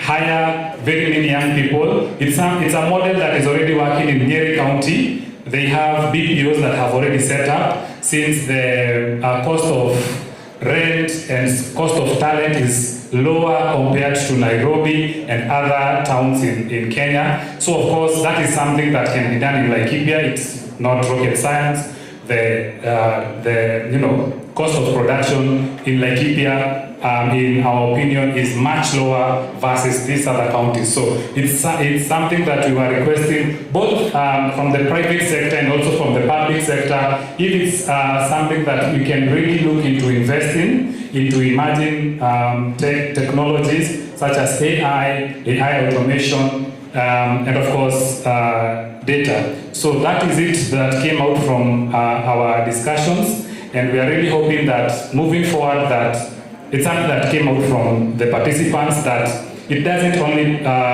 remain to be just theory. It's something that we can then have follow-up discussions on the same, so that we can see some tangible progress from these conversations. Thank you so much. Thank you so much, Kevin. So next is agro processing Kemiti. Karibu sana. Tumkaribishe Kemiti kwa makofi. Thank you.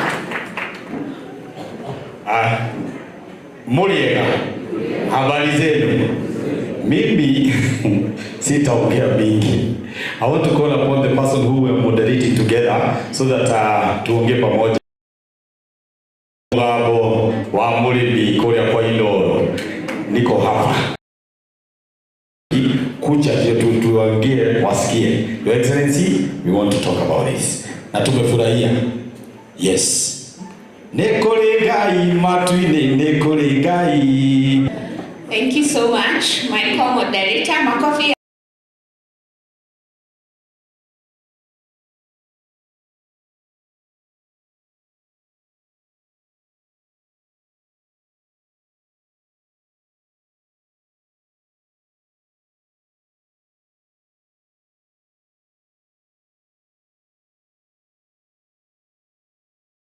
Very small room of mushrooms can make you millions, and you can be able to farm hata kama kuna kiangazi, hata kama mushroom haitaibiwa na wafanyikazi. So those are the kinds of examples that we were giving of diversification and thinking about that. There was also a gentleman who was talking about goat farming from the Dairy Board of Kenya, and he really motivated us and inspired us to go into that direction. He also talked about being of help to this county, and they're here today. So if you'd like to have a conversation with them, please make time and network with them. Nani anajua KIE?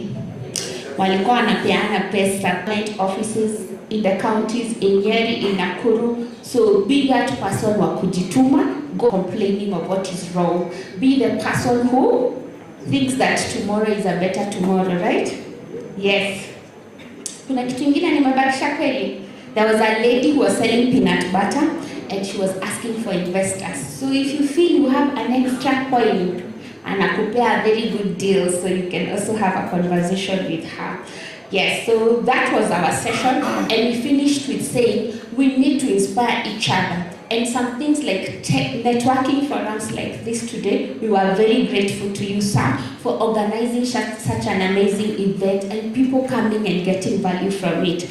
And we saw how do we move on from here. We don't want this to be a one-time event. What is next? What is tomorrow? How do we keep that fire burning? Because, see, it starts with the mind. Then it goes into the action. So we need to stay together as firewood to keep the fire burning, and we can be able to even experience more opportunities. Thank you so much. Asante sana, stay together like firewood. Now the last one is Brian Chivatsi. This is manufacturing in agriculture. Huyu ni engineer huyu, Brian engineer. Tukaribishe kwa makofi engineer Brian. Karibu sana Brian. Karibu Brian.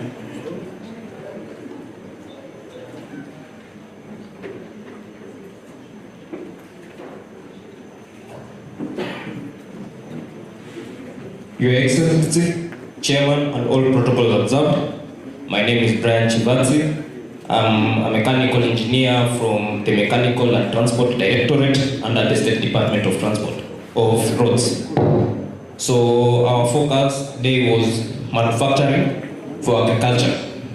It is about production of tools, equipment, machinery to enhance the efficiency of farming and food. The market is currently saturated. You can store your food products there and wait for the market is okay. We have packaging and we also have livestock equipment, those used for milking and also the gym. Like for example, Burkina Faso did away with some policies that made the root levels.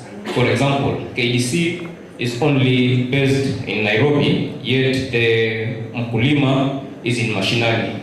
It was suggested that the KDC devolved either to regional levels or to county levels.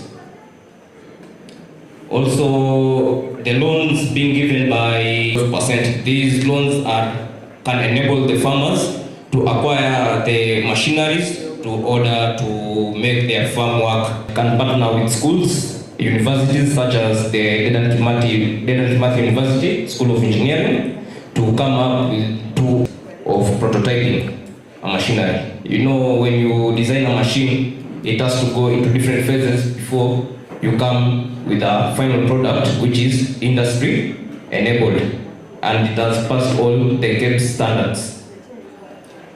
And also there is the matter of patents.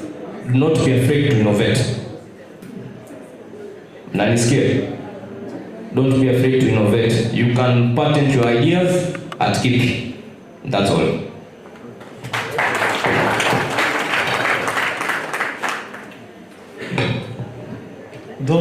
Don't be afraid to innovate. Tumpigeni makofi tena. Thank you so much, Engineer Brian. I would like to read through how we will spend the remaining time. So we will have CEO of Kenya Investment Authority, given 2 minutes. We have also the Director General of Kenya Development Corporation, 2 minutes. Then we have KRA, we given 2 minutes. And then from there, I'll hand over the mic now to our Deputy Governor, who will invite the CS, our CS today. Nitawaita majina, mtu asimame and then Karimi. So, also a director. Kenya Dairy Board, makofi. Unajua tukiwapigia makofi ni kuwaentice warudi tena na tena. These are our supporters. Then we have Harrison Mwaura, Director, KNTC. Thank you, makofi. Thank you so much. Then we have Emma Mwa. Hiyo jina ingine imekuwa ngumu. Mwa? Oh, Wangari. Okay, so like Mwa. Emma Wangari. Emma Wangari, wherever you are, thank you so much.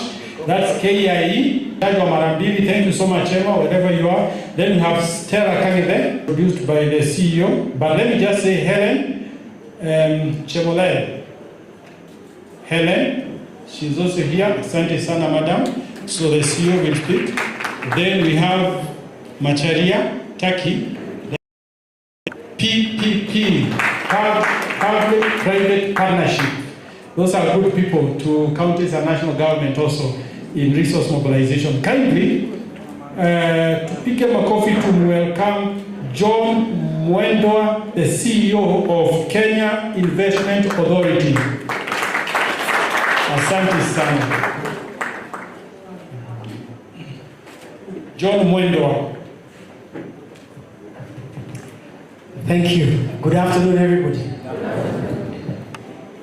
Thank you so much, MC. I know time is short, so I try and be very sharp.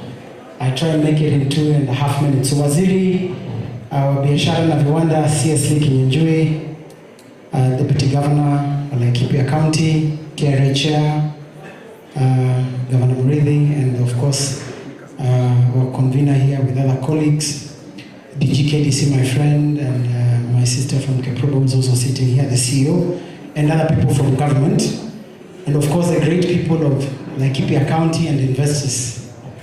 A very warm afternoon from us from Kenya Investment Authority, and mine here is really just to say very brief points so that I can sit down. At Kenya Investment Authority, our business is exactly what you're doing here today, to facilitate investments.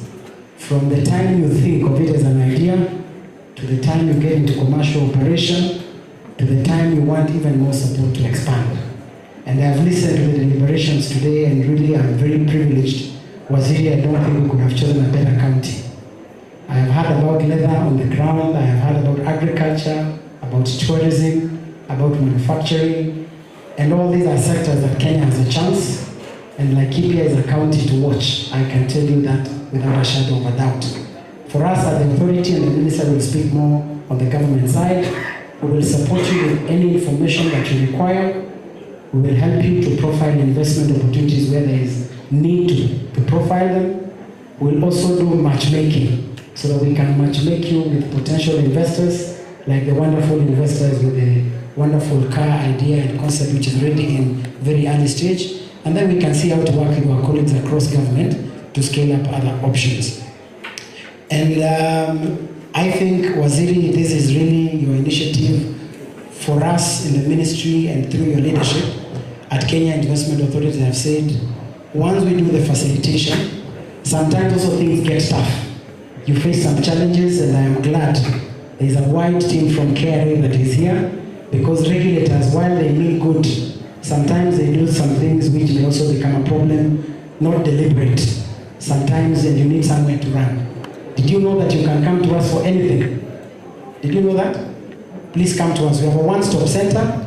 Bring all your issues. All our offices there have got representatives from many government agencies, so that with them we can unlock the challenges that you have on the ground, and we'll be there. So we love all investors, foreign and domestic. But for us, the most important person is the domestic investor. Because if you grow and tell a good story, then what will happen to an international investor? The narrative will be very good. So that is all I have to say for now, because the time is short. I look really forward to a wonderful takeout from this, and we hope to come back here to sign some investment transactions in a wider conference where we can sign some deals in the very near future. Asanteni sana na hongera kwa kazi nzuri, na tuko hapa, tunawapenda sana, na milango yetu iko open. The mantra is Kenya is open for Nora. Then you will Motion Council. So we will also give her 2 minutes kindly. We're talking about, and also the blue economy. Now, our role as KDC is that we provide, is not to compete with banks. What we do is we provide concessional funding to catalyze investments in sectors that those specific sectors to basically grow and contribute to the economy. Now, at times what happens is that these sectors, private sector, my colleagues in the banks may be shy to invest in some of these sectors, or they may find some of those sectors are very risky, or they may not be able to meet the demand within those specific sectors. So that is the role we play as KDC. So we partner with private sector in order to provide you with the capital in your investments to be able to achieve the goals of your investments. Now we do this through two models. We either put in equity. By equity it means we become a shareholder in your business, or we do this through debt, and we have various products within the debt angle of financing. Now we provide working capital, we provide project finance. Like now, Igari to Laikipia that we want to brand, we can actually put in equity into it, tukue shareholder kama county government, na wakati mumeanza kuproduce and you're able to sell to other counties and hopefully even export to our neighboring countries, KDC will have achieved its investment goal, we exit. So we enter into these investments with really the goal of attracting private sector. We have various programs that we are currently implementing, and I think our interest rate has been spoken to. We have various interest rates. We give different products ranging between 9%. Our highest interest rate is 12%. Now, one of the key programs that we are running, which I think I need to discuss with you. Now, Laikipia, you're well endowed, and I think you're one of the counties that is currently highly invested of beef. We want to enhance the quality of beef. So at this beef exports, and I had the Red Meats group talk about it, that now you want your price of beef to actually move from what you're selling in Limuruti to the price that you'll get in Qatar. So KDC can support you with that. But now what we also want to encourage is that we've been supporting feedlotters directly. But now we want to also support cooperatives, because what we've realized is that feedlotters are having a very hard time accessing animals, aggregating these animals. So we want a lot of these cooperatives, which already exist, formalized for us to be able to fund you, because we're able to do that. We found you as a cooperative, you're able to aggregate your animals, you're able to also get the feeds that your animals require. Those who are also in feed production are able to aggregate this, so that you're able to sell this in a value that actually will be able to derive more value. So we've actually been camping in your county, Laikipia, talking about this drive program. Besides that, we also have the SAFER program, which is a program that we are working with SACCOs. I've seen Tower SACCO here, which is one of the SACCOs we are considering giving money. So those are our models of actually financing. So much as we may not have branches here, there are different models with which we are getting to you. So the various SACCOs you belong to, they should apply to KDC for funding. The cooperatives that you've not yet formalized within the livestock value chain, please formalize them so that KDC can start funding you. Now as well, we don't lock out the private investors, those who are still in the private sector within the manufacturing. We have the agro-processing, we are actually there. We will also support you. So lastly, as I wind up, we are also looking at tourism, which is quite critical, and I think it is also one of your major sectors.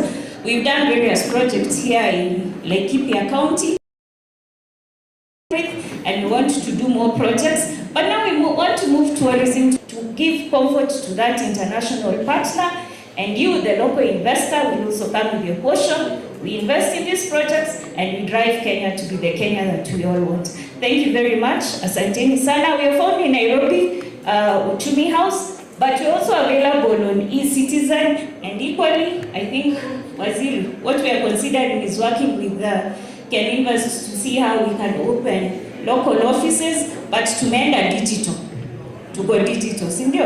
Na kitu umejua leo? Good afternoon. Yes, I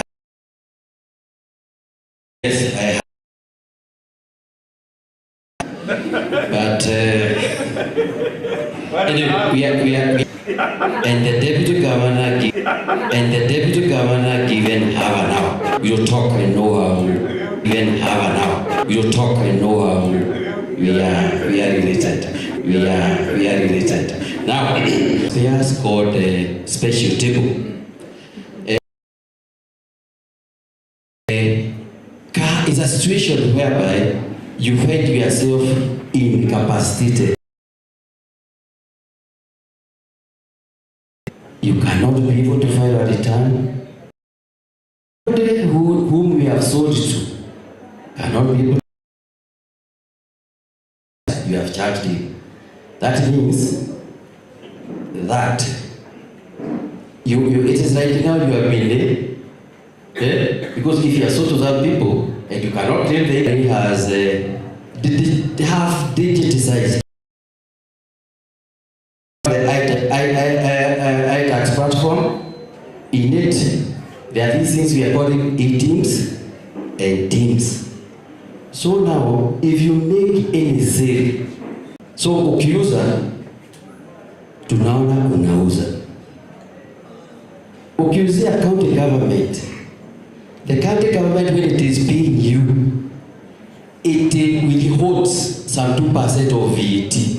So tunajua tu umefanya nini, alafu tunaingia kwa akaunti yako. Nakuta wewe you are not filing returns, ama uliuza hadi tunaangalia mwezi mmoja, mbili, mwaka hujalipa return.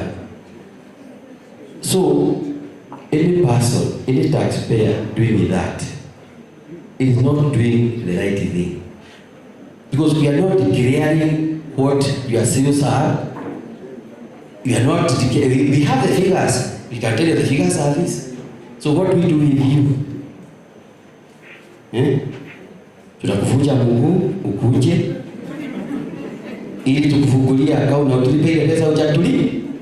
So that is the special table. So this one is normally for the taxpayers, not in this group. I know this, the taxpayers here declare and they pay. It is for those taxpayers who do not declare and they do not pay. But for you, because I know you declare and pay, you not pay in the special table. So if you see somebody in special table, just know this is a person who is reducing the 5%. If these people pay, now, Wanadiji, you begin getting 7 billion. So there is nothing wrong with the special table. And pay, and as we share, not a sharing more, not a sharing, that we just want our share. So that is why I want to reach my conversation and say, tulipe ushuru, tujitegemee. Asante sana. Tutalipa. Hata Biblia imesema tulipe. So Floyd, na kama forgive me, utarudia tena. Floyd Kabana, the Chief Executive Officer, Kenya Express. Thank you very much, Bona MC. I'd like to take this opportunity of special recognition to our Deputy Governor, as well as the Chief Floyd Mukabana. I'm the CEO for Kenya Export Promotion Agency. And as a state organization, we are tasked with 2 mandates. One is on export promotion and number of exporters to the global stage. And the other is nation branding, where we seek to position the country favorably in the international space so that it can attract investors, tourists, and even trade. So how, as part of this conference and the relation that KEPROBA has, add value to it. one of the areas in which we undertake with counties is to be able to develop a county profile for counties. And the objective of getting a county profile is to allow the county to be able to sell itself in the areas of branding that it seeks to understand, both in terms of trade, in terms of investment. Having stayed here for a few minutes, I noticed Laikipia has got a lot to offer. We've talked about the exports that come from Laikipia. Would it be nice if the same is packaged in such a way that it is easy for you to do? That is why as Keproba, we'll be willing to work with the county to see how. I'm also here to give you branding advice and guide you in your branding journey as you move forward. As a nation branding, we also have a component that is called Made in Kenya, which seeks to discuss and talk about the high quality, the authentic nature, and the 50. It is our interest to see how we can be able to brand you. Before we talk about branding BJ50, allow me to also speak about another program that we undertake, development and product adaptation process, where we work with entrepreneurs to see how best they can be able to adapt their product for the international market.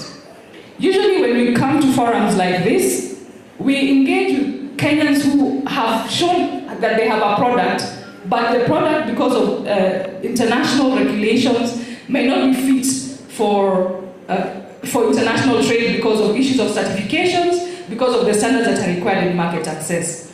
We work with you so that you can be able to achieve those standards together with partners, and these partners are as varied as working with people from Kenya Industrial Research and Development Institute who work with the entrepreneur to give them the technical standards. We also work with branding. We allow you to package your product in such a way that it is acceptable in the market that you want to venture. And we also note that because you're going to international markets, not everybody speaks English. We try and see how you can be able to adapt your product, whether you're going to be able to brand in the language that the market you're seeking to attend appreciates and is able to relate with. Other than that, the other thing that we do as part of pushing the export agenda forward is to ensure that we create market linkages. For us, it's very important for you to get market linkages, and how do we do that? We can use trade missions and trade exhibitions to do that, and we can also undertake B2B forums, both physical and virtual, that will allow you to work with buyers from overseas, and with those buyers you'll be able to come up with a relationship and then see how we can be able to make a sale. But what is important for me, especially as I was walking through, and I came across the exhibition by Naishumu, the catalog that it had, and you could see they have products, and the products that they have appear to be of global competitive nature, and it would be good for us to see how we can be able to partner with such organizations to ensure that their products reach the international market. I'm glad to state that we have created a partnership with DHL, where they are looking to partner with such organizations that have a product. And the product appears to be one that is appealing to the international market. Why, for me, the interest for Naishumu, and I think is a best candidate for such a venture, is because it has. So how do we take this product away from Laikipia to the rest of the world? Together with the partnership that you have with DHL, we are willing to get these entrepreneurs in a room, train them in terms of what it requires for you to go to the international market. Also work to ensure that they're able to market. And the marketing will come in trying to see whether they have a website in which they can be able to access through e-commerce. And if they don't, we build it. And if we find that the website that they currently have is something that we can be able to improve, we work towards having that website improved. And then we attach them to an e-commerce platform that allows you to then engage one-on-one. The beauty of that program and why I'm excited about it is that it allows you, as a producer and an entrepreneur, to export at the level where you are at. So you don't have to be somebody who can be able to service 2 containers a week so that you can get a deal. You will start with the amount that you're able to produce, And it is our objective that once you get into the e-commerce platform, you're able to engage in the international trade that you will.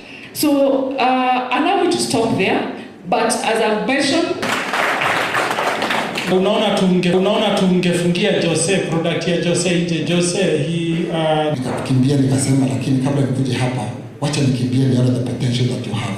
Point number one, I want to mention to all of you today. Governor, you may not have the biggest potential to kill goats for meat or for milk. Is the best, is second. I mean, Kajiado is actually second to you, jipigie makofi.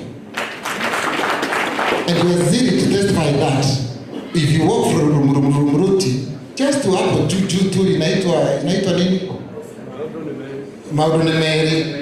I was shocked to Azelia, and please, I was shocked. The number of goats and sheep I saw there means Jai kuziona mashani yangu. Just that short distance. We actually stopped with my directors to take photos and selfies with the goats and sheep because of how many there are. Point number two. The value of goat milk, I don't think any one of you appreciates the value of goat milk. Goat milk is the only milk in the world that when you give birth to an infant, you don't need to suckle that child. Umpatie hiyo maziwa ya mbuzi, atakuwa ni kama amepatiwa maziwa ya mama. Are you aware about that? I believe almost nobody is aware. Many of us are. So the value of goat milk is so much. Ipatie hawa wazee wa Kongo hawa wanashindwa kupata shida. They don't need any nutrients. Iko na most of the nutrients that your body needs. Actually, you don't need. Let me go now to the next level. Point number 3. Nimesema your potential as Laikipia County, the value of goat milk. Number 3, the demand of goat milk.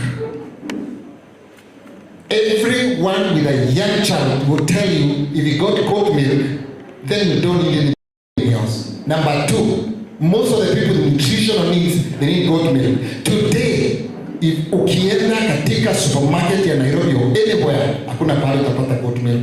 Kweli ama wrong? Hautapata. Even the shops wherever, hautapata. Because there's no circulation. Even the shops wherever, hautapata. Because there's no circulation. But let me say the last statement. The profitability. Governor, let me surprise you. I'm sure even Waziri Yambuzi, we visited one farmer at 300 shillings per liter. How much profit? How much profit? Best opportunity in the country. God just put you in the right place. Please. This is the best opportunity to give these people to know that information so that they can make money. And if you want to get to see more, please walk to Maudone Mary. 500 goats wanatengeneza hapo. And you can actually combine together. You sell to him, then auze Nairobi. Tuko pamoja. Finally, let me say this. The executive, the president, many times amekuwa akisema atawaletea coolers. Finally, coolers are here in the country. Piga makofi. And in Laikipia County, you are through our CS, Laikipia County, I think they've been allocated something to do with slightly, I think about 15 of them. Some to announce, but they will be brought. Wataanza sasa kuzileta 7 to about. Simeona tungekuja. Watazamaji, mimi ni Murongi Ndai, asanteni sana kwa huo muda tumekuwa na nyinyi. Asante. Oi, makofi bwana. So to the CS and also to Excellency Liki Nyanjui, Derito, and all partners with us today, Kenvest, KDC, Ambassador wewe umesaulika kabisa. Sijui ulipotelea wapi lakini Choncho, to all the facilitators and the secretariat, wananchi kutoka Laikipia na wale wametembea from Laikipia East, North, West. God is good. Another day, the Deputy Governor Laikipia, keti yetu ya hapa ya thousands. It was a big challenge to all of us. What can we do as a county? Laikipia County Development Authority. We do nice proposals, we help them, we anchor them within benefit from the proposal point of view. We are doing everything possible. The incentives we can be able to give on approvals. Shamba tuko nazo mingi. Issue ni investor to wonder what we can be able to put in Laikipia so that our people can benefit. Permits.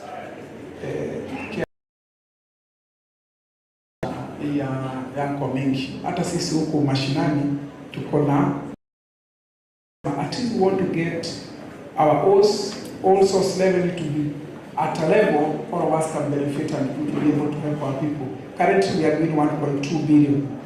By putting our structures right, even without a lot of stringent measures and all that, if you get a title on tourism, the agriculture on it, we can be able to do even 2 billion. So mine is only to tell you, through His Excellency Governor Joshua Irongo, ambaye pia angekuwa nataka kukuwa nasi siku ya leo, but out on official duty, we are so much ready to help Laikipians, put in the necessary policy framework, put in the necessary legal framework, giving incentives to our people, ndio tuweze kusaidia watu wetu. If you go to Rumuruti specifically, we have the KITE project, whereby we want to do an end-to-end product. Tuanze production by giving our farmers the necessary inputs, the necessary training, and also extension officers. Tumeajiri wengi. Ukitaka agriculture officer, 3-4. Ukitaka livestock officers, tumeajiri wengi. Those are some of the things we have done to our people, at least so that they can be able to get the right foundation. Ukienda kwa production, we have the production officers, all the departments are alive to ensure at least our people are well enriched with information. The next thing will just be industrialization and market. CS, we want to appreciate. Currently, we have the Nyanyuki market. A 350 million project is almost close to 60% or so. By May next year, we'll be able to take all our projects there. Rumuruti is also on the proposal line, 350 million project. We are also doing with Mereria, Iripore. Those are market hubs that we can be able to take all our produce. Those are serious things we are doing like Laikipia to ensure at least get your project, get the production right, have the market, and the end-to-end in terms of the international market. Ambassador has told us about the platform, international platform, and branding for us, what a good thing. So to the investors, Laikipia County, all the structures are has created the necessary framework, our open door policy. Mimi tu ni kusema hata mkienda msiende mbali. All the investors who are here, Laikipia,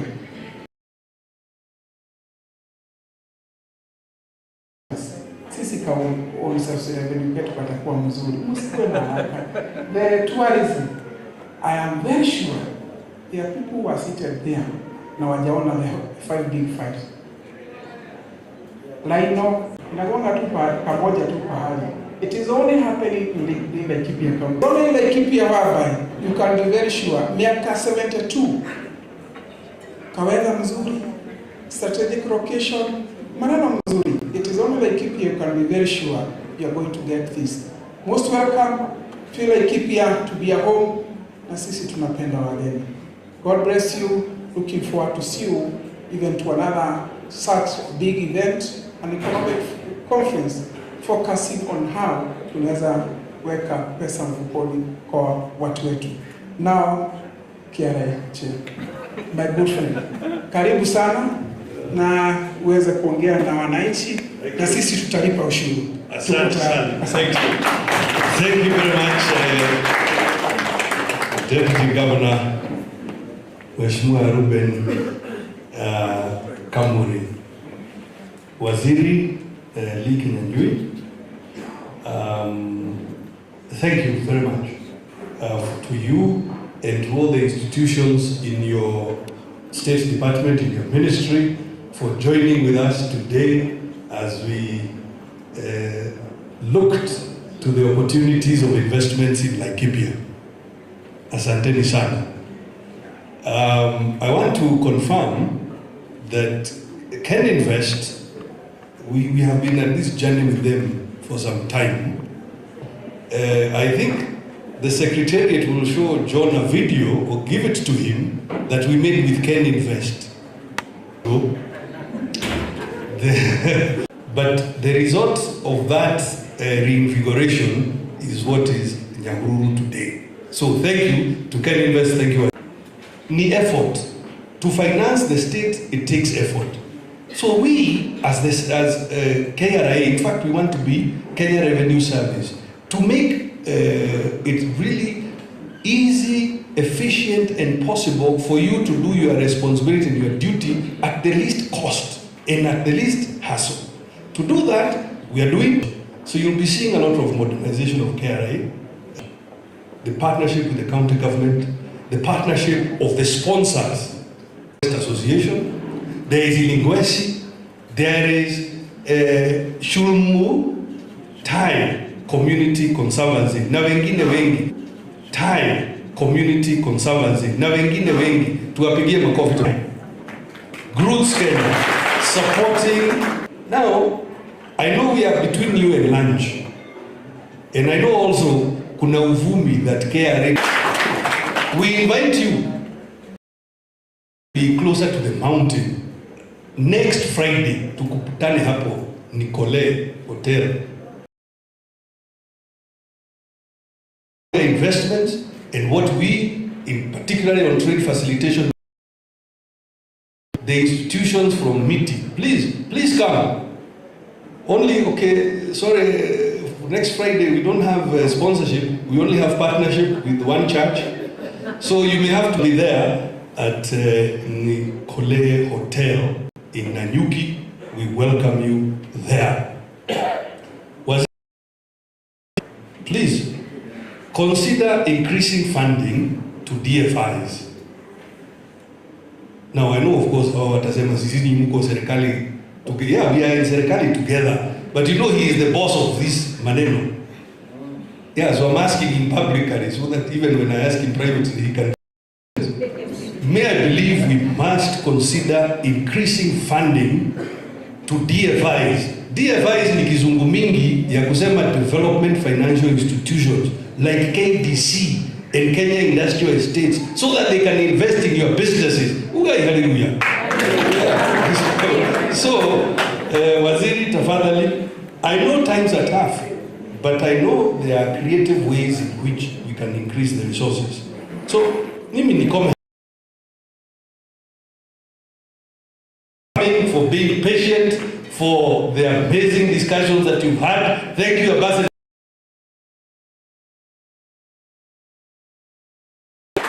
Najaneshu Mugo for mobilizing all other directors. Ladies and gentlemen, please let us welcome our neighbor, our colleague, Waziri wa Industry and Trade. Asante, kindly be seated. So allow me first to give you information, to give you funding. Akileta some of our investors from China, from US and Britain, what say that it is not possible for anybody to start an investment of 50, 100 million back. When they see you have a vision and you have a plan, they can put money. So that Co-op Bank and Equity and KCB can now come and put money there. So again, through KDC, we are supporting value addition. We are supporting the youth. And we are educating young people in agriculture, and when they finish using an ADS, are there opportunities? Yes. But you will not close your eyes. Now I want to go through some of the things we've been able to achieve. Because we are Kenyans, and our business and our eyes must remain focused. One, agreements with specific countries out of Kenya. One of them is the European Union. Now, European Union means France, Germany, Spain, 27 countries. Everything coming from Kenya is tariff-free. Like these flowers you can see here, we're able to sell into the European Union. Your market across the entire European Union. When it comes to Abu Dhabi and all those areas, we also have a trade agreement, which again means the goods you are talking about here, we have a market for you. Nearly twice or thrice the price that you're able to sell here in your local butcheries. We are also currently negotiating with China. And I want to tell you, China is so big that even the county, the smallest counties, sijui kama tunaelewana, wakitupatia order moja tunapoesha simu, because you can't meet that order, correct? So we are negotiating with China so that they can allow our commodities to go there. And I want to give you a small example of a farmer someplace in Kajiado who is growing chilies, pilipili. And chilies is used for and also for tear gas making. Is it familiar? So China has a very huge order for chilies for across the world, not for Kenya. But the point is, we cannot be able to meet that demand only for chili, one item. So that guy to be able to meet that. Now here in Laikipia, specifically in Muruti area, please do very well in dry and hot area, isn't it?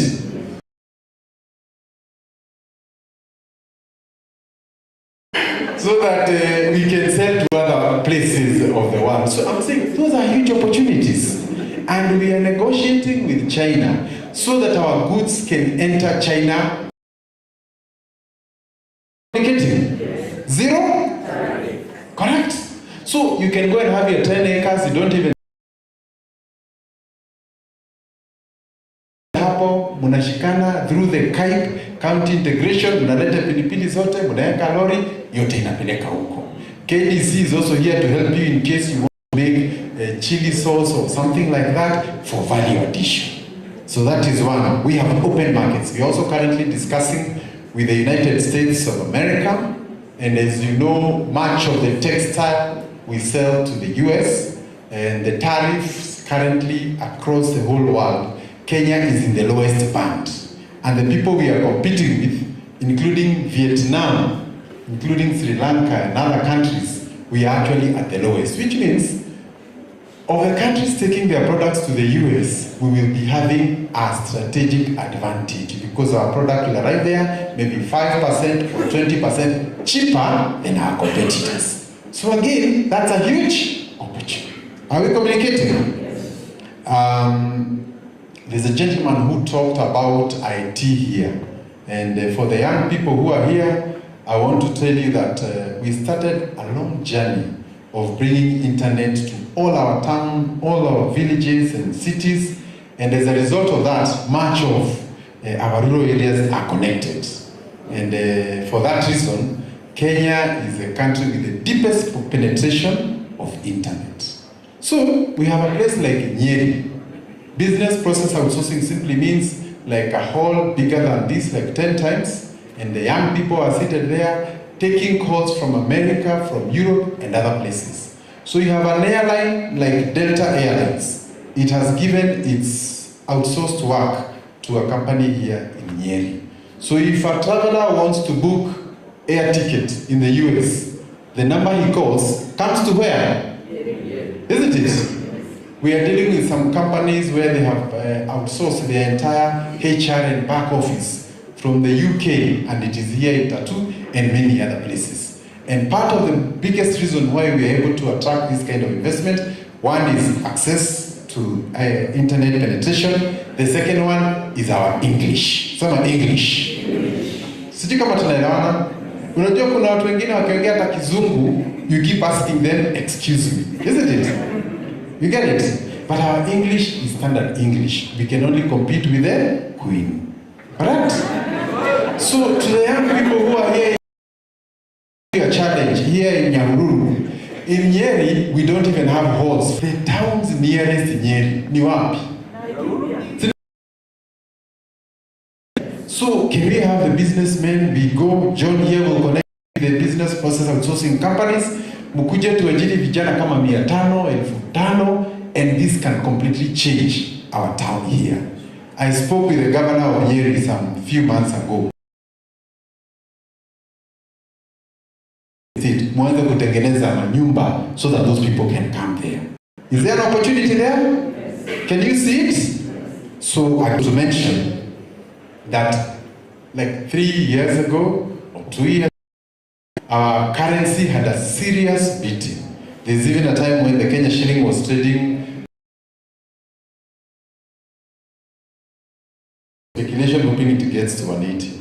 It has since come down to 130. And I want to confirm today, it is going to come down to 120, 125. Correct? It has been voted the best performing currency in Africa. Are we together? The best performing? Our neighboring countries, including Ethiopia, Ghana, Egypt, South Africa, their currencies suffered devaluation, some to the extent of 80%. The strength of our currency is not a decision by the president, or the governor, or even KRA is helping us on this. The government started what we call a labor program, where we are encouraging our young people who have skills and who would want to work abroad. We encourage them to connect. I am happy one of your polytechnics here in Nyahururu is actually one of the biggest beneficiaries for agriculture. Now, so far, we have taken Kenyans, young people in their 20s and early 30s, a total of 400,000 in the last 2 years. That 400,000, si wanatumia mama yao pesa ya China ya askari. That is what has kept our currency strong. And I want to tell you, just 2 months ago, we were in Japan with my colleagues here. I think the least we can do is to tell our people so that now you can open your eyes. And remember, we started to say that your environment, what you listen, the top 5 people you listen to, the social media messages you listen to, are they about opportunities? And the government is giving out a total of 40 million seedlings to farmers and cooperatives so that we can increase our footing on coffee. So again, for the cooperatives that are here, when a deputy governor would want to see how we can partner with you so that we can increase our coffee output. Because for those of you who are in farming, you know for more than 10 years, this is the year we are getting our highest output in coffee. And for that reason, we would want to increase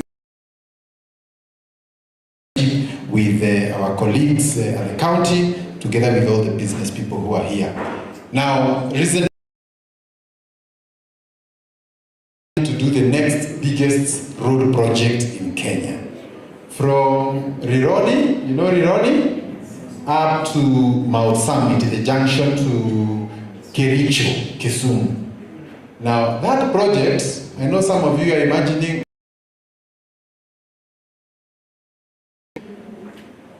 when the expressway was constructed in Nairobi, everything now, even if you are calling somebody for coffee, where you will meet depends on how far you are from the expressway. Even hotels now are being constructed in relation to how far you are from the expressway. So I want to tell you, I was there when President Kibaki initiated the Thika Road. And I remember going to Idurai, telling those people how we are going to do 4 lanes on this side, 4 lanes, another one will be passing there. Idurai market was down there, and they were looking at me and saying, Akaiditoa nidio. Isn't it? Nitoa kiriate. Yani tumedanganywa sana. So, but I want to tell you, in another 5 years, all these towns around from now, Naivasha, Kidongi, Gilgil, na hata nyinyi si mtapata part of the traffic. The golf club here, because people don't like traveling when the road is not very clear. So you have higher visitations, you'll have many tournaments, the land values will go up, and I can assure you, Kenya, or this region of Kenya, after this particular road project, is going to be different. So for those of you in real estate, mujipange. Isn't it? Tufanye nini? Tujipange, because this is the future. I know some of you know Thika Road well. When we started that road project, the average price of land in Thika Road was like 500,000. Today in rural, 1 acre is not less than 25 million. There is no other factor that has made the values go up other than that road infrastructure investment by government. So also as we look at this region, in the months to come, I want to assure you, we want to place ourselves in a position where our country is looking. So recently the United Nations section is going to change. So if you find the UN coming to Kenya, coming to Nairobi, recently by one of the leading investors in Africa, Dangote. He came and bought Java, as part of the team that has bought Java, and now he has come here. Do you think all these people could be wrong? Do you think they could all be wrong? So I think we have to rejig our thinking. Are we together? Because we could be slipping through a revolution. That outsiders are coming and seeing our country, seeing the opportunities, seeing the weather, seeing everything, and they all want to flock here. In Nairobi, we visited the other day with my team a factory that has relocated from China. They actually are on a 50-acre. A whole 50 acre is actually a factory here in Nairobi. It's not the first one. We have another one doing tiles in the area of Kitengela. The total area of the... Do not allow yourself to be involved in useless conversations. We have gone out with my team to look for investors, and even when we plan to go for 2 days, we are forced to stay for 5 more days. Because everybody wants a minute with us. They want to come to Kenya. Lakini tukikuja kwa Wakenya,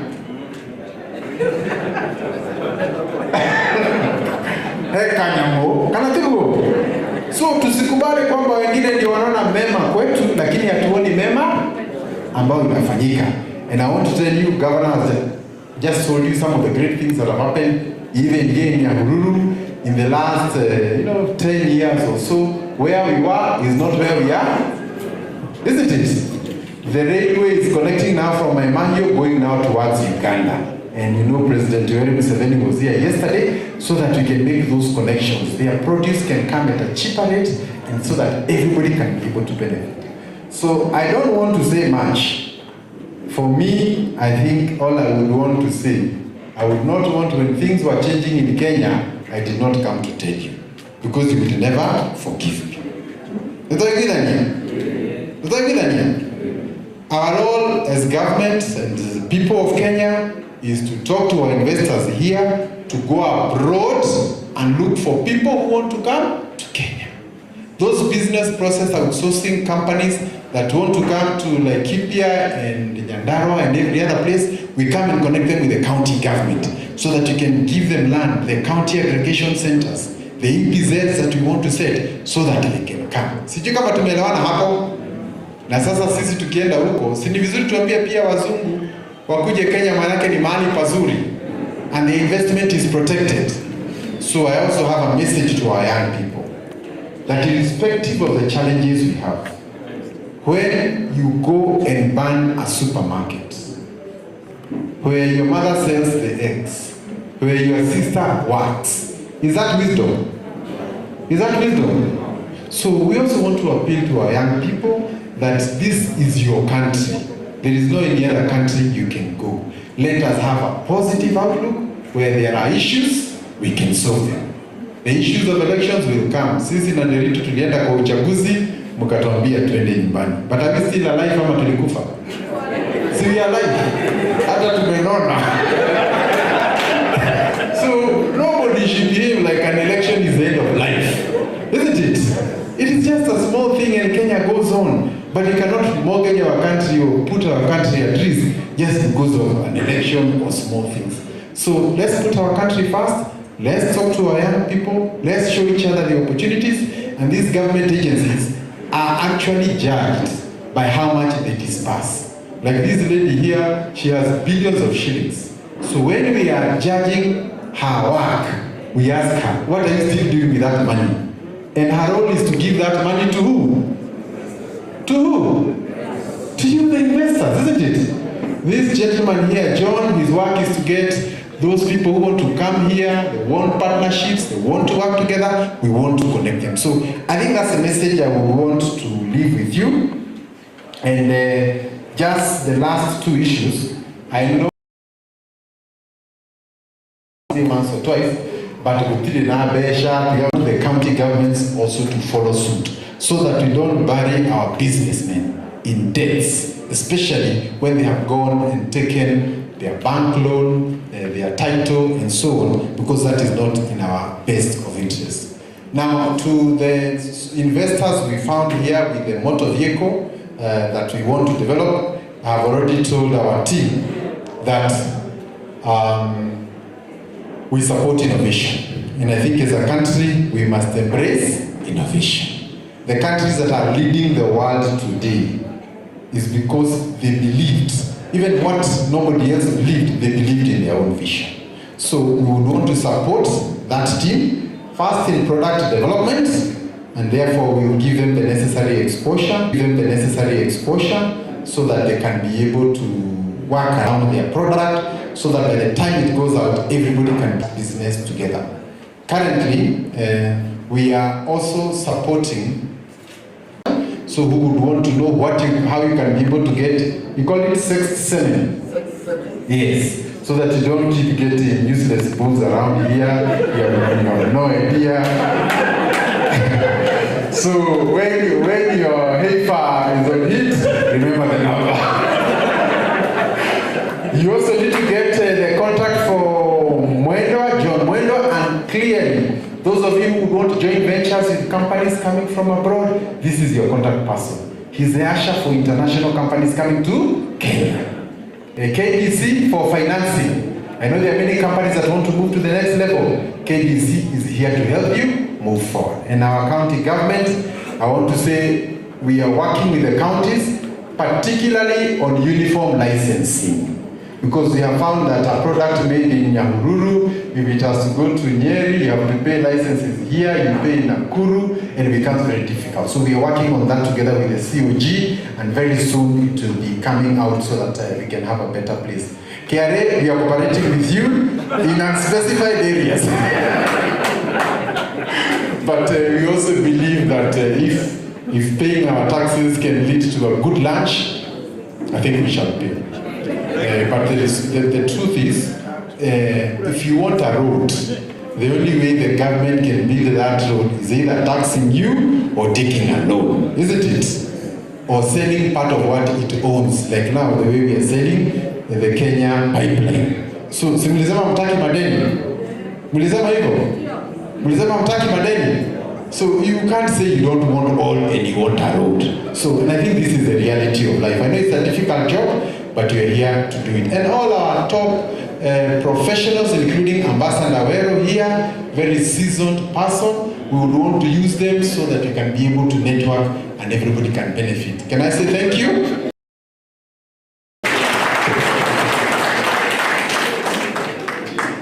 Let's appreciate it is also raining. I'm not sure how we'll manage it. Mr. Warogo, please pray for us. After that, we are just going to lunch directly. Thank you. So, where is the picture, Dennis? It's not going to happen. Take it here because it's not raining inside here. Mr. Warogo.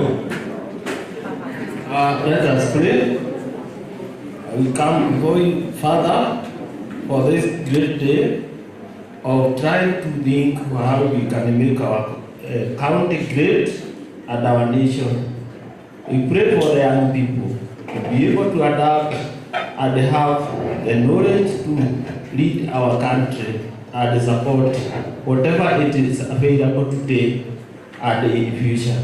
We pray peace should exist within us. And we pray that we have your blessings, Father, for having been Kenya. It is a great country, and we can all fit in it. Thank you, Lord. I pray this in Jesus' name.